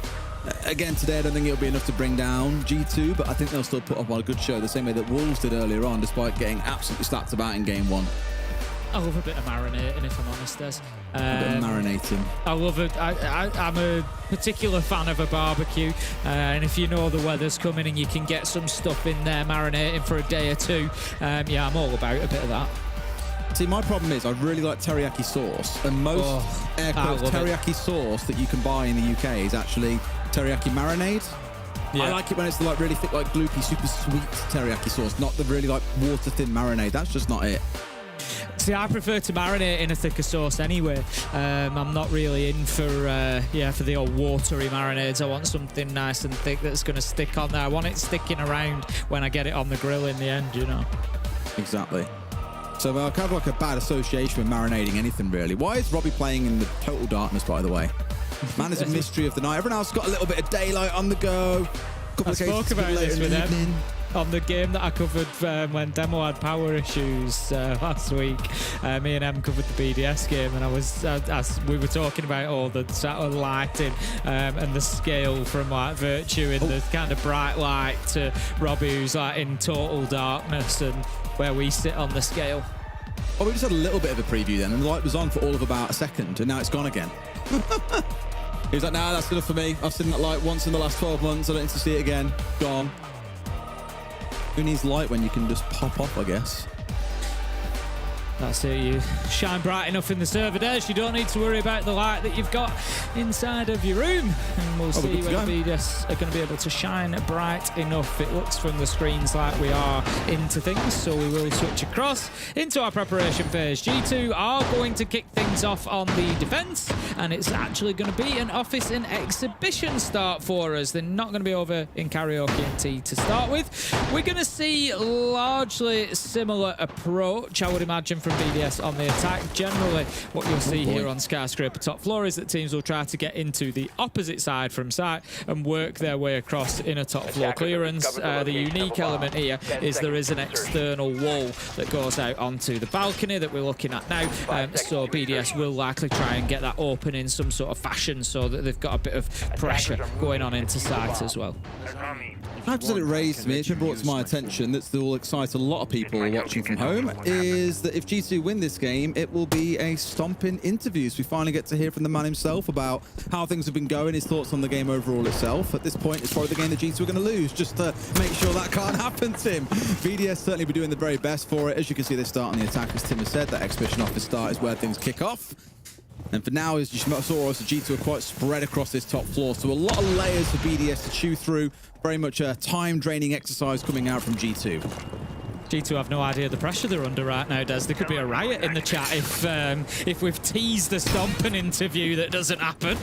We'll have to see how it works out. But you know, it'll just be suspense if it doesn't happen. We'll no doubt be waiting for it in future then. So early little look from Stompant across the map. Nobody there to really take too much of a pot shot out. Frag manages to find him. We've talked about his fragging capability, and he shuts down the Legion. Quite a big loss for G2 there, actually. Losing those goo mines, of course, you know, build up over time. So there's quite a few of them they're not going to have. Look how aggressive Blaz is being here, but it's actually going to be Doki who manages to hop outside and get the kill onto Virtue. 4 versus 4.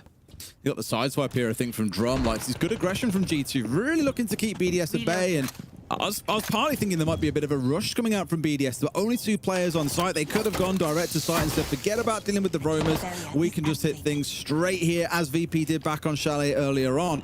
But instead have opted to try and play into this full map clear, force G2 back in towards site, and then look for their execute. But it has been slow progress so far. They've only just got inside of Karaoke. So it's not quite the straight march through the park that maybe they were hoping for. Robbie has taken some damage on the Demos.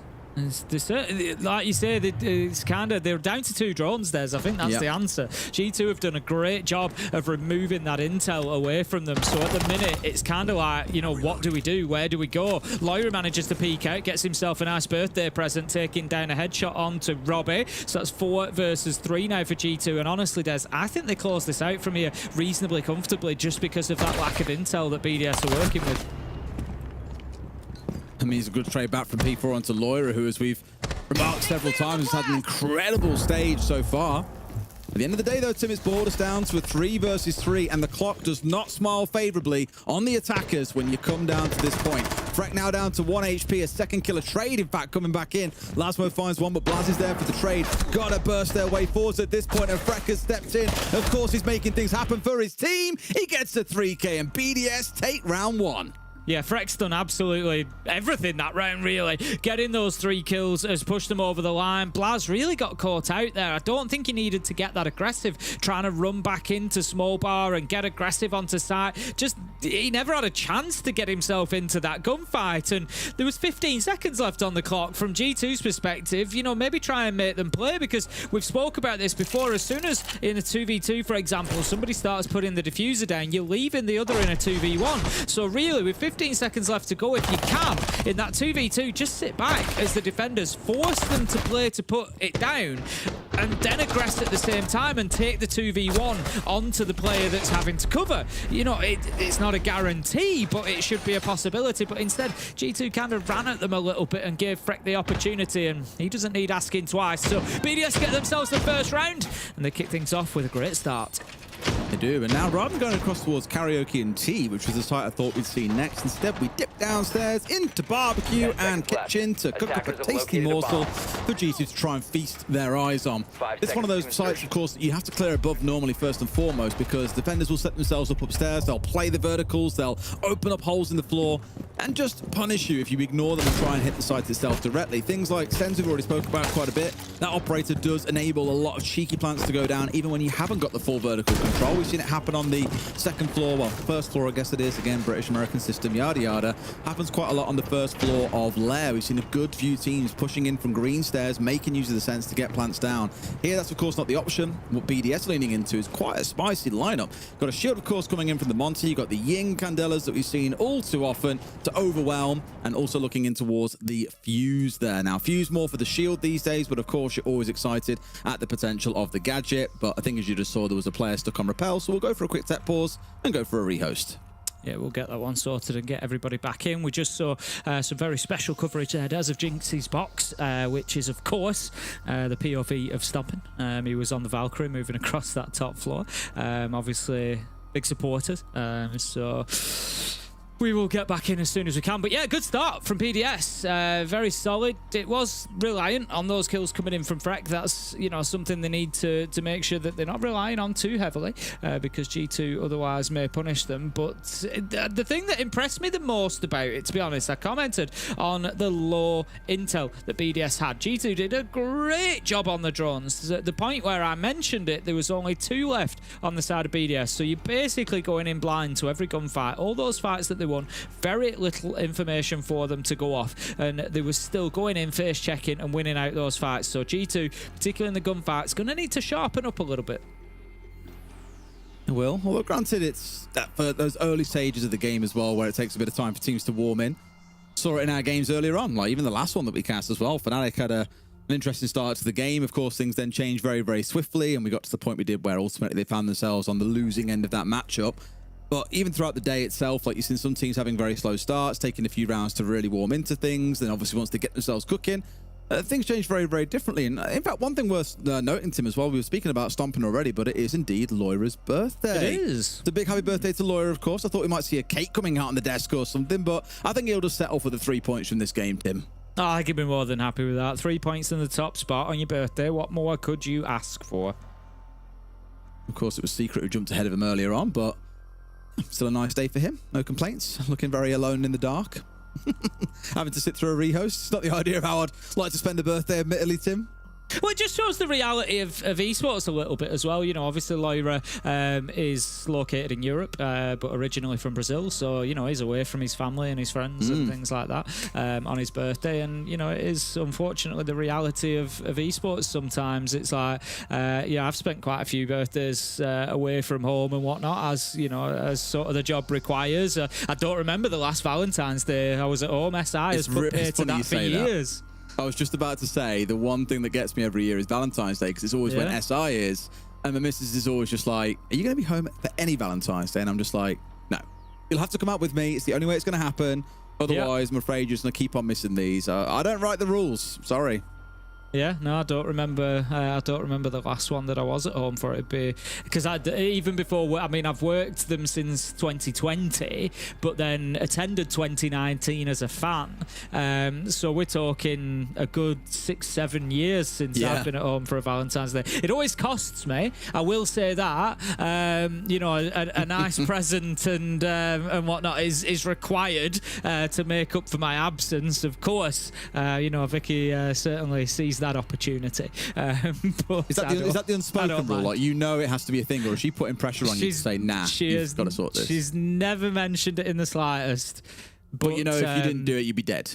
I think there could be some trouble if I didn't get her something nice with being away. So I always make sure that I do. Well, Alamar, as you can see, has disappeared. Another toilet break. Most likely. I wanted some of those earlier on. I think it was Savage who had to disappear. Happens sometimes in the middle of the game. Nature does call. Should be able to get things back underway in just a moment. Only really just getting started working with this game. Of course, it's worth the stress. Only seen the 1 round so far, so give it some time and we'll get ourselves moving again. Yeah, I think I was going to say I think we might be looking good there, but we're on Dorky's desktop, so maybe not looking like we're immediately going in at the second, but we will be just as soon as we can be. But yeah, you know, it swings and roundabouts with the esports lifestyle, isn't it? You know, you get to see amazing places and travel around the world, and essentially just are very fortunate to, you know, make a living enjoying this, you know, this fantastic game that we fell in love with. But yeah, at the same time, it does come, especially for the players, you know, more so than anybody, with a lot of sacrifices. Obviously, I spoke to, you know, I had the opportunity to speak to Dorky's mum in an interview we saw a couple of weeks ago on the first play day, actually, and it was really fascinating to get to speak to his mum. She was brilliant to talk to, and you know, one of the things that she said is, you know, obviously there's a lot of the fantastic things that go with it, she said, but you know, something that people don't always see is the difficulty and the sacrifice, you know, for the players, the family events that they miss, the, you know, all these things when they're scrimming and playing and everything's, you know, like really full on. I know we've both spoken to Fabian and Pengu over the years on the talent team when they've been with us, of course, and, you know, heard about the hours and the work and the grind that went into that G2 success story, Penta into G2. You know, it really is, you know, a true dedication from the players.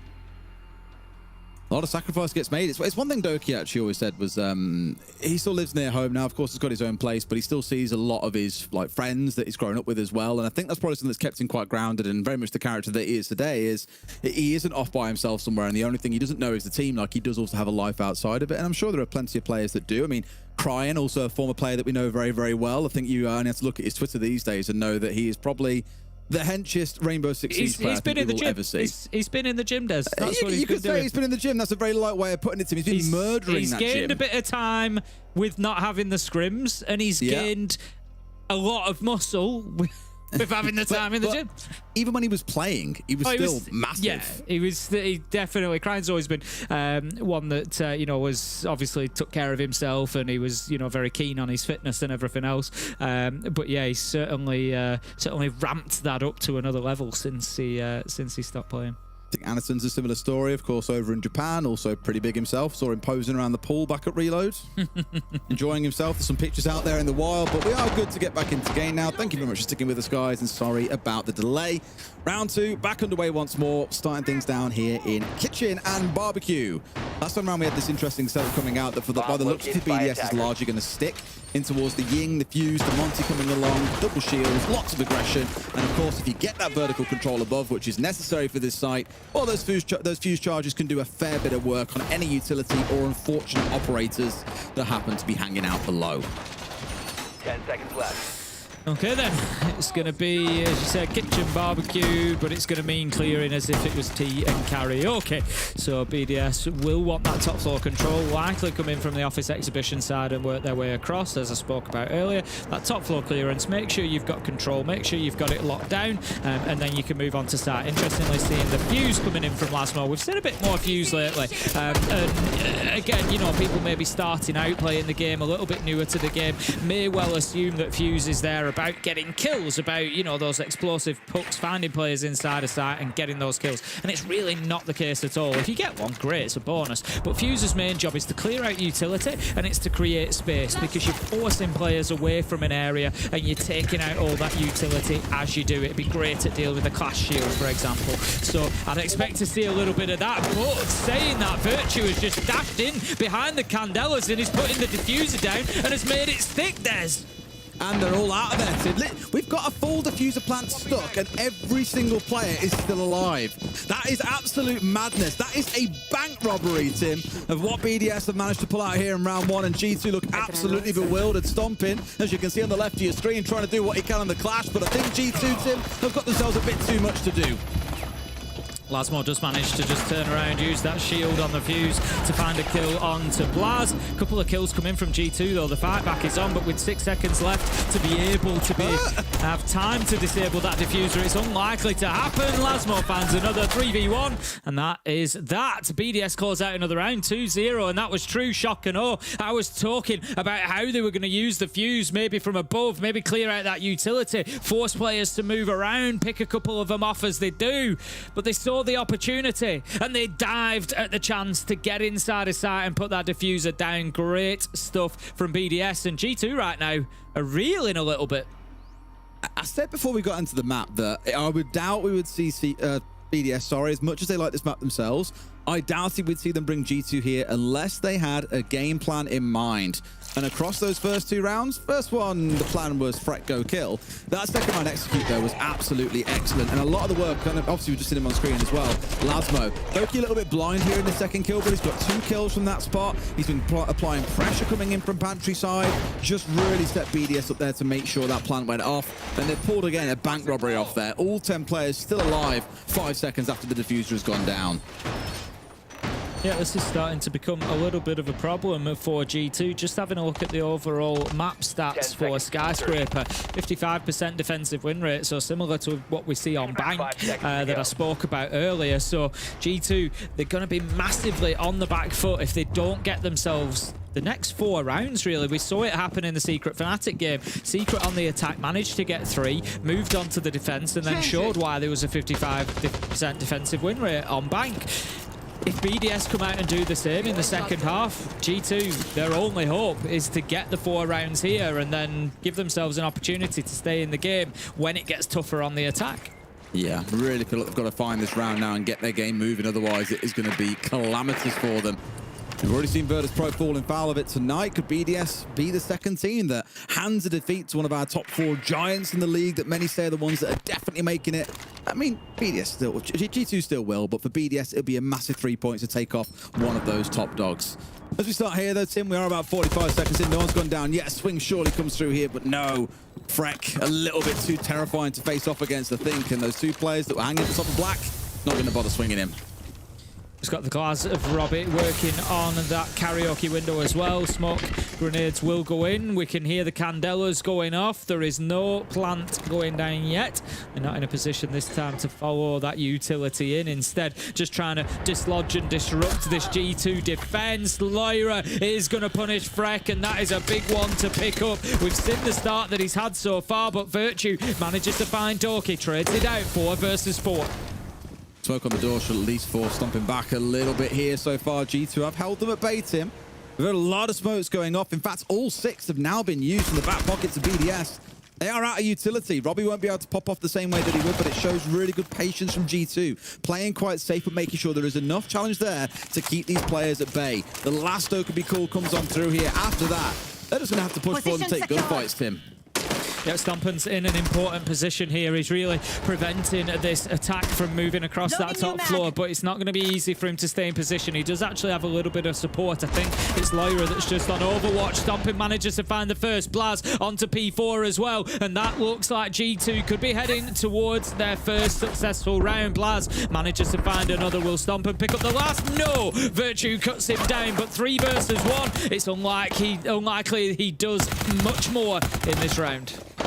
Yeah, for G2, it's been a really good, that's a nice shot. Alaval stepped into that on a beautiful pre-fire as well. But you could say Virtue knows him just a little bit too well at this point. The only worrying thing is for G2 is Blaz is a slither of HP. A single bullet will be enough to see him gone. And then it's a 1 versus 1 against Lyra. That would make things very interesting. He's got a little bit of intel as well. We can see the yellow ping coming out to tell him that there's one inside a T. 15 seconds left to go, as you say. That's going to be the problem here. G2 just need to play this smart and force him on in. He's just trying to bait him out with a little bit of sound there. He knows exactly where this player is. He just doesn't know which way they're facing and doesn't really want to take the challenge. And Blaz, even if he is low health, still manages to find his man. G2 get around and they get the ball rolling. Yes, much better round overall. I think Virtue there obviously was desperate to try and bait the swing that just never seemed to come. But for G2, again, for me, it was establishing this line, knowing where their power positions were and saying, cool, we hold these. And because BDS have put so much into trying to get the Glaz on towards that karaoke window with all the smokes going down, when they got nothing from that, they had no other utility to use elsewhere. They couldn't clear, for example, the Keybers that were set up around Drum. If they exposed themselves to shoot them, Stompin swings in, gets himself a bit of a freebie. So it was a good hold from G2, read the situation well, and dealt with that early pressure from BDS. And beyond that point, it was a very nice, slow, easy close for them. Yeah, muted on TeamSpeak, Romeo. Yeah, Mike. Okay, guys, let me speak. Look, guys, let's go for exhibition turtle and let's play for impact trick the bridges, okay? So put both mirrors in the office bridge and also in the VIP bridge, okay? So if they do they can do the same. If they do the same, we're gonna win the round like we always do. And if they go for a direct attack, we're gonna be annoying with these things on the bridge, and we're gonna deny time on them. Okay. Also, guys, I don't know if you practice the hit take pro battle. Outside of some technical issues around being muted at the very, very start, Tim, some words being offered there. Yeah, very specific. We often talk about the different types of tactical timeout that we have. Is it just about the team's energy? Is it, more specific? And obviously there we're getting very, very specific input in that G2 tactical timeout about, playing with the impact tricks, playing in these specific ways, talking about very specific setups. So we'll see whether that can have an impact or not. I said it was a better round from G2. They were much more in control throughout that one. Stompen's position was particularly important, as I said, inside a Drum, and he managed to win that first gunfight out. Blaz got one at the same time, and that really sort of broke the back of that attack coming in from BDS. So G2 this time around, they need a much better hold here in Office and Exhibition. It was, for me, BDS, Freck cut them in half, found 3 kills in the round, you know, was on rappel and found one coming into sight. He was very mobile around the map. G2 need to be careful that they're not losing bodies all over the place, but also, like I said, in that last 10-15 seconds, force them to play the game if you're in that position. Force them into the 2v1 when they have to put the diffuser down on the ground. Don't just be running back into sight and giving it to them. You know, hopefully they're going to be a little bit more calm, a little bit more prepared. Well, Robbie's relationship with Glaz isn't quite over yet. Sticking on it once again, though. His team aren't maybe quite seeing the same things that he is. Not running around with 6 of those smokes in back pocket this time around. There's more work to do, and here we go. The setup now coming in as this forces VIP wall. Hasn't quite been baited away there. They'll impact it off as well. The wall stays closed for now, and it's going to be very tough to get that open without any ranged hard destruction, because they're at a point where you go and put that exothermic on there. Guess what? You're probably getting swung on by someone. So that VIP wall, although it's got a hole in it, a lovely mirror-shaped hole in it, it's still going to stay closed here, meaning that we won't be seeing BDS push through it anytime soon. Freck once again picking up that opening kill and kicking things off here on the top floor attack. This is exactly what BDS were able to do last time around, so it could be a little bit of deja vu creeping in for G2. They just need to make sure that the round doesn't end the way that it did last time, but BDS are going to be more than happy with that and thinking, let's have a little bit more of the same. BDS still sort of posturing around the outside of the map. We can see, I think it was Robbie working onto the rappel. Lasmo just up towards Shrine window. Needs to be, I was going to say, needs to be careful he doesn't get jumped out on, but if he does, there's a double claymore there. So Blaz, unless he dumps that nitro out of the window first, he better keep himself inside. Yeah, dead to rights if he dares make a step wrong there, I think. So that's why Blaz is being patient. You saw this from G2 in the last round. Let's not forget, though, they were very happy to hold key positions that they considered to be power positions. Around Shrine is certainly one of those. Of course, the window itself maybe not quite a power position, but hoping to get a freebie off the back of it. Certainly not a bad spot to be in. Now BDS is starting to circle. Again, though, to be mindful, they've only got rid of Alamal so far. You've still got a couple of players dancing around the map a little bit here, admittedly now working their way back in towards site, but it's not all clear just yet.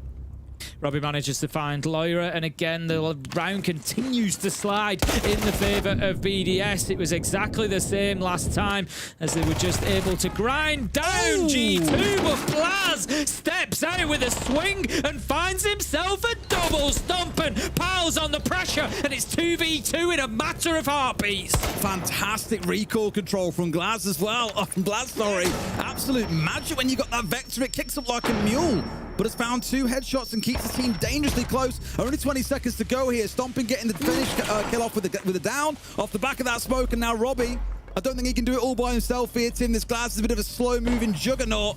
We'll try and find what he can, but on the clock alone, I'm pretty sure this round is chalked. Yep, no choice really, other than to just try and stick that diffuser down. Nitro comes out, won't find its mark, but Stompin will, and that's going to be the final kill. Blaz and Stompin absolutely dominating the round, and G2 managing to close things up 2-2. It didn't look like it was going to be the case throughout the round, but we just had that magic moment from Blaz and Stompin where they managed to get 3 kills in a matter of heartbeats, and it really turned things on its head for G2. So they level things up, and all of a sudden, I said they needed 4 rounds. They've managed to find 2 with 2 more to go. A little bit of breathing room at the very least.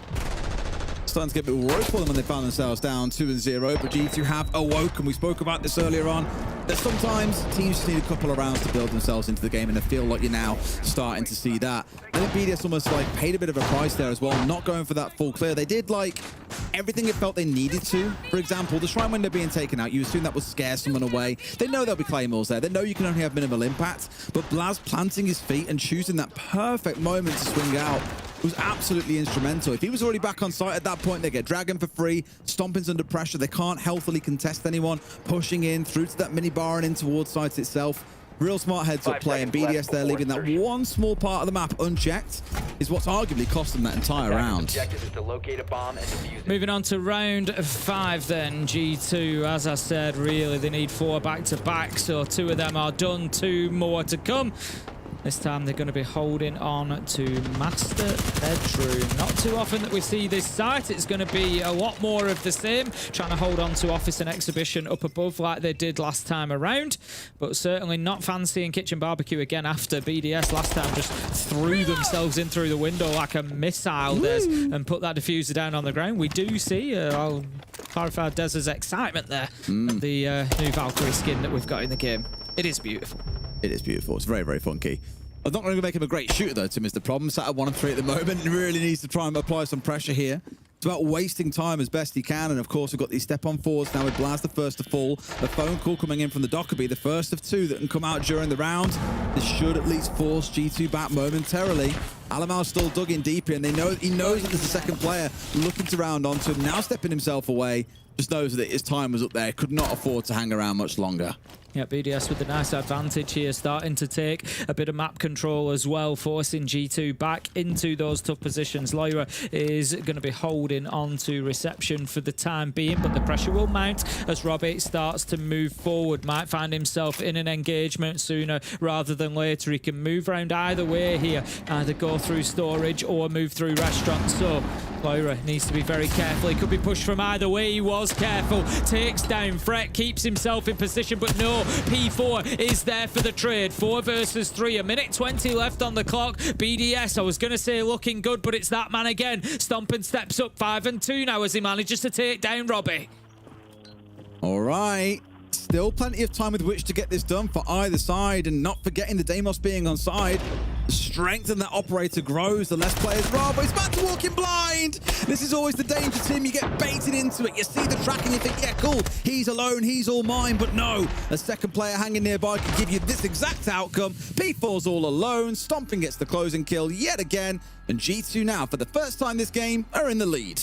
It might have sounded like a big ask 3 rounds ago, Des, when I said that G2 needed 4 rounds in a row to finish defense with a 4-2 scoreline, 55% win rate. For the defense we generally see on Skyscraper. So G2 need to be taking that advantage. It sounded like a big ask, but not anymore. They've got 3 out of the 4, 75% of the way there. They just need to find 1 more. And they've got a good choice of sites. They can go to TO Karaoke, they can go to Kitchen Barbecue again if they wish. Up to them. But if they can lock this out, it really puts BDS on the back foot. G2 started this one slowly, but I think this is much more of what we expected to see from them on Skyscraper.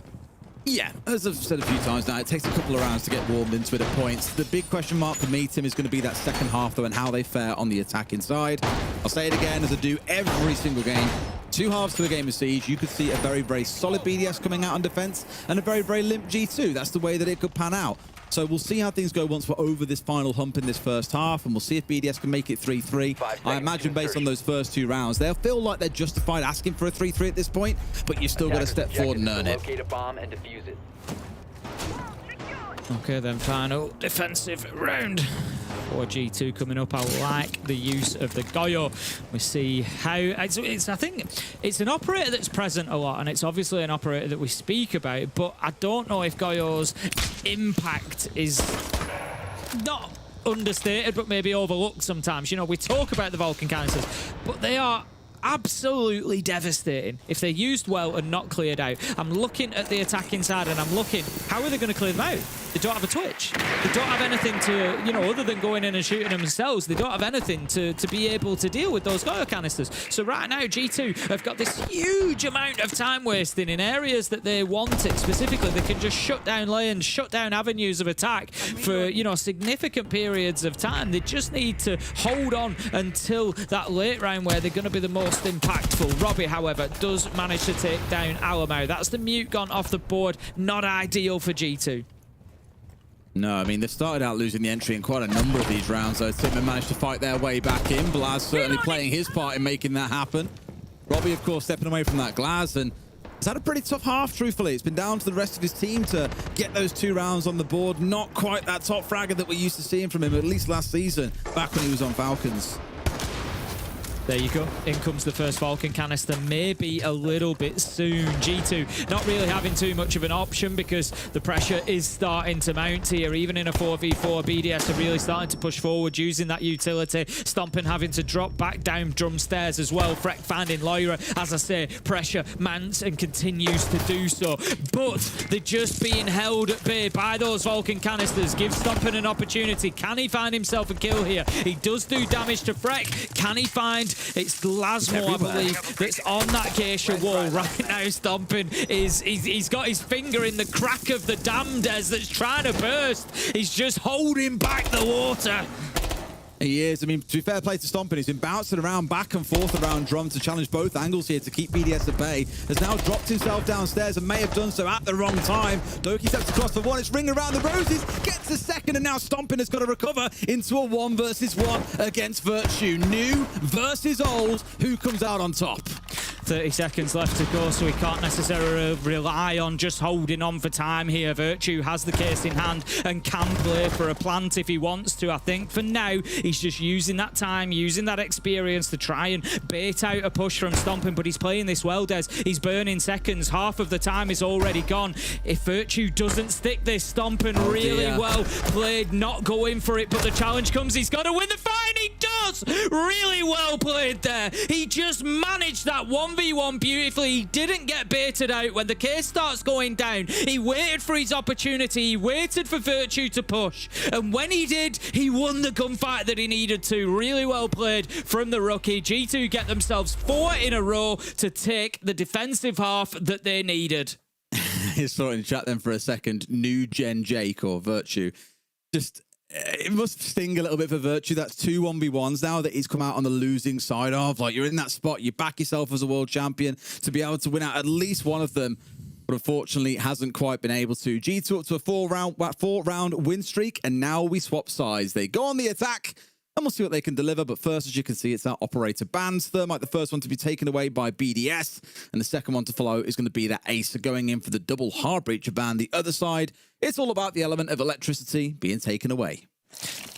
G2 straight away are going to be challenged from the off as to how do you go about your breaching. It depends where they're attacking as to how impactful those bans are going to be on Skyscraper. Just seeing that final shot again for more than hitting the final shot, you know, that's a 50-50 gunfight. Players will win and players will lose them. But for me, I think, like I said, it was the way that Stomper managed the 30 seconds. There was actually 35 seconds on the board for that 1v1, and it is not an easy situation to be in as the defender, because the last thing you want is that case to go down, because if Virtue is able to plan, you're all of a sudden having to play the role of attacker. You're the one who has to play into their line of sight. So for something to sort of sit on his hands a little bit and think, I'm not going to push here, and to no doubt hear the diffuser going down, give it a couple of ticks, and no, I'm still not going to play into it, and kept himself in the advantage. So Virtue had to play into his line of sight.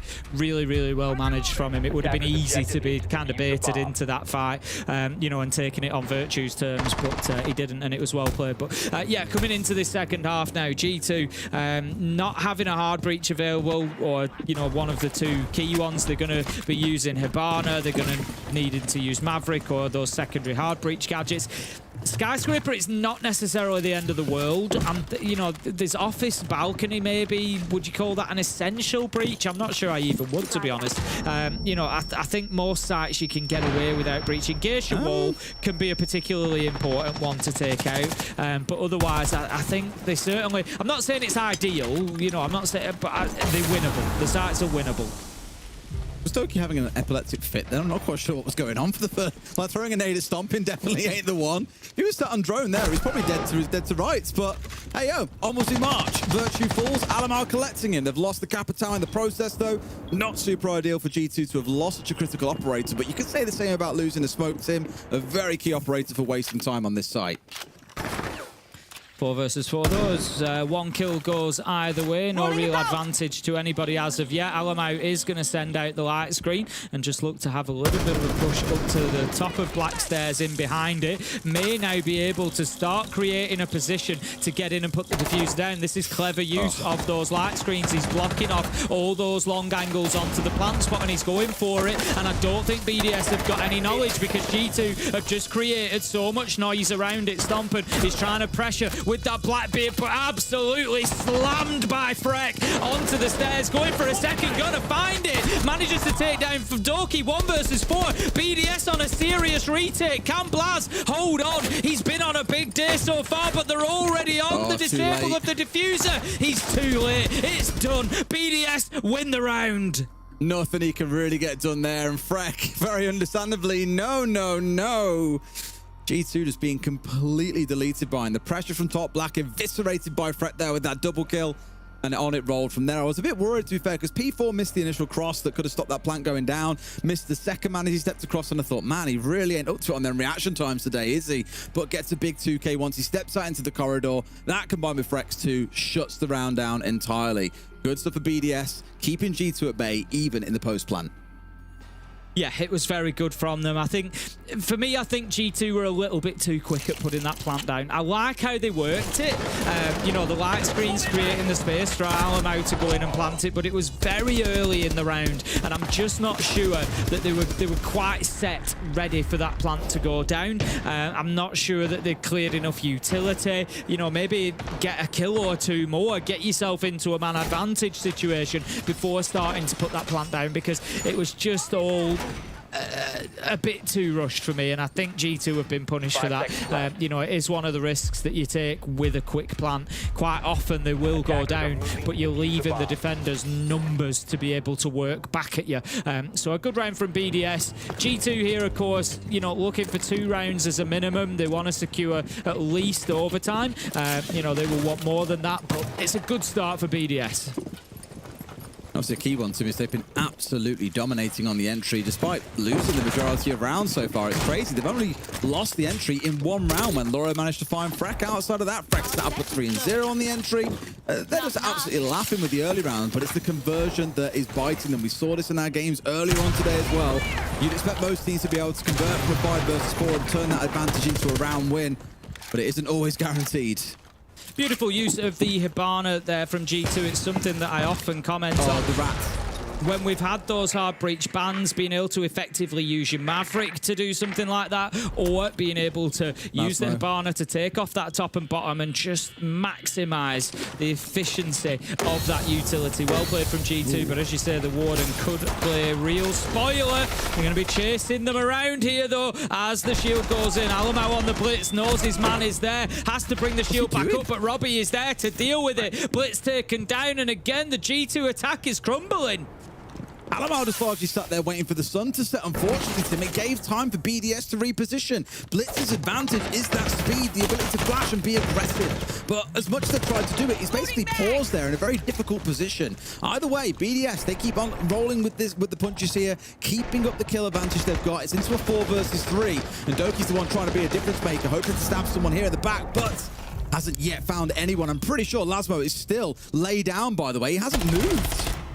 Kayla Light's moved down to the other side of the wall. He's got a kill from lying down either way. Still gets his man. Doki taken out. Blaz on low health as well. Not looking good for G2 here. BDS have done this the right way, coming straight onto the defense, getting themselves what looks like it's going to be 2 rounds, leveling up the score, and then they can go to that 3rd choice site, and they've got an opportunity to give themselves the advantage. Robbie with the final kill. 4-4 we find ourselves now. If BDS are able to win this 3rd choice site, it's going to be downstairs. It's likely to be kitchen and barbecue, I would guess. If they go there and win it, G2 are on a serious back foot, because BDS can just win the top 2 floor sites again. Would be the offsite, mind you, which I think you'd expect G2 to come away on, but I'm with you. If they lose this one, then you really start to worry for them. The way BDS have defended them too, I don't know. I think they've been fantastic. They've looked great. Yeah, I agree. And a lot of it, honestly, has come down to those early round entries too. Like I say early, it's come down round about the 60 to 70 second mark into the round, but they are consistently getting the entries. G2 here are just bleeding players too early on in far too many occasions and paying the price because they're always then trying to play catch up. BDS showing themselves not to be slouches here that are going to give away a round advantage. It's looking really good for them, and now we've got to see G2 really put the rocket boots on and figure out how they get through this one, because not forgetting back in the first half, BDS had a wonderful execute onto this site, making use of a couple of shields and all the rest of it. G2 don't quite look to be cooking the same. Got the frost mats on the side of Virtue. As we know, they catch out more than you might think.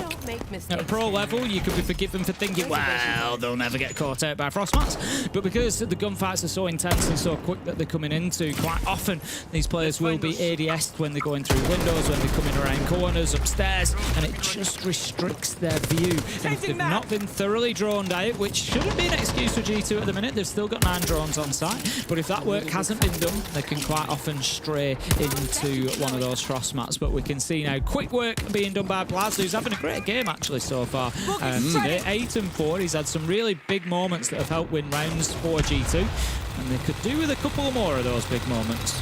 It's a rare quiet game for Lawyer, isn't it? Like, at this moment where he hit a naughty shot earlier on back in the first half, but outside of that, he's been very much invisible. He's our third highest rated player in the whole competition at the start of the day.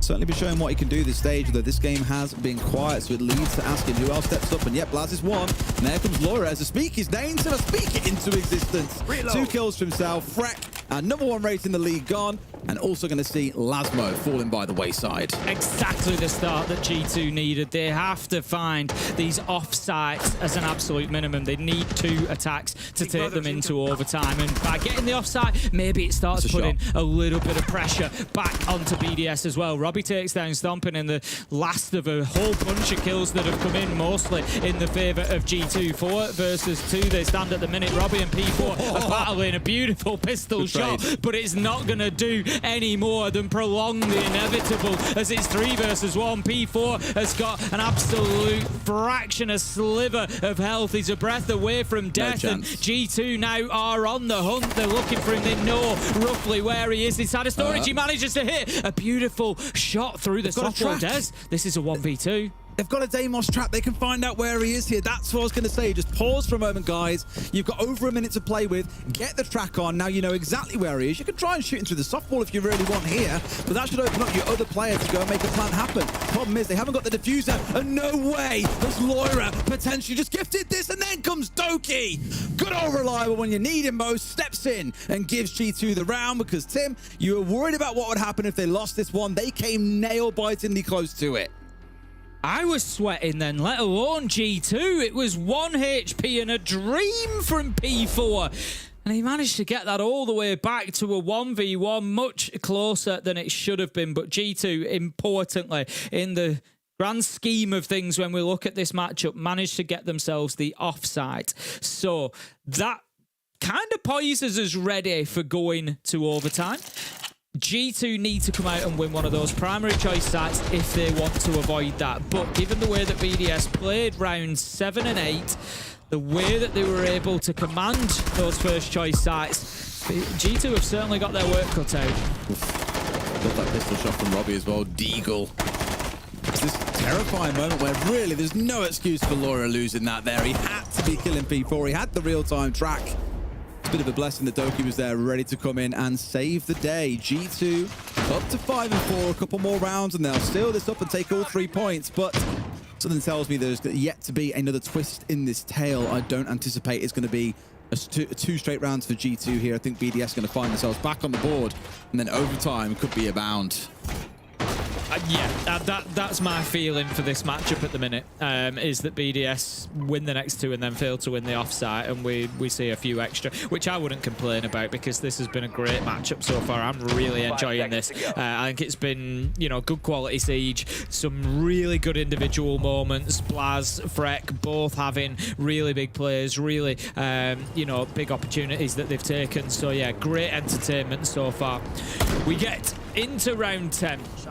Going to be back up to those first choice sites. We will see Karaoke T, I think it is this round, and then it'll be followed by Office and Exhibition most likely. BDS, the pressure is on a little bit. They need to make sure that they get both of these locked down. And last time around, if you remember, G2's attack onto T and Karaoke, they got the diffuser down using the Sense gadget to create the space to get in and do it, but they were just a little bit ahead of themselves. They weren't quite prepared for what came after that diffuser going down, and BDS were able to hit them on the retake.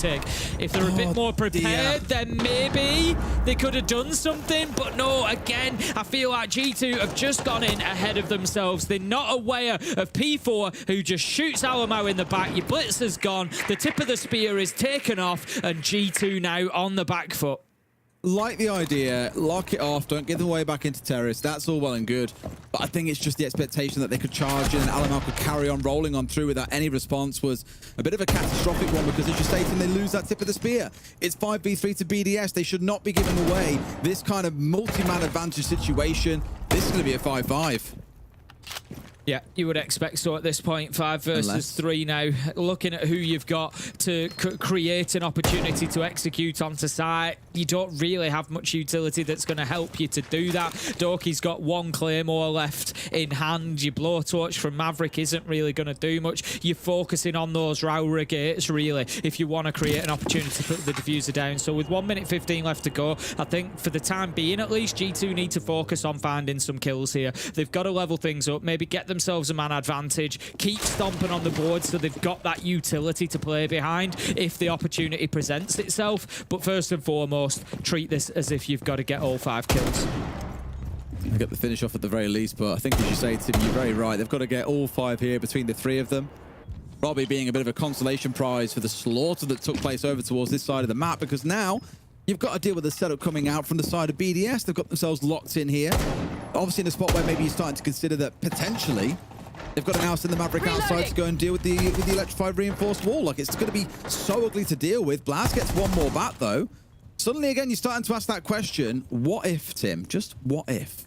The problem they've got is Stompin's not in a great position here because he's on the other side. You can see his silhouette there. Because he's out in drum, they're not going to have access to that utility. He has to come across that area that's being held by BDS, and it's going to be tough to create that safety. However, Blaz has really created some space with a double kill. He's going to start putting the diffuser down. BDS see him and are able to stop it. That leaves Stompin with no opportunity to do anything other than grab that diffuser and try and put it down. It's an easy finish for BDS. If they'd been able, G2, to get in there a little bit quicker, get those Raura gates out, they might have just had that safety that they needed. If there's a Raura gate, and this is what I was saying, Stompin, he was on the drum side, and I'm not criticising that position. It's where he'd come from, and it's where he kind of needed to be. But if you've got your Raura on Geisha side, or even on Karaoke window, they can put the gate on that door, and then all of a sudden Blaz is safe to put that diffuser down. It was Blaz who got the kills coming in, so it's a tough one. It was a tough one. It was always a big ask at 3 versus 5. You know, G2 were close to doing it. They deserve, you know, a nod for that. But BDS, they played it well. It was a little bit closer than they might have liked, but still, they get the job done. A nice 1v2 to close it out. They level things up 5-5, but it's a little bit of a shot across the bow, a little bit of a warning for them that maybe it won't be all their own way to get to overtime here, and that G2 might just have something in the tank for this attack.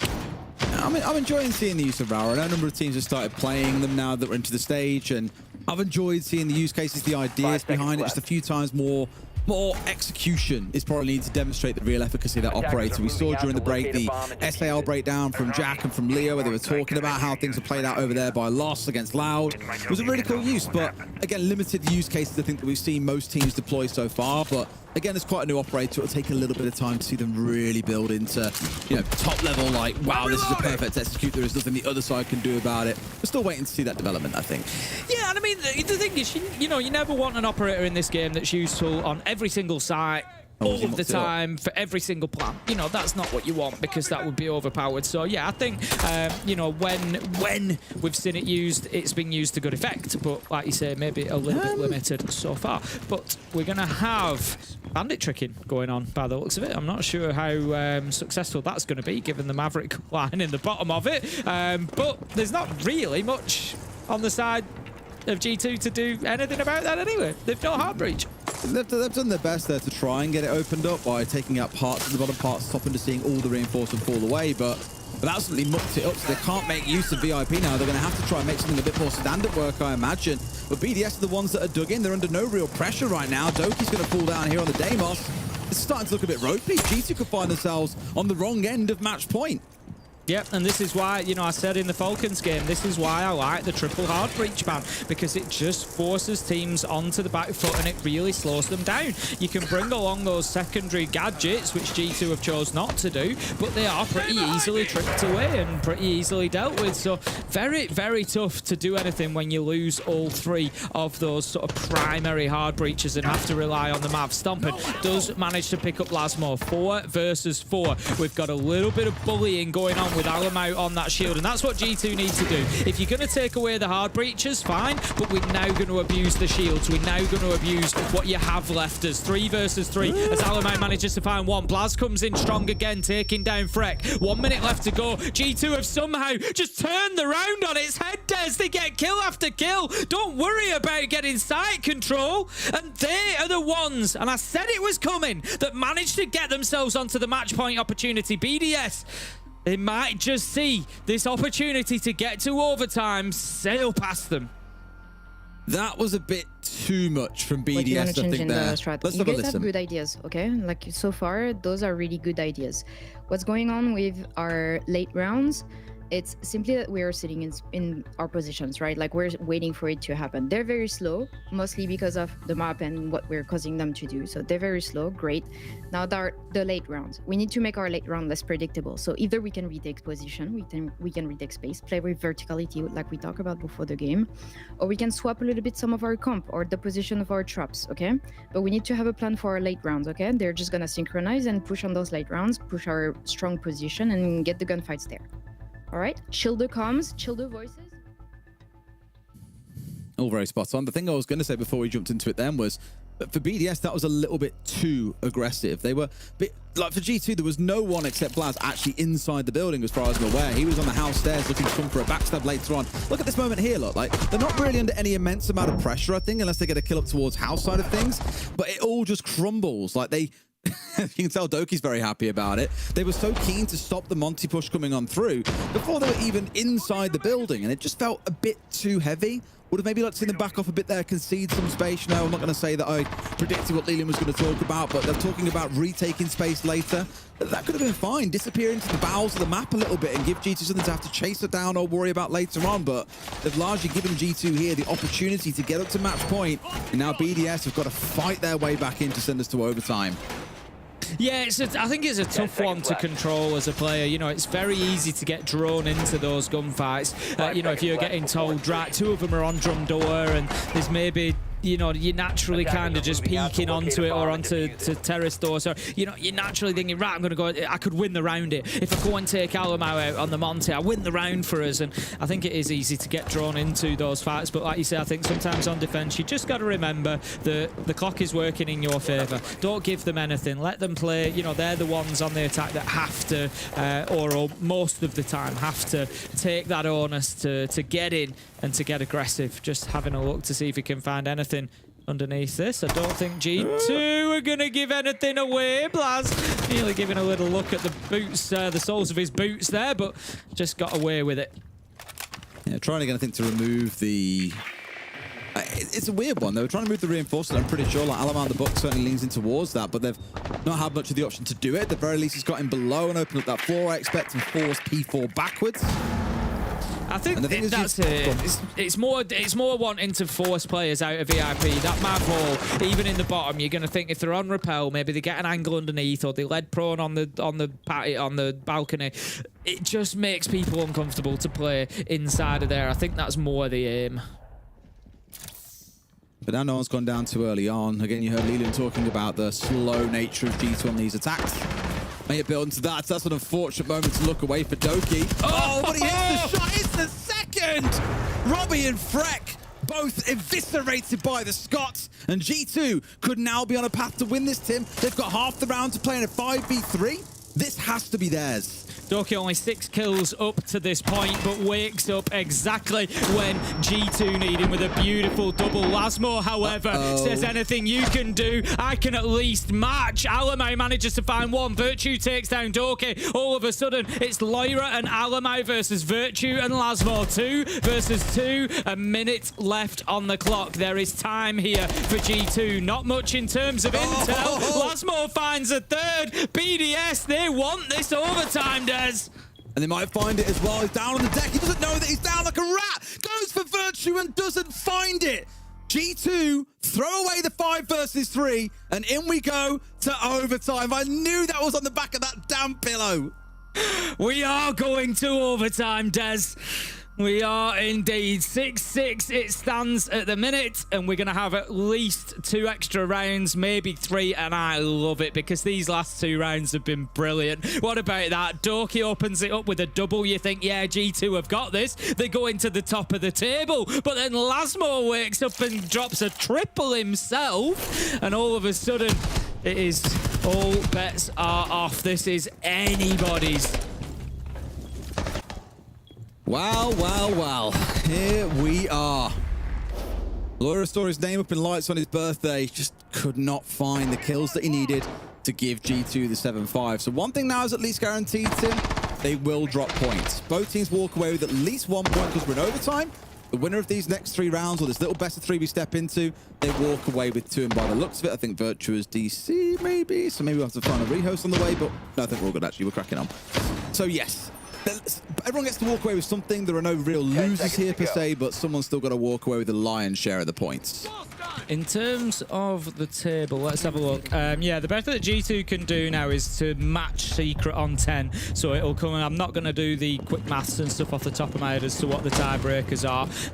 We tend to look to that, you know, more towards the end of the stage when decisions are being made. But yeah, they'll be joint top effectively. You know, one of them will no doubt have a round difference or a direct result or something that will take them above. But that's the best they can hope for now, where they could have been a point clear previously. Well, the box has made its glorious return in case you want to see what it can do in a Blackbeard, although the lineup itself has got 2 shields being brought along, both Stompin and Alamau donning those operators here. And if for nothing else, mate, when you see double shields coming out after you've not really played them all through your attacking half, it just screams a little bit of caution, a little bit of nervousness here that you need to slow things down even further and just make sure you've got control.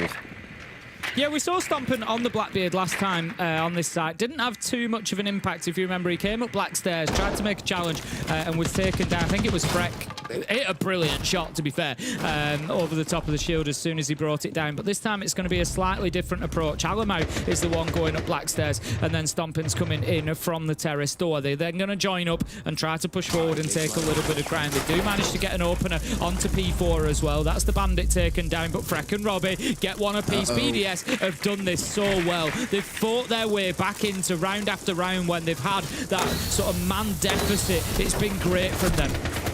Here we go, and the Shield stepping on their way through. As you can see on the left-hand side of your screen, they push their way through Stompin, getting rid of Virtue at least on that step in. It's a 3v3, and the cover should now be established for Alamau to be able to complete this off, but no! Lasmo's got the reverse angle, takes Stompin down, steps forward for Alamau, and he's going to put BDS up to match point unless Blaz can go absolutely nuclear. He cannot. As Lasmo manages to cut him down, as you say, it's going to be BDS that get at least 2 opportunities to close this one out. G2 will get 1 more chance at best, and that is if they are able to win the next round. So BDS, they can win it by winning round 12, or they can win it by taking round 13. 2 opportunities for them now. BDS looking good in that round. Again, G2 creating that little bit of space. There's that opportunity where you thought, you know what, maybe they do this. Maybe they get in here and get the diffuser down. They've got a little bit of cover, but it just, again, didn't happen. Felt like they were maybe slightly ahead of themselves, and they hadn't accounted for Lasmo coming in, maybe not aware of his position, didn't win the gunfight, and it just left them exposed. There you go. Unaware, I think, of Lasmo being in a position to do that damage, and he's able to close out the round. He's had a really big few rounds as Lasmo as well. Yeah, he has, and that round there I think came down to the fact that there was a smoke between him and Stompin, and of course on the Warden he's going to know what's going down and got himself a freebie. Still it's BDS that have clawed their way back. They were down 6 and 5. It looked like G2 were going to push on for the win, but now it's BDS in the driving seat, and G2 cannot make any more mistakes. 2 chances to win this out. They lose this, Tim. They find themselves sticking in 3rd place as the day wears on. Whereas TB Secret and Falcons that currently sit above them. If BDS win this, they move up to 6 points. Don't move anywhere in the table. They stay sat in 6th place, but it does at least give them a little bit of a gap to both Gen.G and Wylde, and also starts to pull them ahead of Fnatic and Wolves at the same time. It feels kind of crazy to already be talking about playoffs, but after today, we're essentially halfway through the stage. Like, we'll have had 4 out of our 9 games done. This is where you've got to start looking now at how the table falls and starting to say to those teams at the bottom, you're probably going to struggle to fight your way back in here. And those at the top, they've still got to cement themselves in. But it'll be a real battle for those top 2 spots to see who gets that first round bye when we get into playoffs. Yeah, I mean, it's something I've been saying for years. You know, these stages pass you by quickly. And if you come out with 2 or 3 losses to begin with, there isn't always too much left to play for. You know, there's usually a chance, yeah, maybe you can get yourself up into 5th, 6th, but it becomes a real fight. It's so essential to, when you've got 9 games to play, it is so essential that you get in here and get yourself a really strong start. G2 have done that. BDS, of course, looking to improve upon what they've had so far already. 2 rounds maximum left to play out before we know who takes the lion's share of the points. BDS are on the attack. They are attacking onto Office and Exhibition. If we just have a look at how they did when BDS were defending, they won this in round 1 all the way back at the start of the game. They were able to win this site, but not the second time that that G2 went back in round 4. Alamar's getting rounded on here. He's going to be in hot water if he's not careful. Robbie can always get a track on him if they're uncertain as well. Bit of an assist coming in. It's like layers upon layers. A game of chess. He really wants to swing this, but so far not being given the chance. And sure enough, it's Blaz to start things off as Robbie falls. A great opener for G2. There's another one, but they've been in this position. G2 fans, don't get too excited yet. 5 versus 3. Here comes Lasmo. We've seen this before. Takes down Alamo, brings it back to 3 versus 4, but this time takes a lot of damage along the way. Can he put that DMR to any more use? 13 and 7 at the minute for Lasmo. We've also got Blazen stomping on low health on the side of G2, so it is not plain sailing yet. Oh, man. I mean, a DMR, it's all you got to do is click on the head, Tim. It's all it takes, no matter how much HP you've got. But right call here for BDS. You can afford to pause things. You've still got Candelas to play behind here. You've got the resources to make this happen. A smoke going out deep and a bit of a spray coming on through. Not a bad idea, as I think it was Doki that was sat just on the other side of that. Loses no life in the process. And now G2 have got to stall things out. Stompin has still got 2 smokes to play behind. There's a C4. They've got enough to hold them at bay here. And Blaz might have a side swipe on. Yeah, this is going to be free, I think, for Blaz. They're not sure Lasmo's aware of his position. Blaz certainly was. Picks up the kill, and with 10 seconds left to go, surely that is all she wrote for this. And we are going to be going all the way to 15, Des, as the kills rain in. Doki gets a double, and G2 take us the distance. All right, big round coming up here for G2. They win this one. They jump to the top of the table. They lose it. Well, they find themselves still stuck down in third place. Secret and Falcons both being sat above them. It's quite pivotal for them. I've already remarked it doesn't make a massive difference to BDS today, but it can matter an awful lot as you get towards the end of the stage. And to give BDS credit, we said at the start, you know, bringing G2 to Skyscraper, you've got to be cooking something. They've come out here and played incredibly well on a map that many consider G2 relatively untouchable on. I think regardless of what they walk away with, saying we took a point off G2, you'll feel good about that and your chances of being a top 6 team come playoffs. 100%, and BDS are, you know, definitely one of those teams that we've spoken about that's like a little bit of a, I don't know if I want to describe them as a project team, but, you know, there's a lot of experience in the team, but it's a team that has been put together, staffing, you know, they've sort of come from all over the place, and there's work for them to do. So like you say, to already be in a position in stage 1 to be taking points off G2, who've played really well through the first few play days, yeah, big achievement for them, big achievement, and a lot that they can take away from it. So we've got 3 minutes between us and a result, one way or another. Both, it's been like a tug of war between these two teams. They've both had solid anchors, putting their full weight behind this one, trying to keep them alive. You've had Blaz on one side, you've had Lasmo on the other, and then everybody else just pitching in and trying to shift that other team in their direction. Right now, we have absolutely no idea who's going to take this over the line in round 15. It's been really hard, hasn't it? Just seeing both teams go back and forth. A few rounds definitely that we'll look back on and say, wow, imagine if we won that clutch. Imagine if this went that way. Imagine if this thing happened over there. Very much spun on a dime, and I think it's only fair that we get all the way to 15 to see how things land. Here we go, though. 2.5 minutes separate these two teams, and potentially 2 points, and one of them walking away with 1. Looking more towards Laura being on, I'd like to say, sat here on this Ying. Of course, those Candelas really can sing and make a difference inside the site itself. Lots of smokes to play behind too. Just tons of utility in general, but you can't be almost losing players too early on. Blaz almost getting bitten off by that exhibition window. Yeah, we saw the same rat spot from Lasmo previously, and as G2 hadn't picked up on it, he took the opportunity to be able to use it again, but wasn't as successful as he might have liked. Blaz getting away with that one. A little bit of pressure coming from Alamo underneath. Going to be using that skeleton key, first of all, to take utility out, and now to try and remove those safe spots, try and remove those rotation options by getting lines of sight onto the doorways and making it as difficult as possible. G2 stacked up on that balcony wall. They're going to open it up. A minute 30. They've got time. They need, it feels they need those opening kills. It's the drones though, Tim. They've got basically no information. It's why they're being so careful on, Alamal pre-firing house stairs, and a second ago and you saw the same coming into the breach. They just don't really have any massive information. This may well be the last look they get at sight before they step in and try to hit it. It's tucked into the corner, and here comes that trap from the Deimos as we get towards the last 60 seconds. Erky hoping to try and hunt from below, it seems. Now or never for G2. Unfortunate timing for Virtue, but the round continues. G2, they need a catalyst. They need a spark that's going to push them forward, and you feel like it's going to be picking up that first kill. 50 seconds left. Need to be careful that they don't stall out here. BDS, they're just holding their positions. They're just using those lines of sight to wait for G2 to filter on in. 40 seconds left to go. Stomping continues to dance around that breach, but hasn't gone in as of yet. Nid is going to force some movement, but it's Lasmo who manages to get a big kill again. 4 versus 4. 30 seconds, does. They've done nothing here, G2. They've just sat and waited this whole time and may now be about to pay the price in the form of the clock. Lasmo into another. It's a trade back down to a 3 versus 2. Freck started out so strong in this map.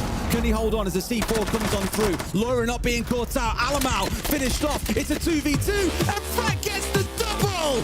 It doesn't matter. They're in a 4 versus 5. They take the win. They take 2 points. And G2 are going to be kicking themselves. They couldn't convert that 5v4. Yeah, I think G2 just struggled to make use of that last 50 seconds then. BDS just held them at bay, and all it took was then a couple of kills in the final 10 seconds when G2 had no option other than to just full send it into sight and see what happened. BDS punished them and held on well. A great match from both sides, thoroughly enjoyable, and BDS come away with what I think will be a fairly unexpected win, but a fantastic one nonetheless. Oh, absolutely. I mean, today's turning into a bit of an upset day, isn't it? We've had Virtus Pro losing to MACKO, and now you've seen BDS beat out G2. Can't wait to hear what the desk have got to say about this. Let's go to a break, and when we come back, they'll break it down for you.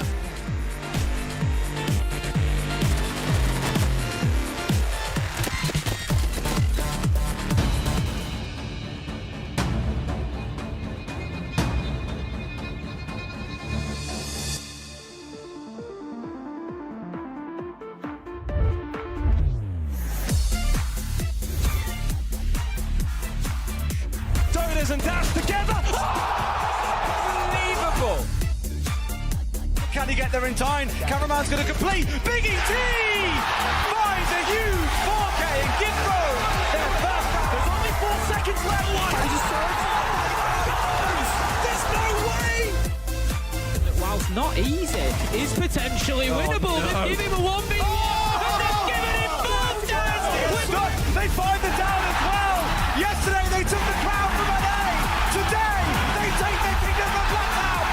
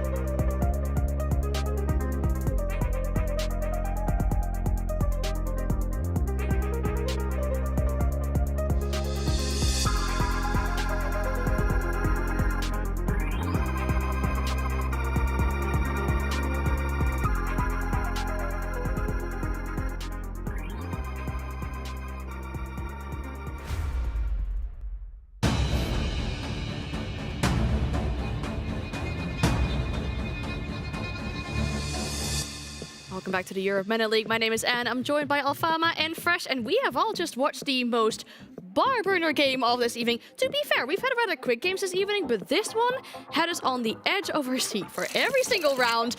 What an upset though. BDS get the points over G2, but they had to do it in full 15 rounds. We build it as the main event of the evening, and it certainly lived up to that expectation. It was played out on Skyscraper, a map that can be a little bit dull from time to time.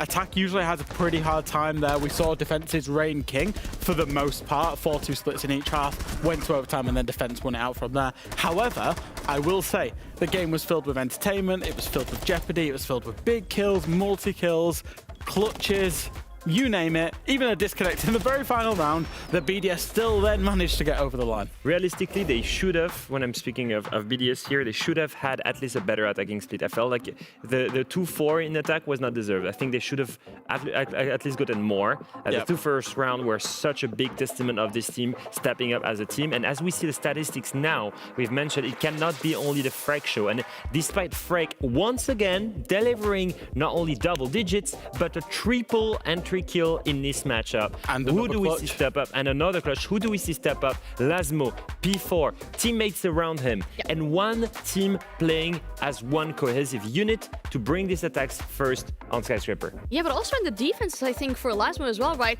We heard Liloon talk about the timeout and what they needed to do on the defense. Make sure that you're unpredictable in those last parts of the round, and that's what we definitely saw Lasmo do. Yeah, Lasmo, he started it off in the very first round, actually. Loira had a big ego peak, a big ego challenge outside on the terrace hallway outside of office.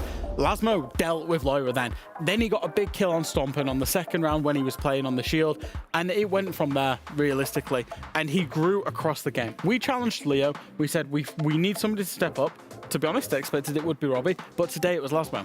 That's the story for me. When you look at Lasmo right now, you look at his statistics and you think, when this roster was put together, you had 3 fraggers on it. You had Frek, the last piece of the puzzle, Robbie and Lasmo coming from the Wolves core. Both of these guys, both of the latter, Lasmo and Robbie, we were expected to see them step up, and it's a turn-by-turn event. Robbie stepped up yesterday, Lasmo stepped up today, and in totality, that's been now 30 rounds played by BDS in a total of 30 possible rounds that they could have played this weekend. Ban burners and ban burners. They're giving us the entertainment factor this week, that's for sure. And the end story is, all teams from the Big Four have now dropped a map. That shows you once again how packed is the level here in EML. I think all these BDS players will have a really good sleep tonight, I think, knowing that they've put this absolute shift in with 30 rounds in today and yesterday. I think it was another reason why it was full 15 rounds. I mean, we talk about Skyscraper always being very defender favored, but I believe BDS lent into that even further with their offlaner bans. The last round, which side do they start? Defense. And let's take a look at the bans that were restored here. Triple hard breacher bans. Thermite, Ace, Ibana. The only hard breacher can play is Maverick. Who do you see on the lineup of G2?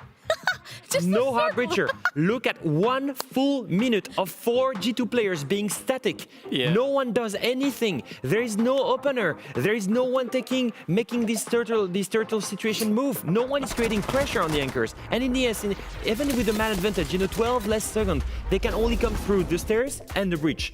And that's the big thing for me is the idea of going to Skyscraper and abusing the triple R hard breach with the new ban system.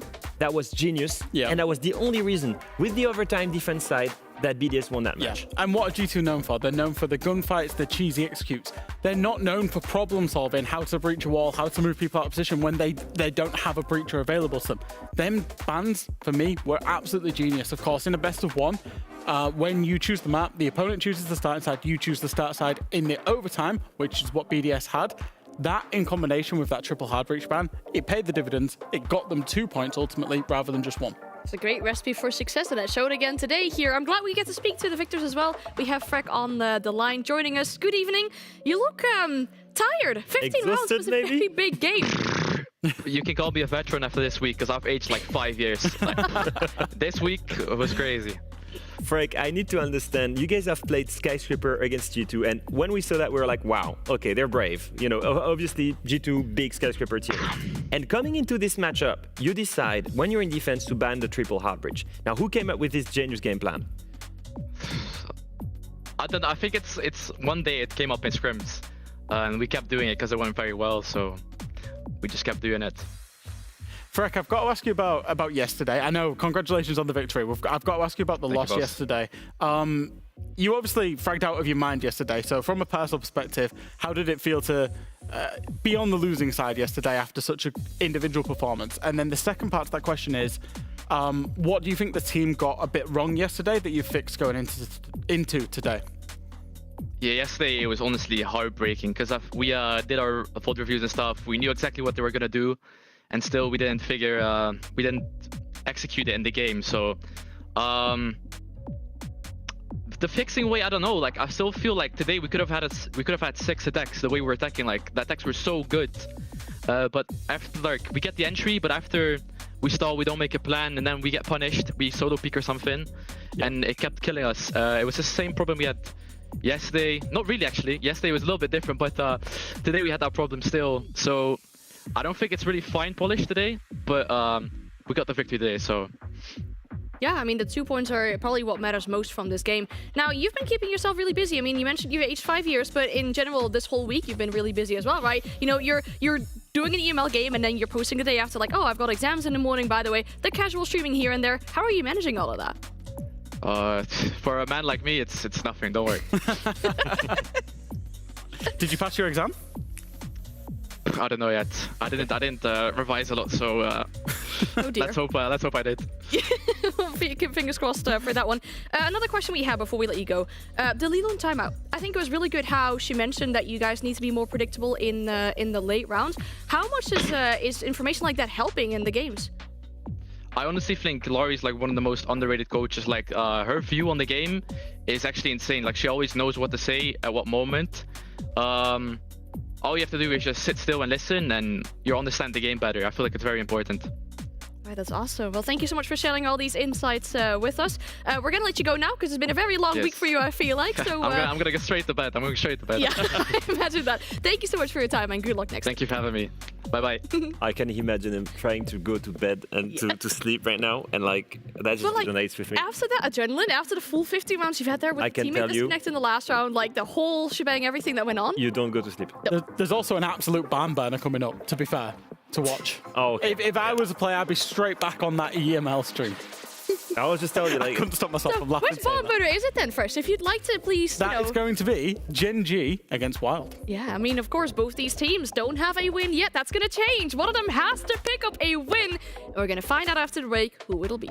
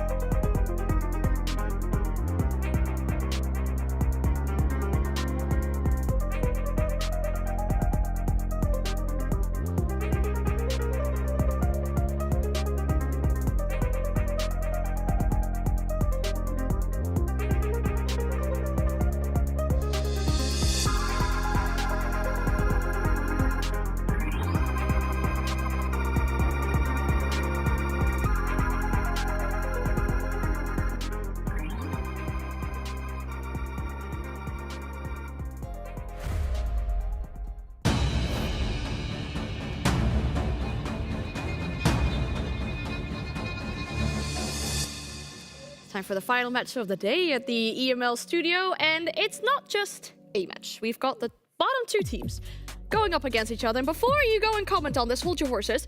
One of these two has to win. Obviously, we're looking at the positives here. One of these two teams is finally going to get a win under their belt. And to really put this into perspective, let's have a look at the standings. Because when we're seeing these two teams at the very bottom, of course, that's our big talking point for this game. We look at Gen.G, they have that 1 point. Wylde don't have one yet. But overall, in the grand scheme of things, look at the top/middle part as well, because with BDS winning that game, this has brought the league even closer, and we're only on play day 4. Yeah, now it's completely stacked, and that's the result of, you know, every big team dropping points to the middle of the table and making things interesting for playoffs. The more we advance in this season and this stage, and the more we see interesting shape out with teams that are coming up strong. MACKO especially from tier 2, going all the way to 5th place right now and are in line for playoffs. MACKO and BDS have really put the cat amongst the pigeons, Leo. They've really caused some upsets today. You know, we came in today saying there's an established top 4. We expect that to be the top 4. Still do expect that to be the top 4. But both of them causing upsets made it a little bit murkier. And I mean, that one round between them yesterday, separating their current position on the leaderboard as well. It literally is that close in the EML. You know, honestly, I'm all here for it. I hope it gets that close between Wylde and Gen.G as well. I mean, I do like to spin things the positive way. When we talk about Gen.G, at least they do have that 1 point on the board. Yeah, absolutely. You think of them, you know, with this overtime loss against MACKO, you think of them having played some strong teams out here, and obviously look at the APS and you're like, wow, okay, none of them is positive. The main thing for me is Skies. What is his main operator in defense, Jack? Smoke. What is his entry rate? 2-11. I've actually got a really fun fact about this. So coming into the play day today, MACKO was joint first with Mowgli and can't remember, I think Noah. No, maybe not Noah. There was 3 of them as best entry, +7. You can see MACKO +7. So Gen.G have one of the best entry players in the league, tied first. They also have the worst entry player in the league with Skies, who's 2-11, -9. In the same team, they have the best and the worst entry. All I will say is with this new roster, yes, they've not looked great and they've not taken a win, but they've shown us some potential. At the game against VP, for example, I thought that they were really creative. With the using of the Clash, with their level on Clubhouse, they did bring a level of synergy and a level of dark horsing or upsetting that was interesting towards big teams. And I think that clearly coming into this, they've got 1 year of tier 1 experience. They've rebuilt the team around strong components. They've got one concrete cohesion vision. They should be the favorite in this matchup. There has to be a penny drop moment at some point where this team wakes up and goes, right, we're here and we're here to play. That's how you play C-Checks. I mean, that's yeah. We're looking at that from this team. We're looking at them to get their first victory under the belt. But also for Wylde, they're looking into this game with the same objective. If not only their first win, maybe even their first point, because they're currently still at 0 points. Mind you, the rookies of the league. We talked about these guys as the ones that made the step up from Challenger Series into EML. They're playing their 4th game today. They need to drag it over the line. Someone that we're looking at to do it, though, is Garen.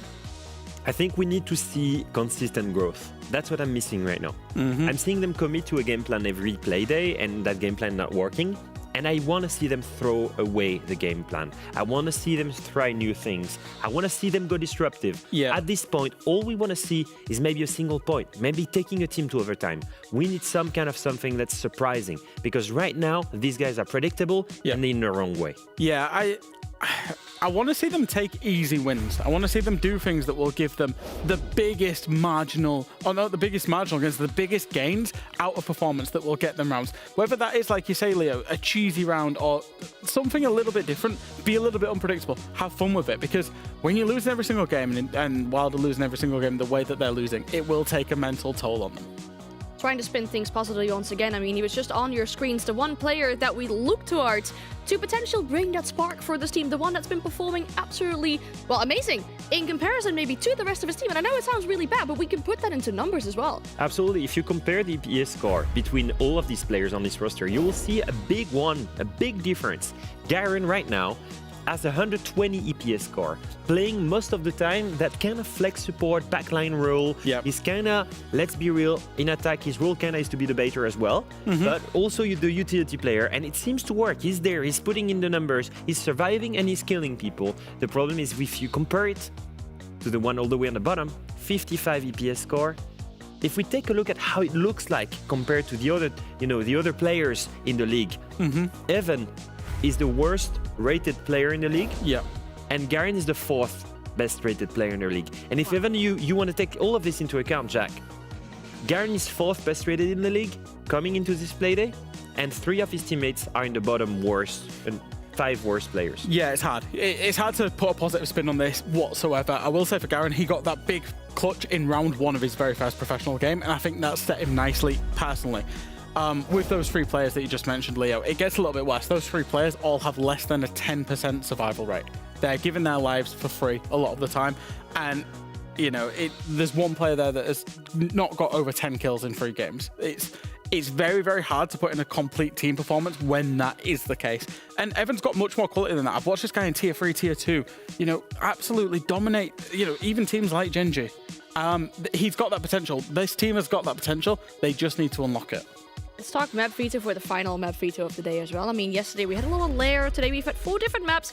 Can we add a 5th one to that? Yes, we can. We'll be heading to Consulate.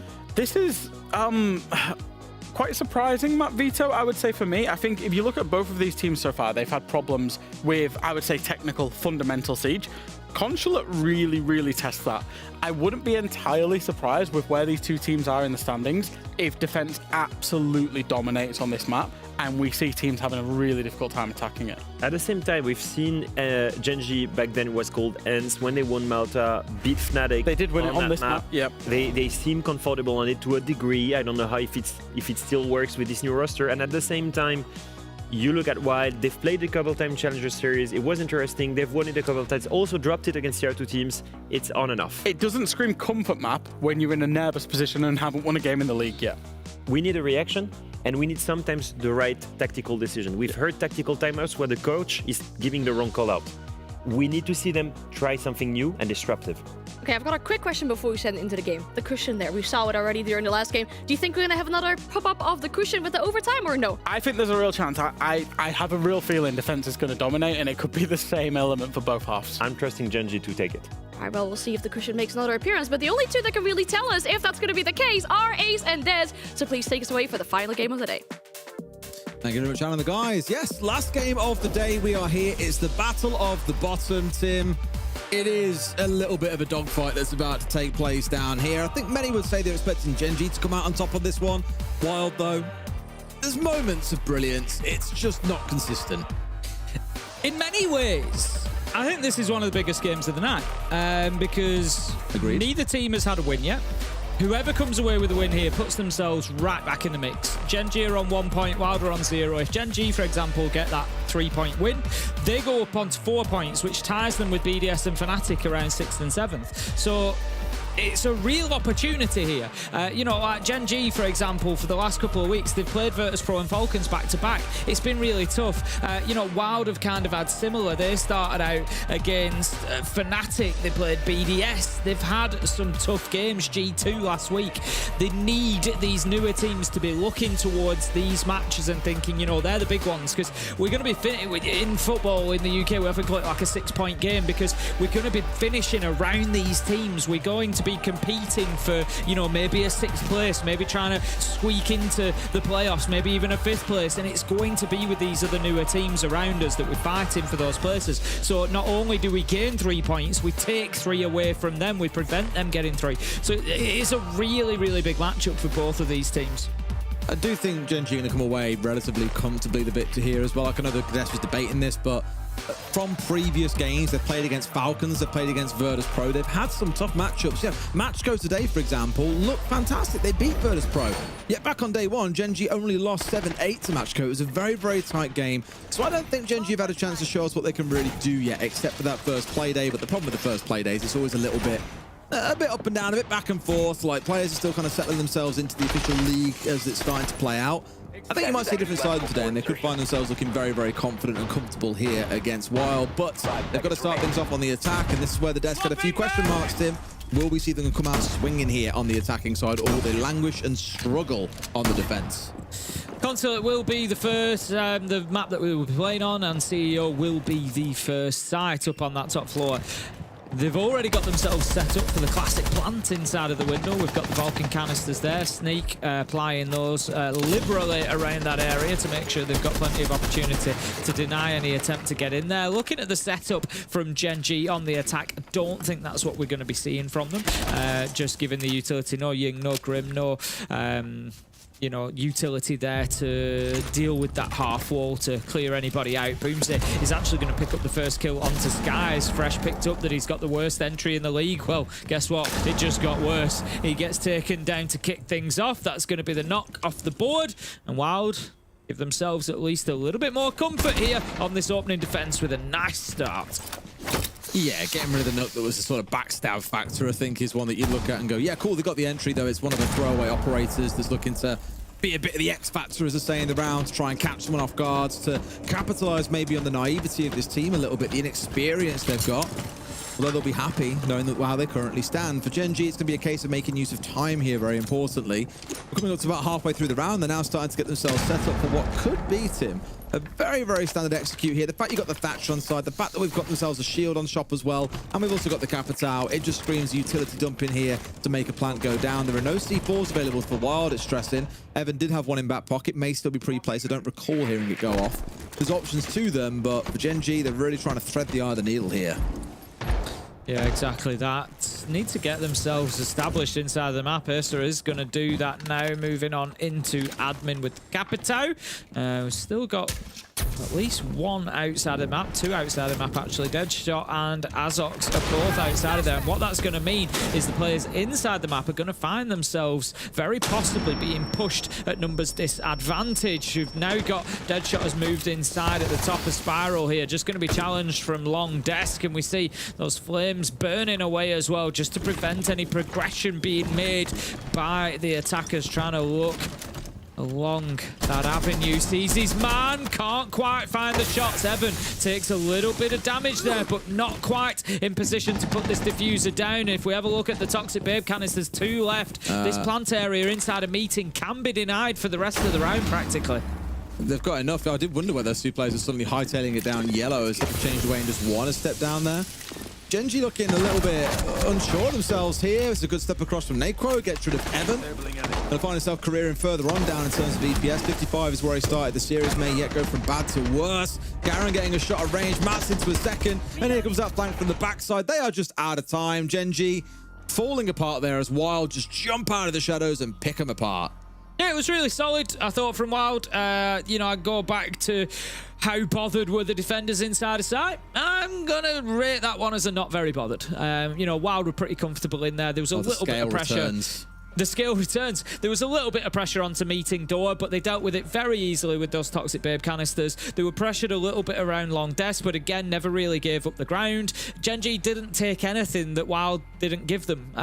You know, they never really went in and comfortably were in position. They started to move into meeting at the end, but in all honesty, it's because the clock was ticking down. They didn't have a choice but to dump some utility, and then nades went in, just try and take a bit of space, maybe get in the doorway and put the diffuser down, but they just couldn't do it because they hadn't disrupted Wylde enough. There was nothing that had made Wylde uncomfortable throughout that round. So good defensive round from them. They held their ground. You know, they battled back. They used that utility well. We saw the Vulcan canisters being popped around vending machine and again preventing that progress from the pinch coming in from vending and from top Spiral. It was good from them. They're going to move down to the basement now for round two. We'll see if they can replicate.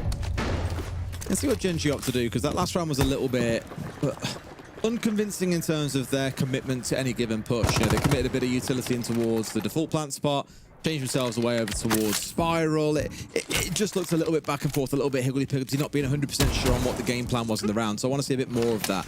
Now, step one, of course, is trying to deal with this wall. It's going to find itself locked up. Nano EMP coming on through. Bullets get zapped away. I think it will go off. In fact, just about manages to get through. This now open up actually gives a nice little shot hold to come through for Evan if he wants to make use of it. On the attacker side, they could, of course, look to EMP it off again and make sure it most definitely gets opened up. And here, the main breach is going to be the next focus for them. Tubarão comes out, and that's just going to prevent, for the time being, it might actually give Evan time to move across here. The Nitro could go out as well and take the exothermic. It's been left on the wall, ready to trigger it. But if Evan gets across with that electrical that he picked up off the wall, there is possibly an opportunity whereby he could trick that off. We see that has happened. Thank you very much. It probably came up a second or two before, but I can't see that side of my screen unless I'm looking. So, but yeah, so they've done that really well. I like that again from the defense there, just using that combination of utility well, get the auto canisters on, move Evan back into position, get that tricked off, and again, it just sends Gen.G back to the drawing board. It's another case where they just feel a bit stuck, a bit like lost, where they're trying to get 3 or 4 different things all done at once. Like they've put the focus on towards blue. They've got a bit of focus going in towards Visa. They've got 2 players looking in towards main breach as well. Like I get it, you're trying to push in from 2, 3, maybe 4 angles at once here. But I think it's giving Gen.G just a bit too much to do, and they're not really getting a lot of anything done. Good C4 from Garen, who's a little bit impatient now and sick and tired of waiting. A trade comes back on the other side as Sneak falls down to Azox. But Tim, we're coming down towards that last minute, and I'm still starting to wonder where the Gen.G actually hit from here. Well, it's that same question again, isn't it? How bothered are the defenders inside of site right now? They're not at all. Gen.G haven't really put any pressure. They're starting to do some vertical work now, but not an awful lot of it. And if you're stood, imagine you're stood in cafeteria, or imagine you're stood inside of big car garage there. You're not really worried about it. You're going to be watching yellow door. You're going to be watching for a rear-sided push. You're watching long angles. You know, you're not expecting anything really to push in directly because they haven't got those breaches open. The hatch is now going to be open, but only with 30 seconds left to go, and they're not going to apply too much pressure through it. They move away when they do open it, so it's still closed. They haven't even got it open after all that. They have taken the electrical off, but we're now at 20 seconds, and Wylde should be able to hold on. Oh dear. I mean, that was something. They managed to at least get rid of the down man itself, but the fact that Evan's the one who's on his backside here, now into a 2 versus 2.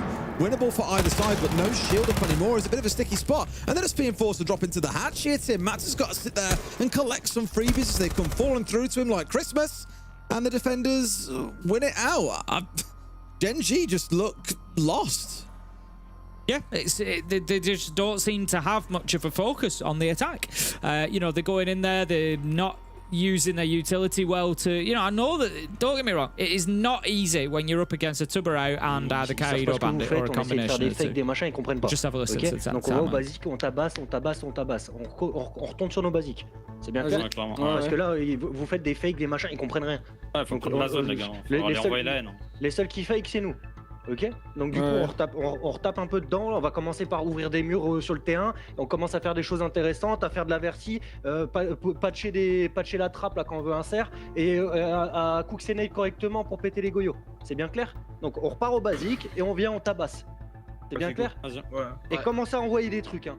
Les citrons, faut qu'ils rentrent. Hein. Vraiment, ça va me casser les couilles sinon. Let's go. Hein.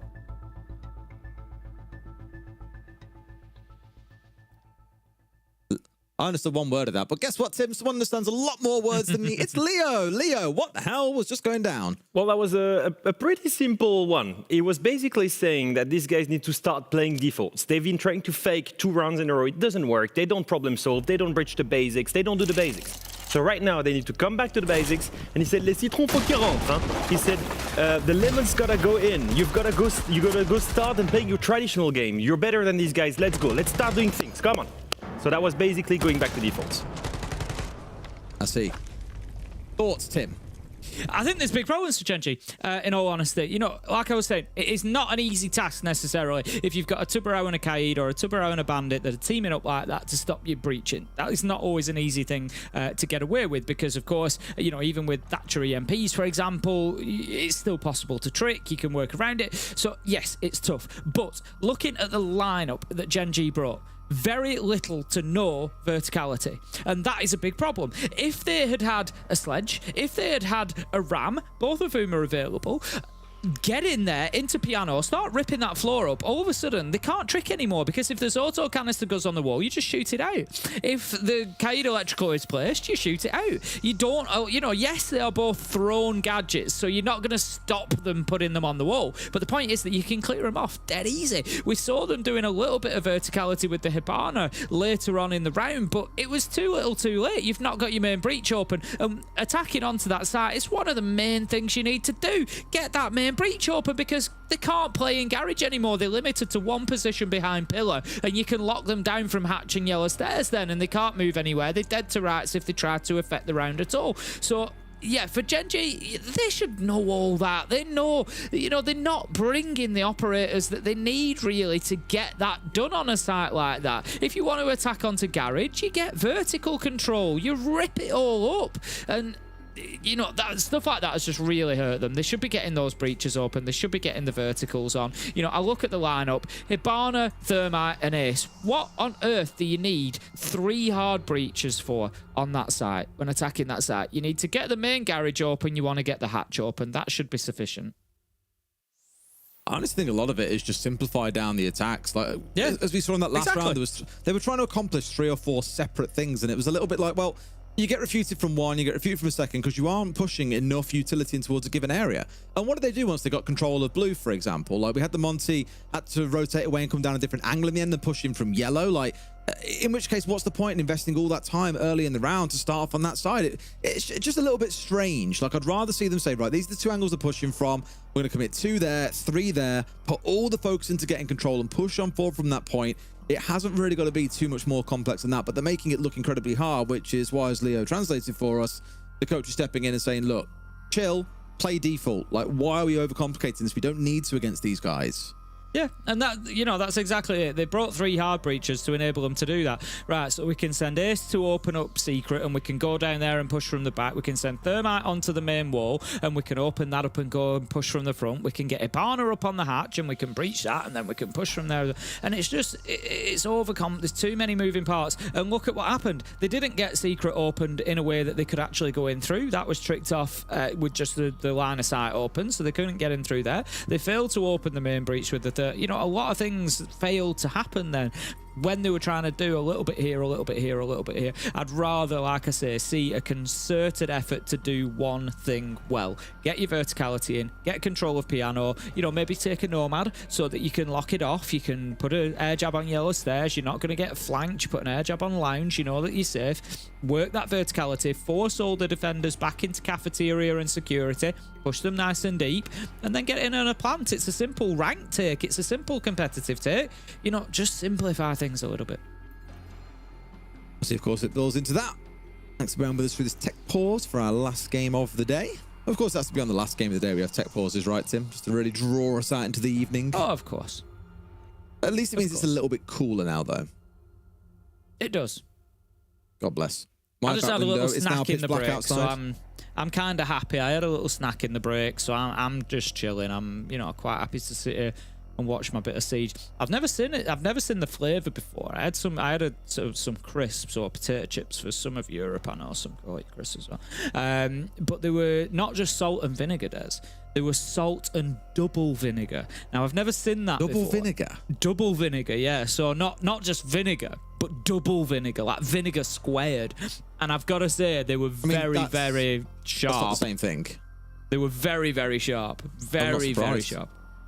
They were good. If you like salt and vinegar crisps, they were very tangy and very sharp. See, we went shopping a couple of days ago, and my missus Christina loves getting like a box of Jaffa cakes. We have like, I think it's like 3 packs you get in there, and you know, we munched through throughout the week. Like, I'll go down there and just grab one in between a game, a little bit of a sugar hit to get ready for the next game, so on and so forth.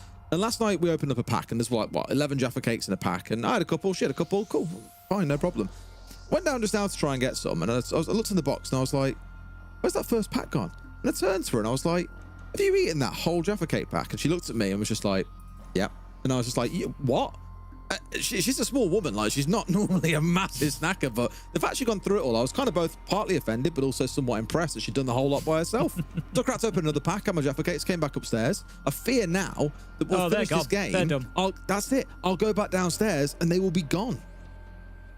To be fair though, I back your partner on that one. I think they're fair game. If you've left them knocking about, then that's on you really. What on earth is Max's cable, by the way? How tangled is that? Holy hell! It is giving me, yeah, that's giving me anxiety. Yeah, bro, untangle that. Yeah. I'm the one who always, when I get on the casting desk, I do it at home as well. Because our cables will quite often, because we kind of, without boring it, we have the cable that runs behind us. So you either kind of put it on and turn round, or you like lift it round the back of yourself. So inevitably they do kind of get tangled up as we go. And I'm always the one that's like holding it up in the air so that it can like just spin on the bottom until it's straightened out. I think that one would pick up some real speed if you held that up and let it spin round. That just stresses me out. And the thing is, I know that like my old music tech teacher would probably also want to kill me if I did do the whole like headset dangle thing, but I do it on the regular. It's the only reasonable way to make it happen. Hey, Otherwise you're there for half an hour slowly rotating it round in circles. Now just let it spin. Make it like a Beyblade. Let it just unleash itself and you're all good. I've never damaged one yet, so I think it's all good. Exactly, yeah, exactly. But my worry there, like it's not far off choking though. Look. Like you lean off towards the left-hand side there, he's in for a serious problem. I don't want to sound too picky, but it starts bringing another issue in for me. I don't like it. So I like wireless stuff because I don't like it when cables touch me. So if I've got like a cable coming across my desk and it's resting on my arm, or like my arm's touching the cable on my desk, it really puts me off. So that stresses me out a bit. So it seems to be kind of like it's like reaching up on his chin. So there needs to be a campaign to sort that cable out.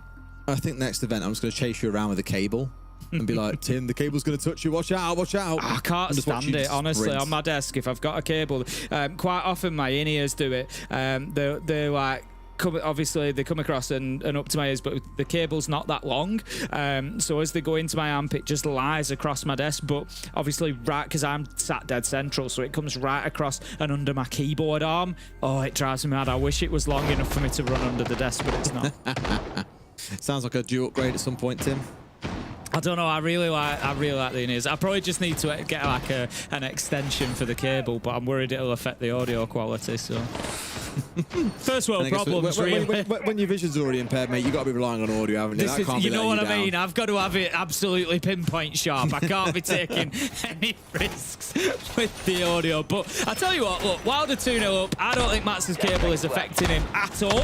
I think him and the rest of Wylde are pretty comfortable at the minute. Gen.G have not brought enough to the table to disrupt them. It's worth. Garen's had a couple of big moments as well. I know we've shouted him out a couple of times through the last couple of play days. But if you may be tuning in, you haven't seen Wylde play as of yet, you're wondering, a newish team, what's going on with them. Garen's been really, really good so far. He's been a standout player for me. Not just on Wylde, but I think across things, he's been really, really good. Definitely worth a big shout. I remarked it back on day one. I was like, as much as Wylde were getting battered around, my remark back then was, his mechanics, his small micro movements. I never really commented on it before, but there were a lot of little things that he was just doing that I was like, oh, that's actually pretty good for a player that's only just taken a step up to tier 1 as well. Yeah, like what I've seen. Obviously, the numbers make him look good as well, which is also another thing, but I've enjoyed what I've seen so far. As Ox in on about 10 HP, and this time, Tim, we are keeping it very simple. We're going direct in towards site. No one to stop him at this point. No C4 to come on through, and sure enough, that's going to get stuck. Now he's got to try and get out of there alive, but no, both him and Asler are gone. It's 3 versus 5, but Diffuser is down. Yeah, I think they've caught Wylde a little bit unawares there, but 5 versus 3, 5 versus 2, this is really possible. Wylde need to think about getting somebody on to disabling this Diffuser. They've got one outside on the rappel who's going to have to come inside to be able to do anything about it. Gets cut down as he does. Evan jumps straight onto the Diffuser, and again, this is a good retake from Wylde. Acer's down. It's over. Wylde managed to secure it. 3-0, and I like what Gen.G tried. It was like, okay, let's, like you say, really simplify things. Let's bring it back to absolute basics here. But again, they just weren't prepared for what they were trying to do. Round 2, I didn't feel they were prepared in terms of the operators that they brought. Round 3, they weren't prepared in terms of the map control that they had. It's always the risk when you try a rush plant like that, is that you don't have people in position to be able to hold the post plant. And Gen.G have fallen foul of that. Wylde able to get themselves another round. 3-0.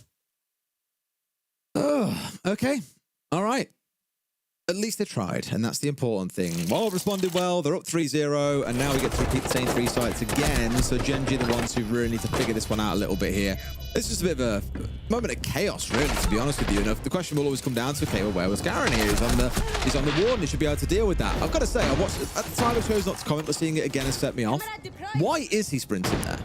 I'm not trying to throw back to an old caster's native like comment there, but genuinely, you have a Buck who's down on the other side of the boxes. He can hear when a disable is going on through. So why are you sprinting? Like, what are you genuinely trying to sprint for there? I don't know what he's looking for, or that he needs to get there that extra second or so quicker.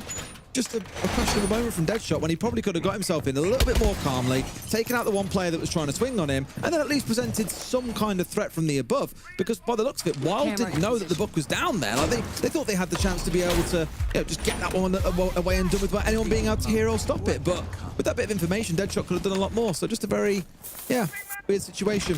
Why the man's exerting himself when he doesn't need to. Okay then, let's see if Wylde can continue this good run. Maybe not. It looks like we'll see what happens. Oh no, we're back. We're moving. There we go. We had this with Virtue earlier on as well. Just it did seem to happen a couple of times. We're all good. We're cracking on. We're moving. Going to see the wall being opened up into the meeting cubby. We've still got a lot of setup going on, and to say that the site is being kind of directly pushed with that wall being opened up. Skies does manage to improve his entry stats somewhat, taking down Sneak, so that starts things out at 5 versus 4 in favour of Gen.G. Interesting angle to get a kill from, but a kill is a kill is a kill. Goyo gone, far from the end of the world. Those Falcon canisters have already been placed down, so he's a free gun at that point. It's free to roam and do as he pleases. First phone call coming in from the Dockerby, and this is where we should see really Gen.G be pushing forward. They've got ground that they can start taking here. They know who's going to be where. There's no mute on the other side to impede you. Though for the most part, they have largely sat still in admin there and not looked to step forward and take ground. Okay, the Blackbeard just looking to push in and get aggressive and try and take a little bit of ground there. Exactly as we would expect that shield to do. It's going to be all admin-sided at the minute from Gen.G. No real pressure from the opposite side of the map, from the yellow side of things. On the roof for now. Yeah, the problem with that is once the defenders realise that, they're all going to shape up and just start looking towards one side. So it becomes, a real tough prospect for the attackers then, because they're just feeding into a bunch of guns that are pointing in their direction. Mats manages to take out Deadshot 4 versus 4. Pressure is coming from the top of Spiral as well. We see MACKO taking a little bit of damage. I think it was from this Toxic Babe that Boomsy threw in. So that leaves us 4 versus 4. It's a timing concern, really, Tim. We've got to see them push in as a group here as well. You can't have one man stepping forward and getting picked off while another is slightly scared. And oh no! Boomsy's let that one get away from him. MACKO getting one back, and he had no idea he was running into a second. Mats stood still, waited for his reload to finish, and got himself another. Now into a 2 versus, a 1 versus 3, and finally Gen.G get it over the line. That backstab definitely putting the scares up them there, realizing they can't hold everything, and that is when Gen.G collapsed in. Yeah, a better round from Gen.G to get themselves in. Wylde need to sort of dig deep now, make sure that they don't allow Gen.G to get themselves too far into this one. They've got a good start with 3 defensive rounds, but they would want 4 or, even 5 if they can do that. So they just need to continue on here. Don't let that one rattle them. It was their first choice site, so it's a good one for Gen.G to be able to break down, and it was certainly a better round in terms of, what we saw with defaults like that, coming through and just taking it piece by piece, getting those kills and working their way through. All right, basement we go once again. Last time was questionable, is the only way I can really describe it, Tim. They couldn't get the main breach opened up. They opened up blue all the way at the backside of server and then didn't really use it. They had 2 players dropping in through hatch late round that they struggled to get open and then paid the price for it as Mats just farmed free kills. So the only way is up, is the way I'm looking at this attack for Gen.G. As long as they formulate their ideas a little bit better, they could be on something pretty good here. Changing over towards a couple of operators, seeing the Brava coming along because they've spotted, no doubt, that there is a bulletproof camera on side, but also the ability, of course, to steal away things like those Melusi Banshees and those Valkyrie Black Eye cameras. In go the clutch run, and Yeah, as you said, they're going to try to go in anyway. And there we go, straight in on the Banshee. Default cam as well. Default cams, of course, I think it's one that we overlook a little bit sometimes. You know, we focus on that utility. We focus on things like the Evil Eyes, the Banshees. But here goes MACKO, cutting myself off there because the Blitz has just gone in and got aggressive. Gets a nice entry. The first 3 rounds, Wylde were able to get that entry kill every single time. But Gen.G in the last 2 have been able to get themselves with a much better start to kick things off. I like how there's an immediate response to what the drone saw. Okay, there's a blitz here. Go, go, go, go. Well, there's not a blitz, sorry. There's an enemy here. Blitz is in. Go, go, go, go, go. Try and run him down. Of course, straight into a Banshee, so they can't, like... he's a little bit stuck for a second, but pulls out the pistol and gets the kill regardless. And this is a thing, I suppose. Deadshot feeling he's perfectly safe there. Sat on a drone and Boozy just gets his man for free. Interesting. Going to get that yellow door barricaded and opened again. I think Boomsy just ran past one of the Bravo drones on the floor, actually. I only just caught it out of the corner of my eye. Obviously, he was trying to get himself back to site, so he's not going to worry about taking it out. But it is just maybe a missed opportunity to take out a little bit of utility. But the pressure is going to mount from this backside now. The Blitz is continuing to rush on through, just taking ground, opening this wall through towards security as well. And the pressure is really going to mount for these defenders inside of site, where I've looked previously at how bothered are they. I think they might be slightly bothered at the minute. It may well be. My concern more for Gen.G is, like, we've seen it from round start, is they are dry peeking like every corner, every angle. They're terrified of what might be going on. Until about 30 seconds ago, they had like 8 or 9 drones still up, and I'm like, why is there not a drone in front of MACKO? Like, you want him to be the one who's stepping in and giving you a little bit of safety here, but it's simply just not being leveraged the way that they need. They're constantly kind of worried about, is someone coming for a flank? Is there someone ratting in a corner? That's the sort of stuff that if you have 1 or 2 players, I'm looking mainly towards Skies here, as like on a drone, for example, even Acer, even Azok, she got 3 heart breaches, for God's sake. Just have someone in to create a little bit of space for you. It's just, I don't know, a little bit strange and a little bit disjointed. And now he charges into his own flash and into a second flashbang as well. Could this go any worse? I don't know. Well, there's your answer. 2 kills come in. Garen and Matt's managing to close things out. What have we just watched? What have we just watched? I'm not sure. Well, how has the Blitz been double flashed as your spearhead as you... Ugh. If someone did that to me in ranked or in our stack, I would scream. Like, what are you doing? Well, the defenders may have been slightly bothered up to a point. Garen and Matt showed that they weren't too worried about it. It's fine. They're just going to flashbang themselves. Yeah, it's no issue at all. problem. They're just going to make life difficult for themselves. So they're going to get themselves taken out. And that is going to be that 4-1. So minimum achieved for Wylde now on this defensive half. I just want to have a look at what the defensive stats look like for Cogs here, actually. 60% defensive win rate. So yeah, definitely needing that 40%. Sorry, that 4-2 minimum. Another one would be great for Wylde here if they can lock it out 5-1. It gives them then an opportunity, just needing to come in and take out those tertiary site choices to be able to close it out and get the win, which is what they're going to be looking for. It's interesting. It's particularly interesting. Like I said, either of these teams picking up the full 3 points is big for both of them. But I'd say even more so for Wylde, because they're sat bottom on 0 at the minute. So a 3 for them throws them up to tie up with Wolves in like 8th place. But it brings that bottom, so between then BDS and Gen.G all the way down at the bottom, so 6th and 10th, there's then only 3 points between all of them, so there's only 1 win between all of them. So it brings it into like a really sort of close mashup of all those teams, so it would be certainly an interesting situation.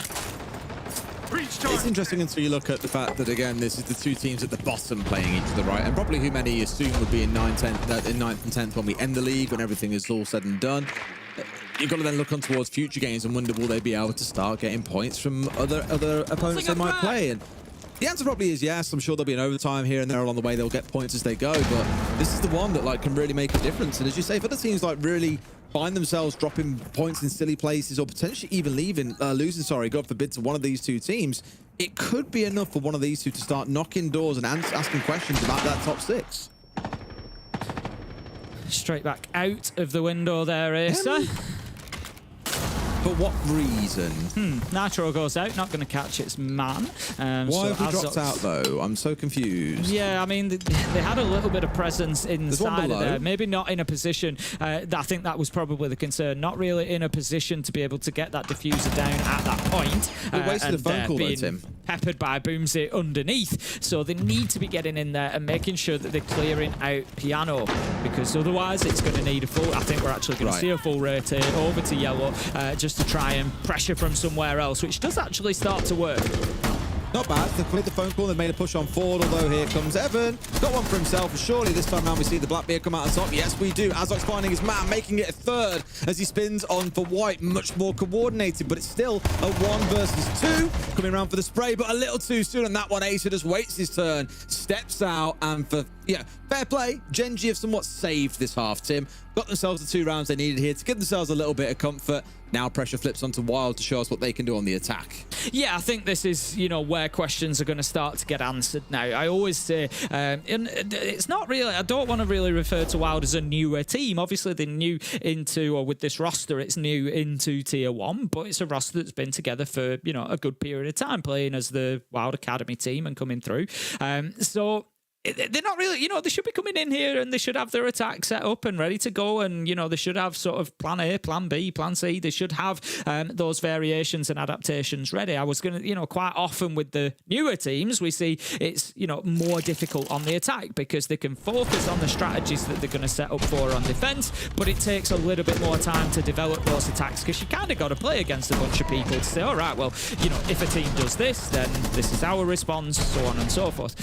So, yeah, for Wylde, I'd expect them to actually be, you know, reasonably set up already on their attack coming in here. They should, you know, be ready for what's in front of them. But yeah, in terms of what we see out of Consular, definitely a high defensive win rate, and it's going to be now a challenge, I think, for Wylde to get through this second half and find 3 rounds that they want on the attack. Ourselves in a little tech pause, as you can see here, before we get ourselves underway with that second half. Just bear with us for a couple of minutes while we get that one sorted and get ourselves back into things. I got to ask him, what are you doing when the broadcast finishes? It's probably going to be about 20 past, half past 11-ish, I'd imagine. What, do you go straight to bed, or do you have some kind of wind-down ritual? What do you get up to? It's a difficult one, isn't it? Because your energy's up from watching the games and from being kind of, you know, excited and hyped about them, and so it can be a difficult one, really. But generally, yeah, I generally get a shower because it's boiling hot in my room. Yes. So I generally jump in the shower once I've finished, and then yeah, it's into bed, and just maybe, like, you know, watch a bit of a chill out program. Not something I need to focus on or anything. Just, you know, something I've seen before. I just watch an episode and then sort of see if I fall asleep, really. Nod off nice and slowly. Yeah, I mean, I used to be a real night owl. I used to, you know, like stay up quite late. I know yourself, you're quite a late one for getting to sleep quite often. Ooh, yeah, like 1-2 o'clock wouldn't, you know, quite commonly, and then, you know, get up the next day. Whereas I find I can't really do that anymore. I get it really punishes me now. I don't know if it's an old, well, it's probably a bit of both. I'm an old man and I've had a stroke, and and the two of them combine really badly for me. So yeah, they just it's a tough one a lot of the time. So if I'm in bed after midnight, 1 a.m., then I kind of tend to feel it the next day. So yeah, I do try to get to bed like as soon as I can once I've finished. Well, we were running around at some games yesterday. It was running quite late. I think about 11:30 we were playing too. Yeah, like I'm all right up to about 12. 12, half 12. After that, I tend to find that I feel it. It's really weird. If I don't get enough sleep, I tend to wake up. I realise that I'm now just talking about my sleep patterns, but it's all right. I tend to find, tech pause, Tim. if I don't get enough sleep, I wake up feeling like I'm like unwell, like I've got a cold coming on. I find that like yeah, it's really weird. I find that like my nose can be a bit stuffy, and I get like headaches and stuff. And I start thinking it's like even though it's happened like 10, 20 times, you know, I still wake up. I'm like, oh, am I getting a bit unwell? And then as soon as I can literally go to sleep during the day for a few hours, and as soon as I catch up on that sleep, I feel completely normal again. Yeah, it's the weirdest thing. Most I get is just feeling like extremely lethargic. It's whether I sleep too little or sleep too much, as can happen on the weekends. I just feel really lethargic when I wake up. I can't quite place what the sweet spot is. Like, you know, you'd think it would be like in line with the cycle. You'd say 7.5 hours, 9 hours, or 6 hours. There, you kind of like break points to aim for to make sure you get into that 90-minute like REM sleep cycle. But no matter what seems to happen, if I go beyond like 7.5, 8 hours, I'm tired. If I'm any less, I'm tired. Just can't really win a lot of the time. Yeah, I mean, I have terrible sleep anyway. It's, no matter what I do, I tend to wake up. I thought it might be, I'm literally getting really deep into the sleeping. I thought it might be a mattress thing. So Garen, mate, look at him. He's having a good old nap there. I think this is it. He's trying to show us how it's done. Has his video frozen, or is he just that still? No, his video's still going. You can see the distortion around his duvet. Yeah, so no, I thought it might be a mattress thing for a while, but obviously we stay, we stay away quite a lot with work and stuff. So yeah, I've like kept an eye. It doesn't matter, like different beds, different hotels, different mattresses, anything. It's always the same. I wake up feeling like I've slept in a box, like I've got just like pain across my back and stuff. So I think is old age. I don't know, but I don't sleep very well. Just Jack's dropped us a message saying, speaking of terrible sleep, me, Leo, and Stefan are in a taxi in 3 hours and 45 minutes to go to the airport. Ouch. Yeah, I mean they do choose that though because they like to get home. So yeah, granted, but still. You could be getting a little power nap right now, and instead you're staring at a tech pause. Yeah, it is. That's rough. Unfortunate. It's all right. They'll make it up tomorrow. They'll be fine. They'll be fine. Well, Fresh won't be. He's got to work tomorrow. I think. Is he booked off on holiday tomorrow? I can't remember. No, that's later this week. That's Friday. Yeah, he's working tomorrow. He's a busy boy tomorrow. He's also working tomorrow, so it'll be a couple of zombies on shift tomorrow, I think, Tim. Yeah, very positive. I'm not working. I'm not doing anything tomorrow. Garen has awoken. No broadcasts for me tomorrow. So the weather's not looking great. I was going to go and play a little round of golf tomorrow, but the weather's not looking great. So I'll probably leave that towards the end of the week. So we'll see. Sounds to me like you're getting on some Rocket League and working on your air rolls, mate. Could be a little bit of gaming going on tomorrow. I've got a few on the go, so I don't know what it'll be. It could be some Siege, to be fair, tomorrow. I think I've sorted out a little stack in the making to get some Siege X in. So, I need to get a serious shifted on Siege. But my problem with Siege is it takes me like an hour of playing to like properly warm up and be hitting shots. So it's not the kind of game I can boot up, play for half an hour to an hour, and then put it down, because that first hour I'm like awful. And then I start to get into things. Like by the end of hour 2, I'm on it. I'm like at my peak at that point and playing really well. But during the week, you don't really have time to do that because dinner gets in the way and other things come up. Then you look towards the weekend, but you're normally out doing things on a weekend. So it's one of them games that I'm just a bit cursed with in a way that I can't get into that rhythm very often. So I just don't really tend to touch it as often as I can. Like I'd love to play it more, and I will definitely do so now that we've kind of had that post-launch sort of. It all goes mental for a couple of weeks and everyone's kind of jumping in, trying it out. A couple of bugs appear, they get fixed, and so on and so forth. I always like to let the season settle and then jump in and start playing. Yeah, I've played a bunch already. Yeah, I mean, the thing I find is that with Siege, I need consistency. I need to play quite a lot, which is what I do most of the time. But to be fair, in terms of like actual shots and KD and stuff like that, it doesn't fluctuate very much. More, what changes for me is like decision making, like making good or bad decisions. And so once I've played for a couple of weeks, I'm like back in the mind, like back properly in the mindset. Yeah, I've played a bit this season already, so I'm kind of up to speed. I'm good to go. So yeah, there could be a few games, a little ranky sesh on the cards tomorrow, I think. We'll see how it goes and see what we can get working. I had a good session the other day. To be fair, we won most of our games, so yeah, it was good.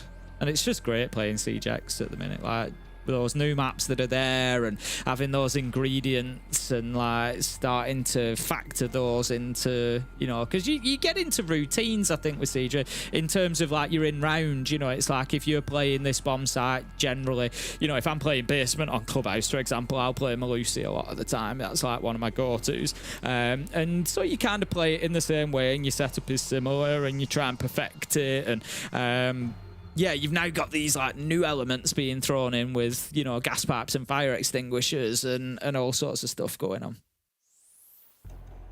Just lead to a good time, which hopefully I think we'll be getting back into in a moment. I see our tech pause badge has disappeared from the top left, which normally is a good indicator that we're not far off getting back into things.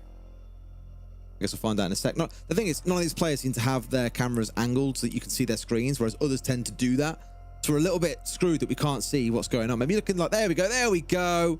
Indeed, we are getting into operator selection, so we'll be back in game in just a moment. Thank you for your patience, and then we can get this game back underway. As a reminder, we are at a... You've learned all about my sleep pattern and yeah, schedule, in case you were just like dying curious to know about how Tim's sleep looks like. You know, now you found out. There you go. Maybe, you know, maybe there's a lot of people relating to that. Maybe there's a lot of people out there thinking, oh, I sleep terribly as well.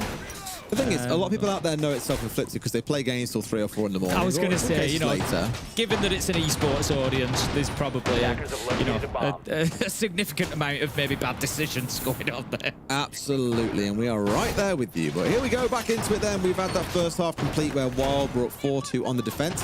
Fair to say for Gen.G, they weren't particularly great, especially in the first 4 rounds on the attacking side, but pulled themselves together for the last 2 and managed to save something from that half. Now all the attention flicks over towards Wylde and how their attacks go to see if they can get this over the line early. They've got that small 2-round advantage now. Can they push it on to all 3 points, or do Gen.G fight it back in and give themselves the win? Straight away, Wylde, I like this rapid movement up to the building, no messing about, getting themselves up. Oh dear, too rapid, too rapid. Azox has managed to find Sneak, and I liked from Wylde getting up to the building aggressively, get yourself up on the roof, start things going, but you have to make sure that you're paying that due diligence as well, that the drones are there, that you know if anybody's going to be taking a peek, anybody's going to be jumping out of anywhere, and maybe they've just got a little bit ahead of themselves there, and they've been punished for it. Damage is going to be taken from Garen as well, and Gen.G are playing this super aggressive on the defense at the minute. You can see Nako's head disappearing in a second if he's not careful. I did think that. Yeah, fair play there. They're giving a lot of aggression early on to try and trip Wylde up and slow them down. It's going to put the fear of God, or in this case, the fear of French into them, so that the next few rounds are quite slow, that they are forced to calm it down a little bit. Even with things like the Blitz on side, who naturally wants to go fast here, they can't really afford to do that because they just don't know what they're diving into. They'll just be getting back on the drones. Wylde now choosing to do that due diligence and make sure they're aware of everything going on. Nitro goes across, going to be shot out. I think that was actually fortunate on the side of Wylde. I think the shots were aimed at NACO as he ran across the window, and because bullets were raining in, it caught the Nitro. I don't think there's... maybe they heard it rip, to be fair. Maybe they knew that the throw was coming, but I'd be surprised if they were ready to just pre-fire that one coming out. Going to have the Blitz of Match just working his way in, clearing out a little bit of that utility, but 1 minute 15 left on the clock. Wylde just need to be concerned with that timer, make sure that they're not getting behind things. Still plenty of time to work with, to be fair, given they're now in relatively close proximity to the site. I was going to say, it's the first time I think I've seen that top visa window like being... Okay, this is interesting. No, we're not droning, I guess. I mean, fair enough. Boomsy's down there like Assassin's Creed. Editori arrives, finds one for himself. Now looking in towards the second. Towards the Grismot mine. Gets taken down by Skies in the process. But an interesting start there. Again, both teams showing that lack of droning has bit them throughout this game at this point. It's a 1 versus 4 for Garen, that man of the moment. But even I don't see him walking away with a win here against 4 players and only 40 seconds to go. No, I would agree with you. I think it's going to be definitely a big ask. He's, you know, I've already said how good a start he's had to things here, but it may be just a little bit too much to expect. He's going to work his way around through copy, try and see if he can pick anybody up at long dash. Gen.G don't really need to give him anything here, but will do as he finds a second. We know that he can hit his shots, and a 1v4 becomes a 1v2. 10 seconds left to go, and surely Gen.G have learnt their lesson, and they're just going to hold themselves back. They do not need to give him anything. Issa just waits until he moves across, picks up the final kill, and for a second there I just thought Gen.G were giving Wylde an unnecessary opportunity. Yeah, that would have been a massive throw if they're giving that away in a 4 versus 1, 40 seconds to play. If anyone's going to do it, it's Garen, admittedly. Started out well with the first 2, but off the back of that, not an awful lot more. This is a criminal moment, though, really. Like, you know, I know they're down to only 3 drones left, but the fact they haven't identified that at all throughout the round is, again, an unforgivable, like, death. You can't be letting that happen, especially when you've got a gridlock on side. That sort of stuff has been covered off a long time ago.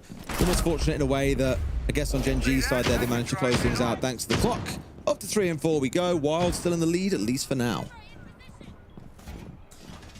Okay, down to the basement we go for Gen.G. I've got a feeling that this is going to be a battle of those third choice sites. Oh, no, we're not into the basement. Sorry, we're going to be into piano instead. I've got a feeling that it's going to be a battle of the third choice sites, whichever third choice it is for these defensive teams. But Gen.G, I would expect them to lock down the basement, really. So I think the fight could be over here in piano. If Wylde are able to pick this round up, maybe they, lose basement and we see it kind of level out, and then they're looking for that 4-2 return half. But that makes this round super important, because I feel like if Gen.G get this done, they then have a really strong site to go to down in the basement, and that could then spell trouble for Wylde, because if they get those two back-to-back, that gives them 3 defensive rounds. They're 5-4 up, and they start their process again with what they would consider their strongest sites. So an important round coming up for Wylde here. Agreed. Well, at least this time round, no one has been caught out in the early round. No crazy spawn peaks or holding off on windows that you barely see play, being honest with you, at the top level, trying to catch people out. Now, we've got Garen trying to work in largely by himself here, playing on with the Selmas to hand. This is one thing, of course, to note about. He's got his teams rounding off towards his left-hand side. Now trying to sweep their way forward under, and then probably up there towards Spiral. So an interesting way to attack this site, rather than going for the vertical control that we are used to seeing. Not to say they can't apply some pressure from below, of course. Don't strictly have the tools. In fact, they do have the tools. They've got Sledge with the shotgun.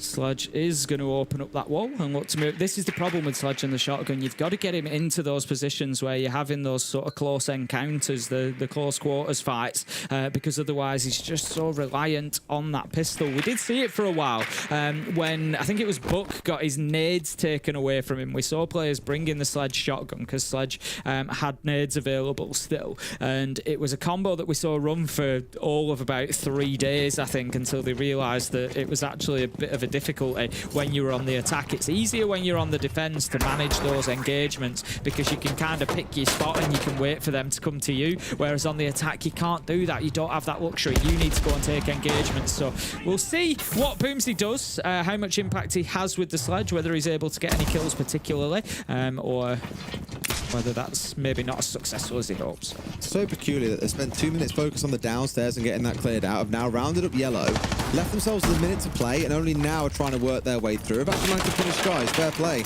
but have 0 vertical control on this top floor, and I'm just nervous at this point that the defenders upstairs with 3 C4s in back pocket are going to be able to stop them no matter where they try and plan.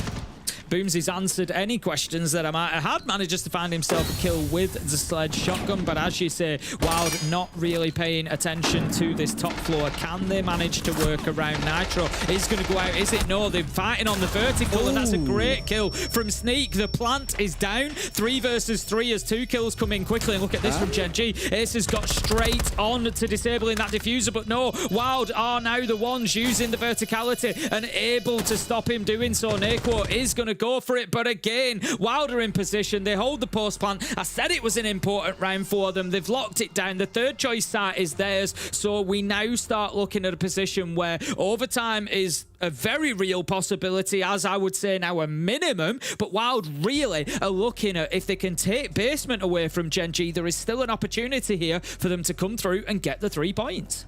Really enjoyed the post-plant play there from Wylde as well, where again, all that focus wasn't on the top floor, and I was a bit nervous for them. I was like, not too sure about this when you've got 3 players above holding onto C4s, but they identified the verticals that could be a threat and challenged them. But at this moment here in a second, you have Garen, who's then worked his way upstairs as one of the player. I want to say it was Sneak.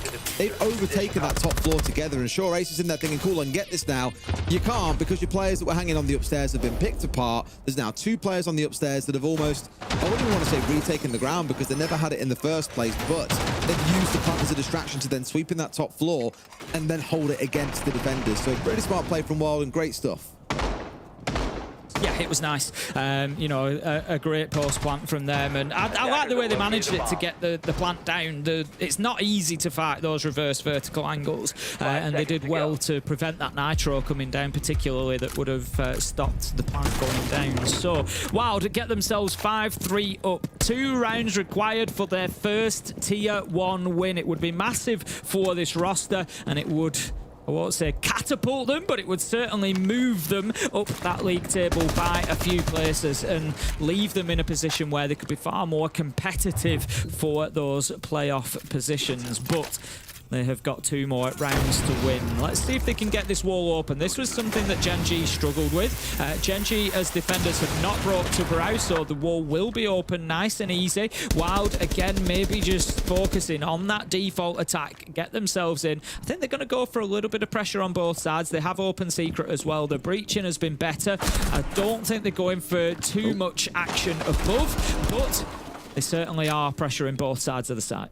Yeah, Gen.G for the most part, outside of the Kaid, have not really bothered to defend that main breach. They've dug themselves a bit further back here, almost trying to invite Wylde in because they've got things like the Fenrir on side, they've got the mirror, they've got the canisters as well to lock down what pass they can play through. So there's plenty of options to still play behind here. So there isn't playing active C4s and denial onto that wall. They're trying to deny in a different way.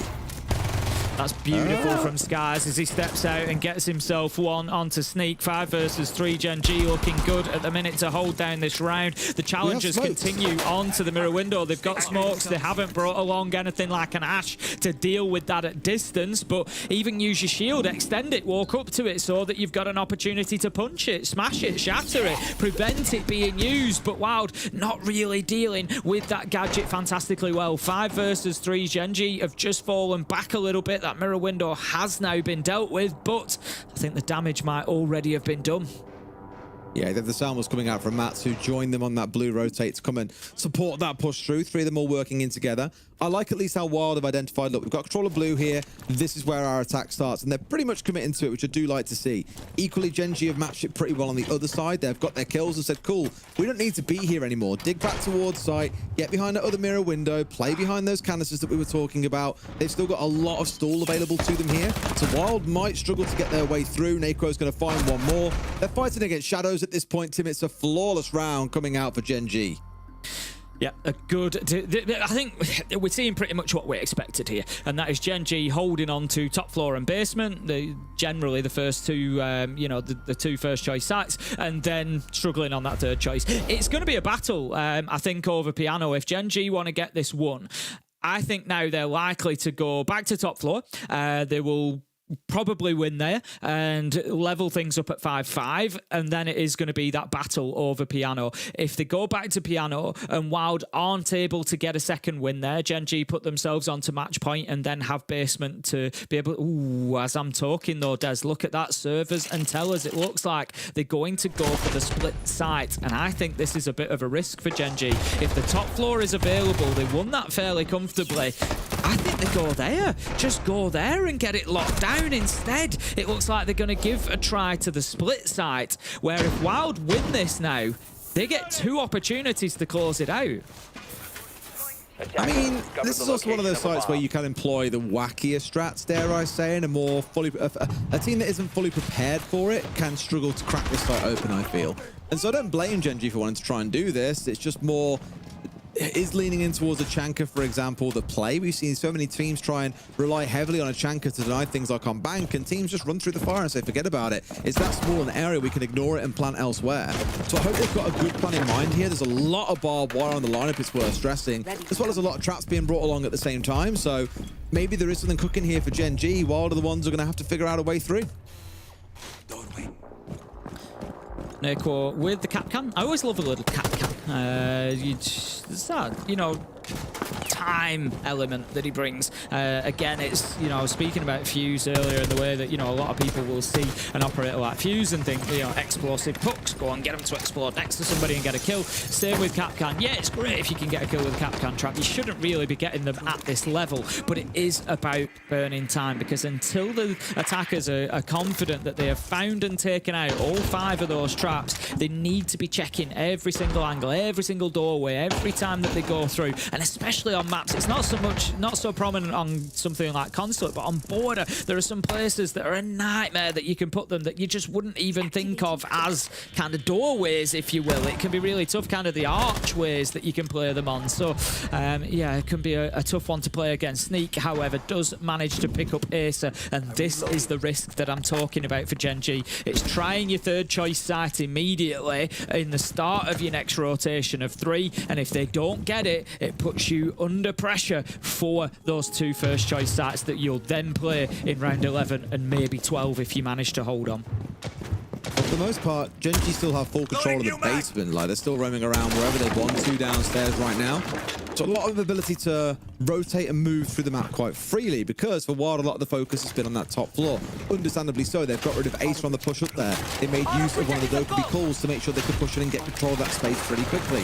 That's what you want to be using the Dokkaebi for. So it's this battle of kind of like the underworld versus those coming down from heaven here. They're all going to meet in the middle, no doubt, and this is where whoever walks away with the majority of kills probably does get the outcome of this round on their books, unless we see a real nice plant coming from Evan tucked in somewhere that Gen.G aren't expecting. Skies is just holding his position on those admin stairs. Drone races across, will be aware of his position. It was quick droning, but it was at least complete droning by Wylde. They did flick it around to have a look down those stairs as they went across. Did lose the drone, but still the intel was gained. Interesting. Now that the Ram is getting in there, just ripping those floors up for free. Not really too much of a challenge coming out, but look at this. We love to see it from the Oryx players. Gets up the hatch, can make the challenge. Can they find the kill? No, but Deadshot can. Finds a double. Garen and Mats once again. How many times have we called those names as a duo that they're able to just find those kills when their team needs them? 5-4 could become 6-4 as we find ourselves now 3 versus 1 for Wylde. They should be going for a plant here as well. They've got the control they need. Just got to find a good spot to start planting. Azok's on the move across, but this door is being watched. The player off towards his left. This one should be pretty easy for them to get stuck down at this point. Azok's stepping himself forwards, off towards his left, off to his front, off towards his right. There's players simply everywhere. Should not be able to get away with this one. And down he goes. Wylde up to match point and on the cusp of winning their first 3 points here in the EML. Mats is having a great game. He's, for the last 2 or 3 rounds now, has gone big. He's had, you know, really influential kills that has got Wylde around. And again, him and Garen come out and they were in a position, I think it was 4 versus 3. Garen and Mats both hit a kill each. And all of a sudden, that 4 versus 3 turns into a 3 versus 2 in your favour. It was just after this moment, after Deadshot gets the double there. Straight away, they've got the answer. And that's something that Wylde have done well. You know, how many times have we seen Wylde in a 1v5, a 1v4? And we haven't really today because they've done well at getting those trades. It's something that I've actually picked up on. And I've covered Wylde in Playday 1 and 2 or 1 and 3, I think it was. You know, I said a couple of times that they were struggling to get those trades. But yeah, definitely improved today. They've been getting them. They've been staying on top of the man count. And now they've got their reward with 2 match point opportunities. Should be able to see it over the line. I think I've seen enough from their attacks here to believe that they can get the job done. It may be that this next round goes a little bit pear-shaped. Gen.G back towards a more comfortable position here on this top floor. Where they go after that is going to be the real difference maker, I think. And by the looks of it, Wylde are starting to cook some. We've got the Rara being brought along by Evan. Now, we spoke about Rara an awful lot. You see it getting picked up. Chances are a team has got a very well thought about place to pop down those gadgets. You don't just bring her along and think, oh, well, I guess we block off that door. Maybe that door will do too. It's part of the set piece play. The same way how you might bring Castle, you've normally got ideas for it, or Mira, very much the same. So keep an eye on Evan here, because where he puts down those gadgets will probably give you a good indication of what that execute looks like. Drone goes in to Visa, so that just telegraphs the plan here for Wylde. 2 drones taken out. Still 7 left on the board, so still plenty of intel for them to play behind. Not to mention they've got the Rotero drones as well. 3 of those still in pocket for Boomsit on the Flores. So definitely plenty they can do. Now then, they hear the sound. The Nitro goes out, and it is a beautiful throw from Deadshot. You just feel that Wylde weren't prepared for that at all. And it may have been those couple of drones were going to be the ones. We saw them taken out. Maybe they were the ones that were going to be heading on into Copy to check that room, and they'd have known at that point that there was a Nitro potential coming out of there. But a good start from Deadshot. Nice opener for Gen.G. Yeah, big player to pick off for sure. Not the end of the world. Wylde can still make this one work, although it's going to be a lot harder without those Grim Bees, so essential to the execute overall. Again, my eyes turn towards Skies running around, and that Janka spoke about it a couple of times when we saw it picked up earlier on. Not always the most effective at denying things away, but when you can at long range at least deny the default plant spot, it does deter the attackers from looking in for that standard execute that you might see on this site normally, coming into that window inside of sight. So it will force the attackers to have to come up for something a little bit different, attack from a different direction. That's very much what they're doing here. Looking to make use of the Rara against them, maybe an explode fall onto them. Here we go. And that's a freebie. You can't rely on those Raras being safe forever. And Matt's just found out why. Panel is deployed.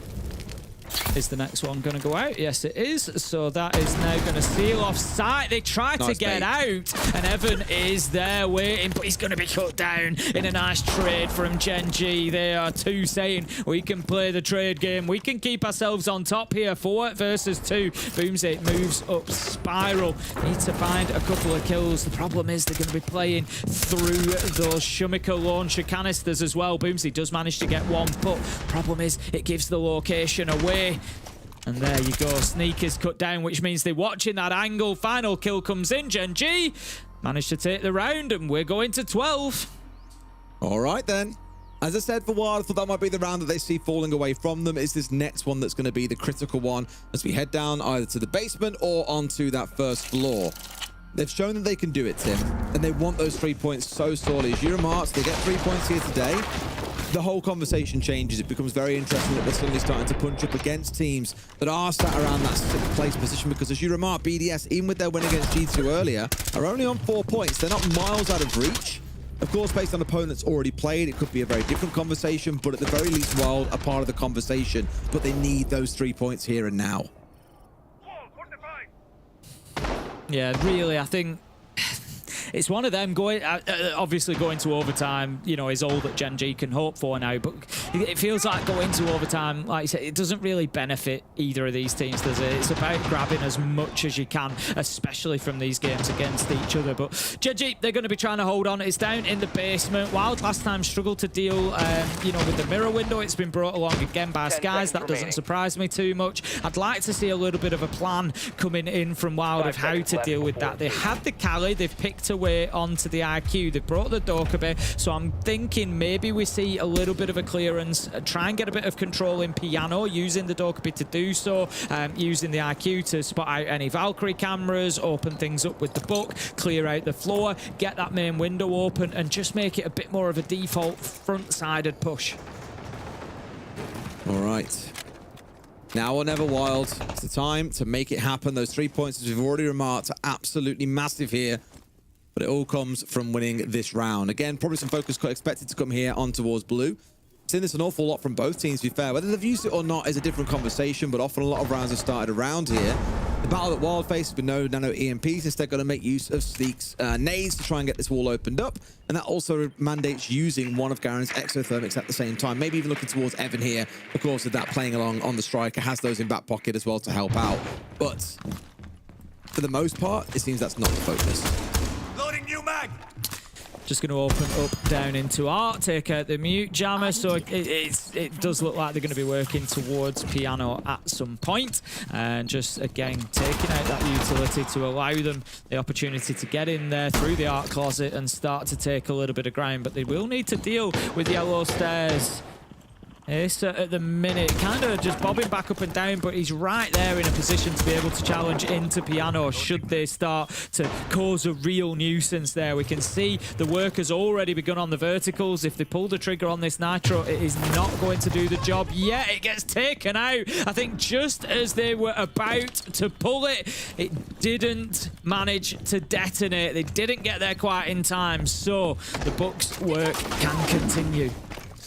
Bearing in mind, Tim, there are still 3 more C4s to play behind. Yeah. 3 more opportunities that they have to catch out a player on the side of Wylde as they start getting themselves set up from above. But for the most part, that work has been done. Those 3 C4s probably going to be held to try and drop onto the more default plant spots here. So almost want to invite in Wylde to come and execute and then catch them out with C4s afterwards.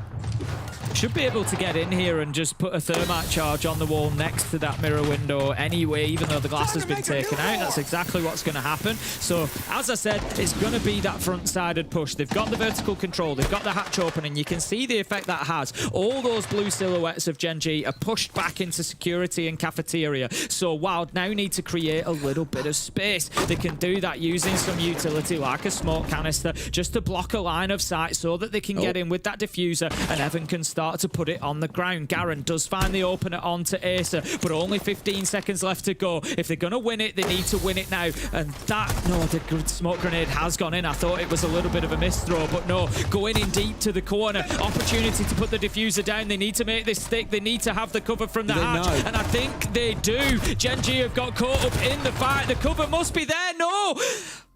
What a mistake coming in there. They just needed to stop that one shot so that the plant could be put down, but instead we head into overtime. They asked the question on the desk, Tim, were we going to see overtime? I was doubtful. I thought Gen.G would get it done, but no. Fought our way all the way through. It looked like Wylde was set to take it, but instead 3 more rounds to play things out, which in a way for both teams is going to feel like a little bit of a loss because again, neither of them can now walk away with 3. Let's focus Here's on a tap getting time out. one more. So basically what they do in defense is they fall back by contesting early and then falling back, forcing you guys to like problem solve and actually earn your kills. So either we chase shit and try to get an early advantage, or we play into that. To be honest, both are fine. Last one was good, chasing is good as well. And also, let's play simpler. They barely ever use Warden. Let's go into more smokes, more yanks, more glass. We know this shit. Let's do it, guys. Yep, that's fine. They're gonna be Thea here, guys, because that's the only side they can lose. Yeah, we could set up for like a... Yeah, we could do like what M80 do if they're ram. Learn from the best. Do what M80 do with the ram. But the key point, obviously, is the simple basics here is the key things. You want to play into that chasing game. You want to go a little bit faster. Lots of considerations to make, and it feels like a good time to have that conversation, given we are now going into 3 rounds where I assume for 2 of them, Wylde are going to be on the attack. There we go. Yeah, it certainly leads the advantage over to Gen.G, given what we've seen so far being the 2-4 splits up to the top floor we go then. Wylde, it's now or never. Sometimes we do just see that reversal of fortune in overtime, to be fair, but I'm not sure it's going to be the case. I'm not sure it's going to be the case here. I think the defense has been pretty strong throughout.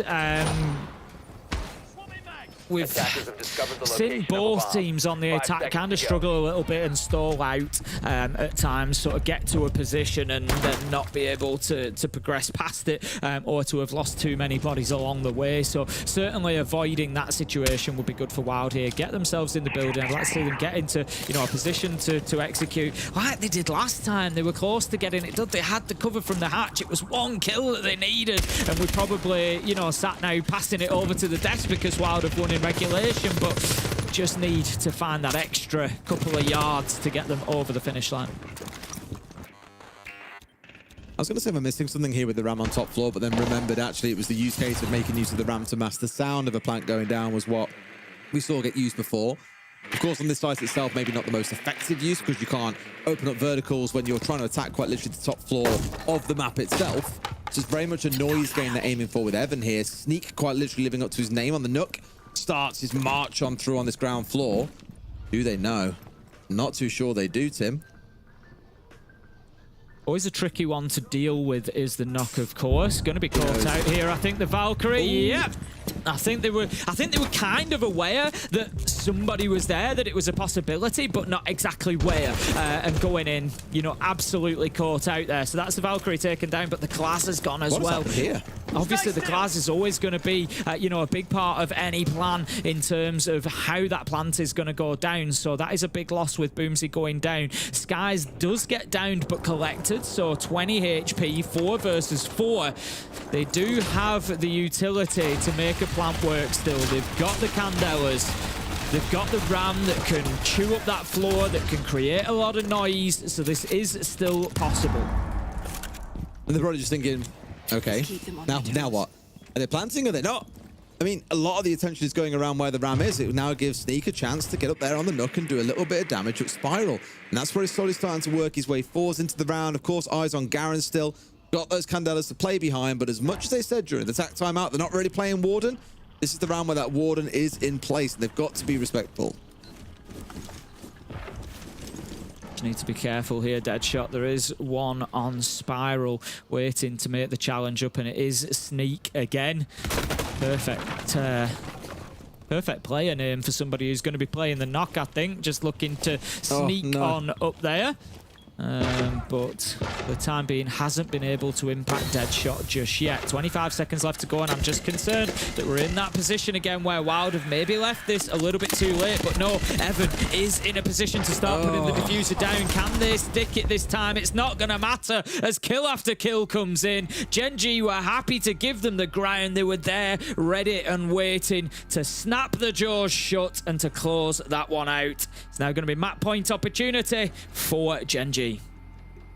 Yeah, so much kind of super unfortunate for it in a way, because I forget which player it was that was playing around Coffin, but he's one of managed to narrowly dodge away from the player that was stepping in from Printer more down towards sites themselves, and just had no idea what was going on. It's a classic thing that we saw back at the start of the game when they're stepping forward trying to find these players, but they're literally having to check every single angle.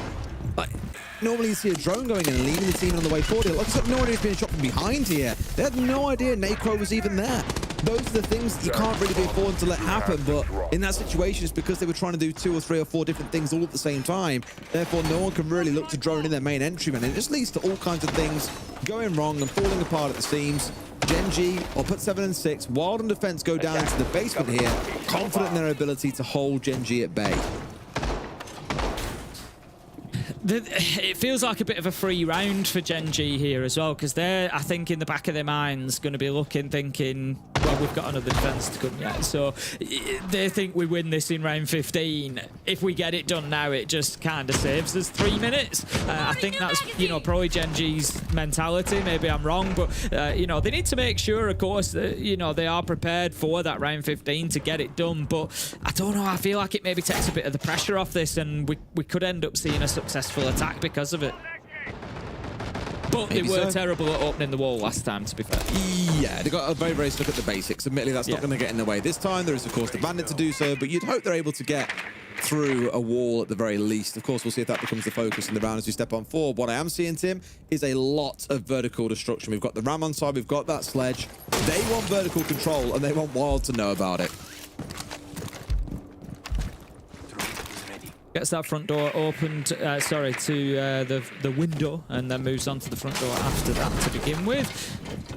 Just using the blitz to get that barricade taken down quickly. In they go and back out they come. I'm glad to see the change in lineup. As I said, you know, I was critical of Gen.G's attack onto this basement previously, and they brought Hibana, Ace, and Thermite. It was kind of overkill. They were trying to do too many breaches. None of them really worked out, and they didn't gain any real access in towards site. So I'm glad to see that change in lineup. But Sneak, he's going to change the lineup a little bit, and look who he's taken. The Dockerby is gone. That's MACKO on the bench for the rest of this round at least.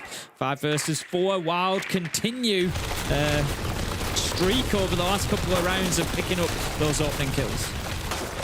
It was a single phone call just to get inside the building, and that second one, as you say, Tim, is now lost to the ages. Not going to be able to be utilized. Ace is being incredibly patient here, just hoping that Boozy is going to step down the stairs, and as he shows himself, that's when they stepped away. So not the most ideal for them. Oh, almost gets the chance there. Down a half HP, but rejoins his team back on site.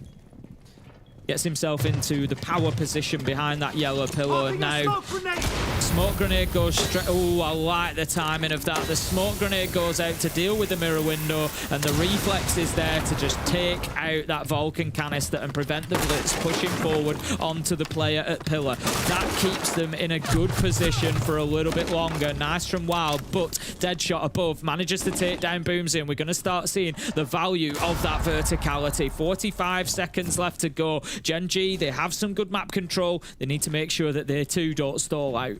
Looks like the only bother having the hat charger as well. They'll leave it closed here. Obviously, Ace is the only one with the thermite on side who can do that for them.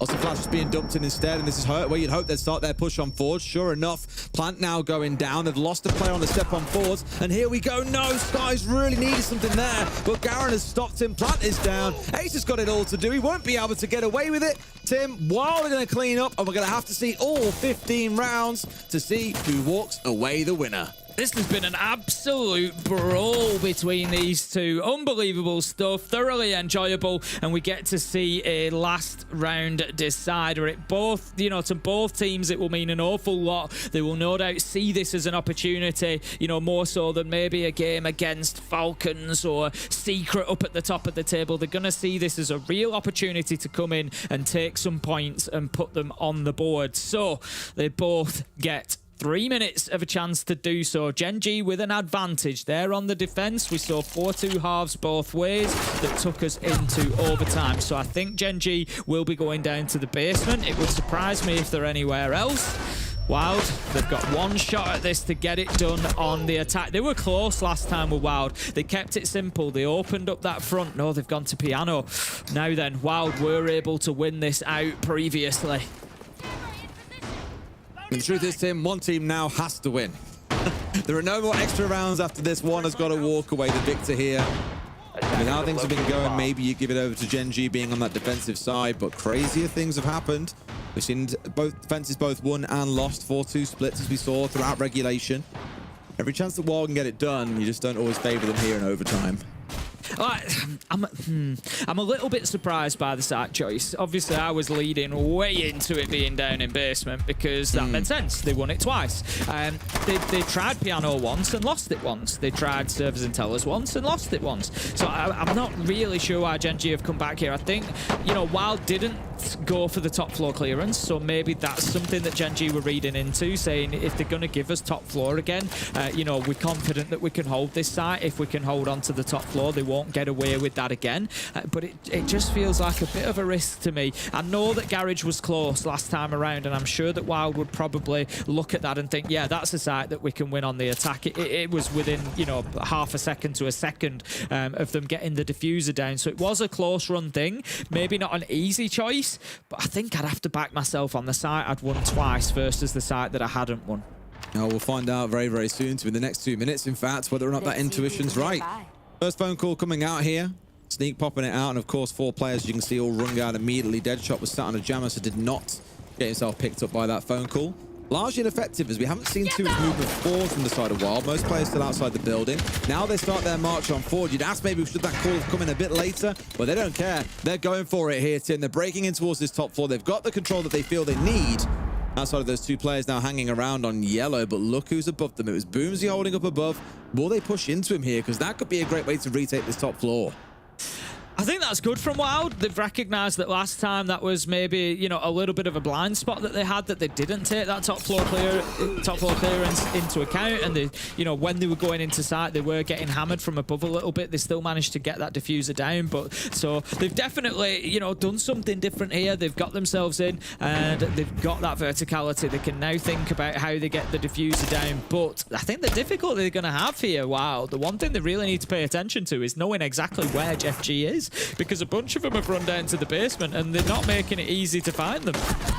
We heard them say during the timeout they like to kind of just play back slowly and make you have to problem solve and really earn every kill that you collect in the round, and it is more of the same. They've got 3 C4s to play behind Tim. They're almost like, yeah, please come and take it. We feel like we're ready for this one, that we've got the answer. They've got those Valkyrie Black Eyes down. They've got a couple of bulletproofs deployed too. They've got all the tools they need here to stop Wylde if they go for a push. It's almost like Wylde needs to go and kill them, but they're out of time in which to do so now. In goes the blitz straight away into Art, but don't know if they're going to be able to find the room to put the diffuser down or not. They're certainly going to go for it. The smoke canister goes in elsewhere. They've got a little bit of cover. They're going to get away with this here. Wylde have managed to secure it. The nitro is ineffective because he goes up on the piano. The second does find its mark. The problem they've got now is that they're at a man disadvantage. It's 2 versus 4. About 30 seconds left for Wylde to hold on. It is all on this. They've got to push upstairs and try and take one here. Here comes Skies. Might find himself 2v1 if he's not too careful. Really needs more to come with him. Shoot out the Candela too. But they've found both, Tim! Just when it looked like for a second they might be able to hold on, Gen.G slam that door in their faces and they will walk away with 2 points from this 15-round thriller. So close for Wylde there. They've put up a great fight. Got the diffuser down at the end, just unable to hold that post plant. Gen.G, they had a tough start to the game. They were really off the pace for the first couple of rounds. Wylde took advantage of that. 4-2 half. They found themselves down. They've been able to come back into it. It was good stuff from them. Well, Gen.G jump up now and are tied on points with Wolves. Wylde still languished down at the bottom of the table. Let's go to a break, and when we come back, the desk will wrap up the show for you.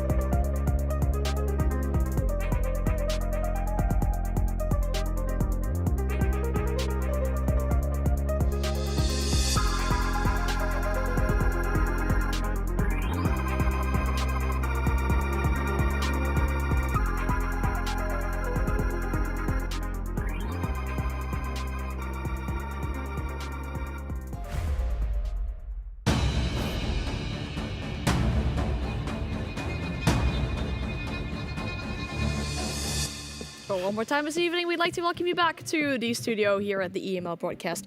We just witnessed the first victory of Gen.G. This is super hype for them. Obviously, they've already got their first points under the belt. They needed to get 2 points out of this with those full 15 rounds. We talked about the cushion being part of this. Yes, we needed a full overtime, but I think it comes down to how defender favorite this round could be as well. Yeah, I think so. And I hate to be the person that said I told you so, but I did think two teams at bottom of the table that are struggling with the fundamentals, going onto a map like Consulate, was only ever going to go one way, that they were going to struggle to attack. Because it is a hard map to attack.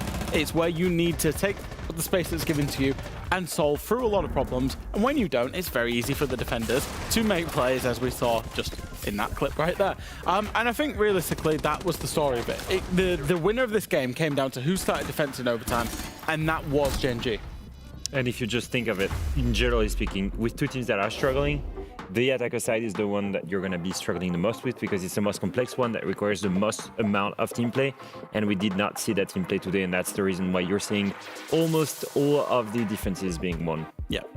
Yeah, very defense favorite, as we mentioned already as well. And then that last attack, I really liked it from Wylde as well. It was just not enough to drag it over the line for them.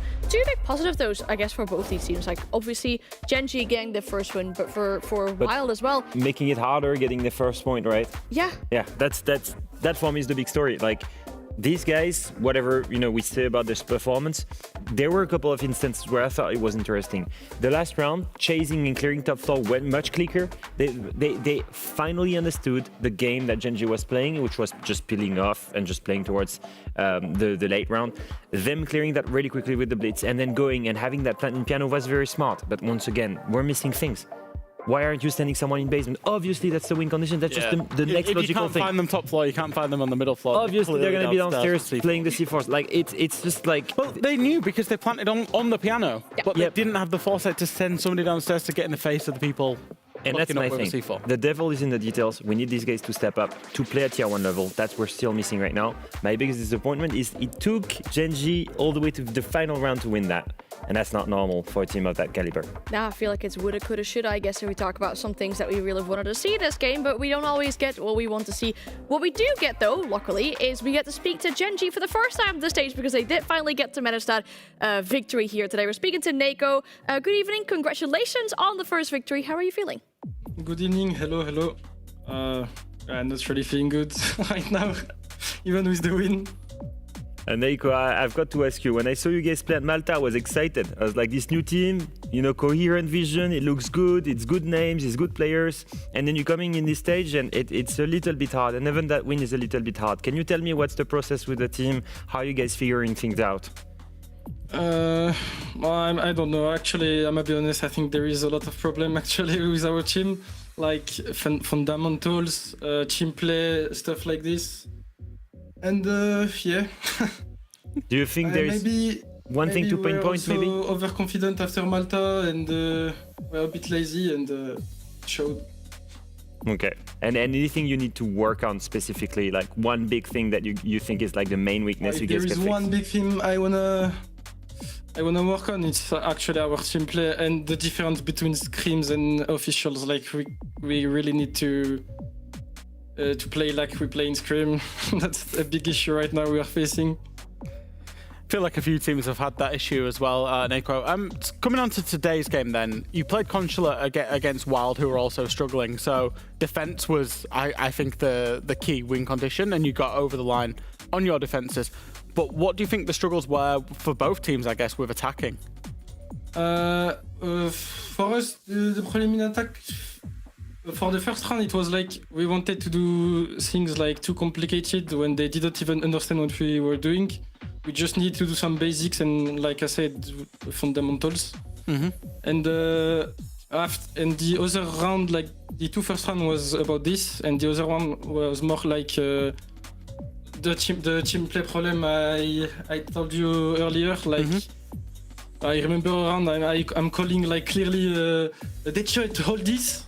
And he's pushing side, I dive from the angle, and I'm like, what the fuck? And yeah, we have some issues with team play right now, but we will work on it. I think it takes some courage to get on here and talk about things that have been going wrong. So thank you so much for opening up about that and sharing with us the things you have been working on, the things you have been struggling with. Obviously, we hope that it continues to get better for you guys. I mean, this is great. The first victory under the belt. We wish you best of luck next week as well. G2 is not going to be an easy game, but of course, this confidence hopefully will help you to pull that through. Thanks so much for your time and have a good rest of your evening. Yes, thanks you guys. Have a good evening. Thank you. Bye. Love the transparency. Yeah, I fully agree. You know, it's they've only beaten Wylde 8-7. It's a disappointing victory. Yeah. And I think it would be very bad for MACKO to have got on and said, yeah, everything's great. And I think the transparency, the honesty, yeah, it's very commendable. There's things to work on for that team. Yeah. They've got the quality. They can get to where they want to be as well. I think that's the frustrating thing. My only worry is that he could not pinpoint exactly what went wrong.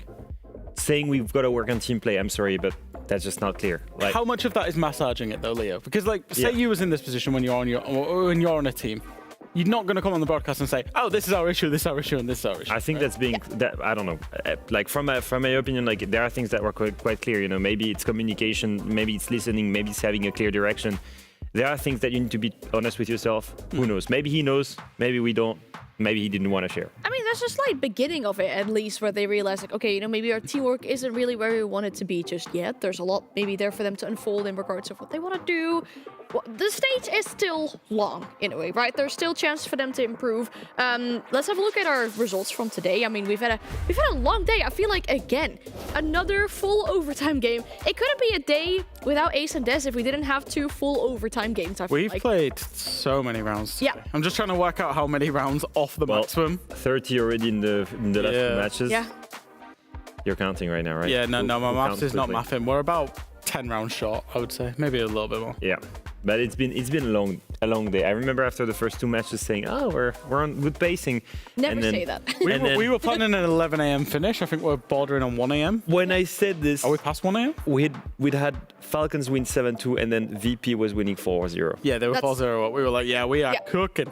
63 rounds of Siege, by the way. I've just been told. That's like, honestly, if you had to buy a ticket for this, you're definitely getting your fair money. A honking amount of Siege. Yeah.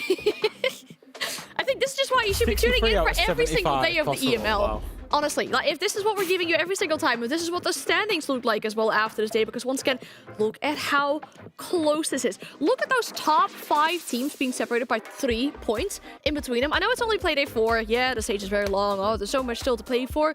But that's really showing good signs of competitiveness, of the fact that there's a lot of teams fighting for not only the top 6, but also the top 2 spots. I mean, nobody's running away with it as well, I think is the important thing. Secret have taken a loss, Falcons, G2, Virtus.pro, all of them taking a loss, and not necessarily to each other, particularly in the case of Virtus.pro and G2 today, who suffered quite big upsets, really bringing MACKO and BDS into that race for the top 6, but also now more into the race for a top 4 position as well. That has just made the whole thing with VP losing, with G2 taking the win there, but with big upsets, with G2 taking the loss, sorry.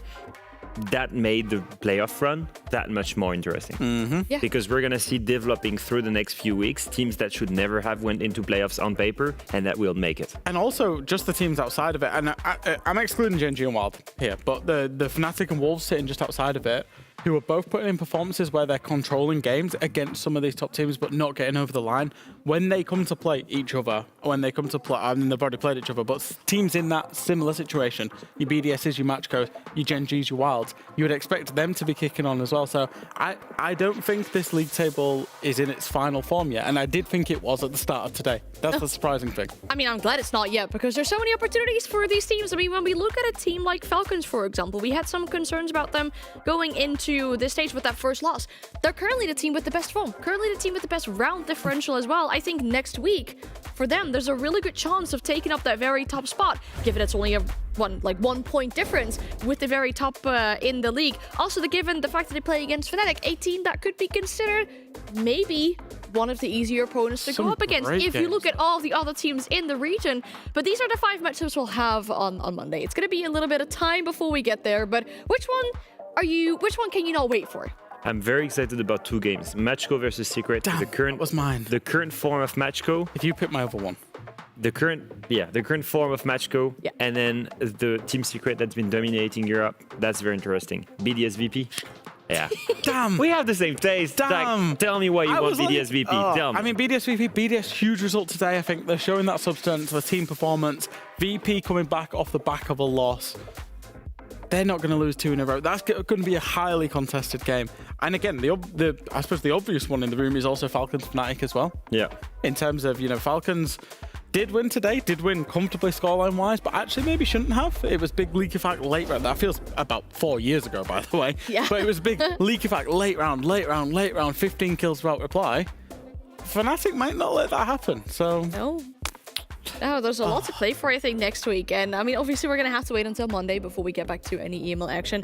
We've been doing a lot of talks about the other regions as well. I mean, obviously, we've got the NAL still, we have the SAL, we have APL. There's so much still going on in regards to Siege out for this whole week. So definitely keep your eyes peeled out for that. For now, this is it for the EML for this week. We finished week 2. We're so thankful to have you here with us. Thank you so much for watching. And of course, we hope to see you again next Monday.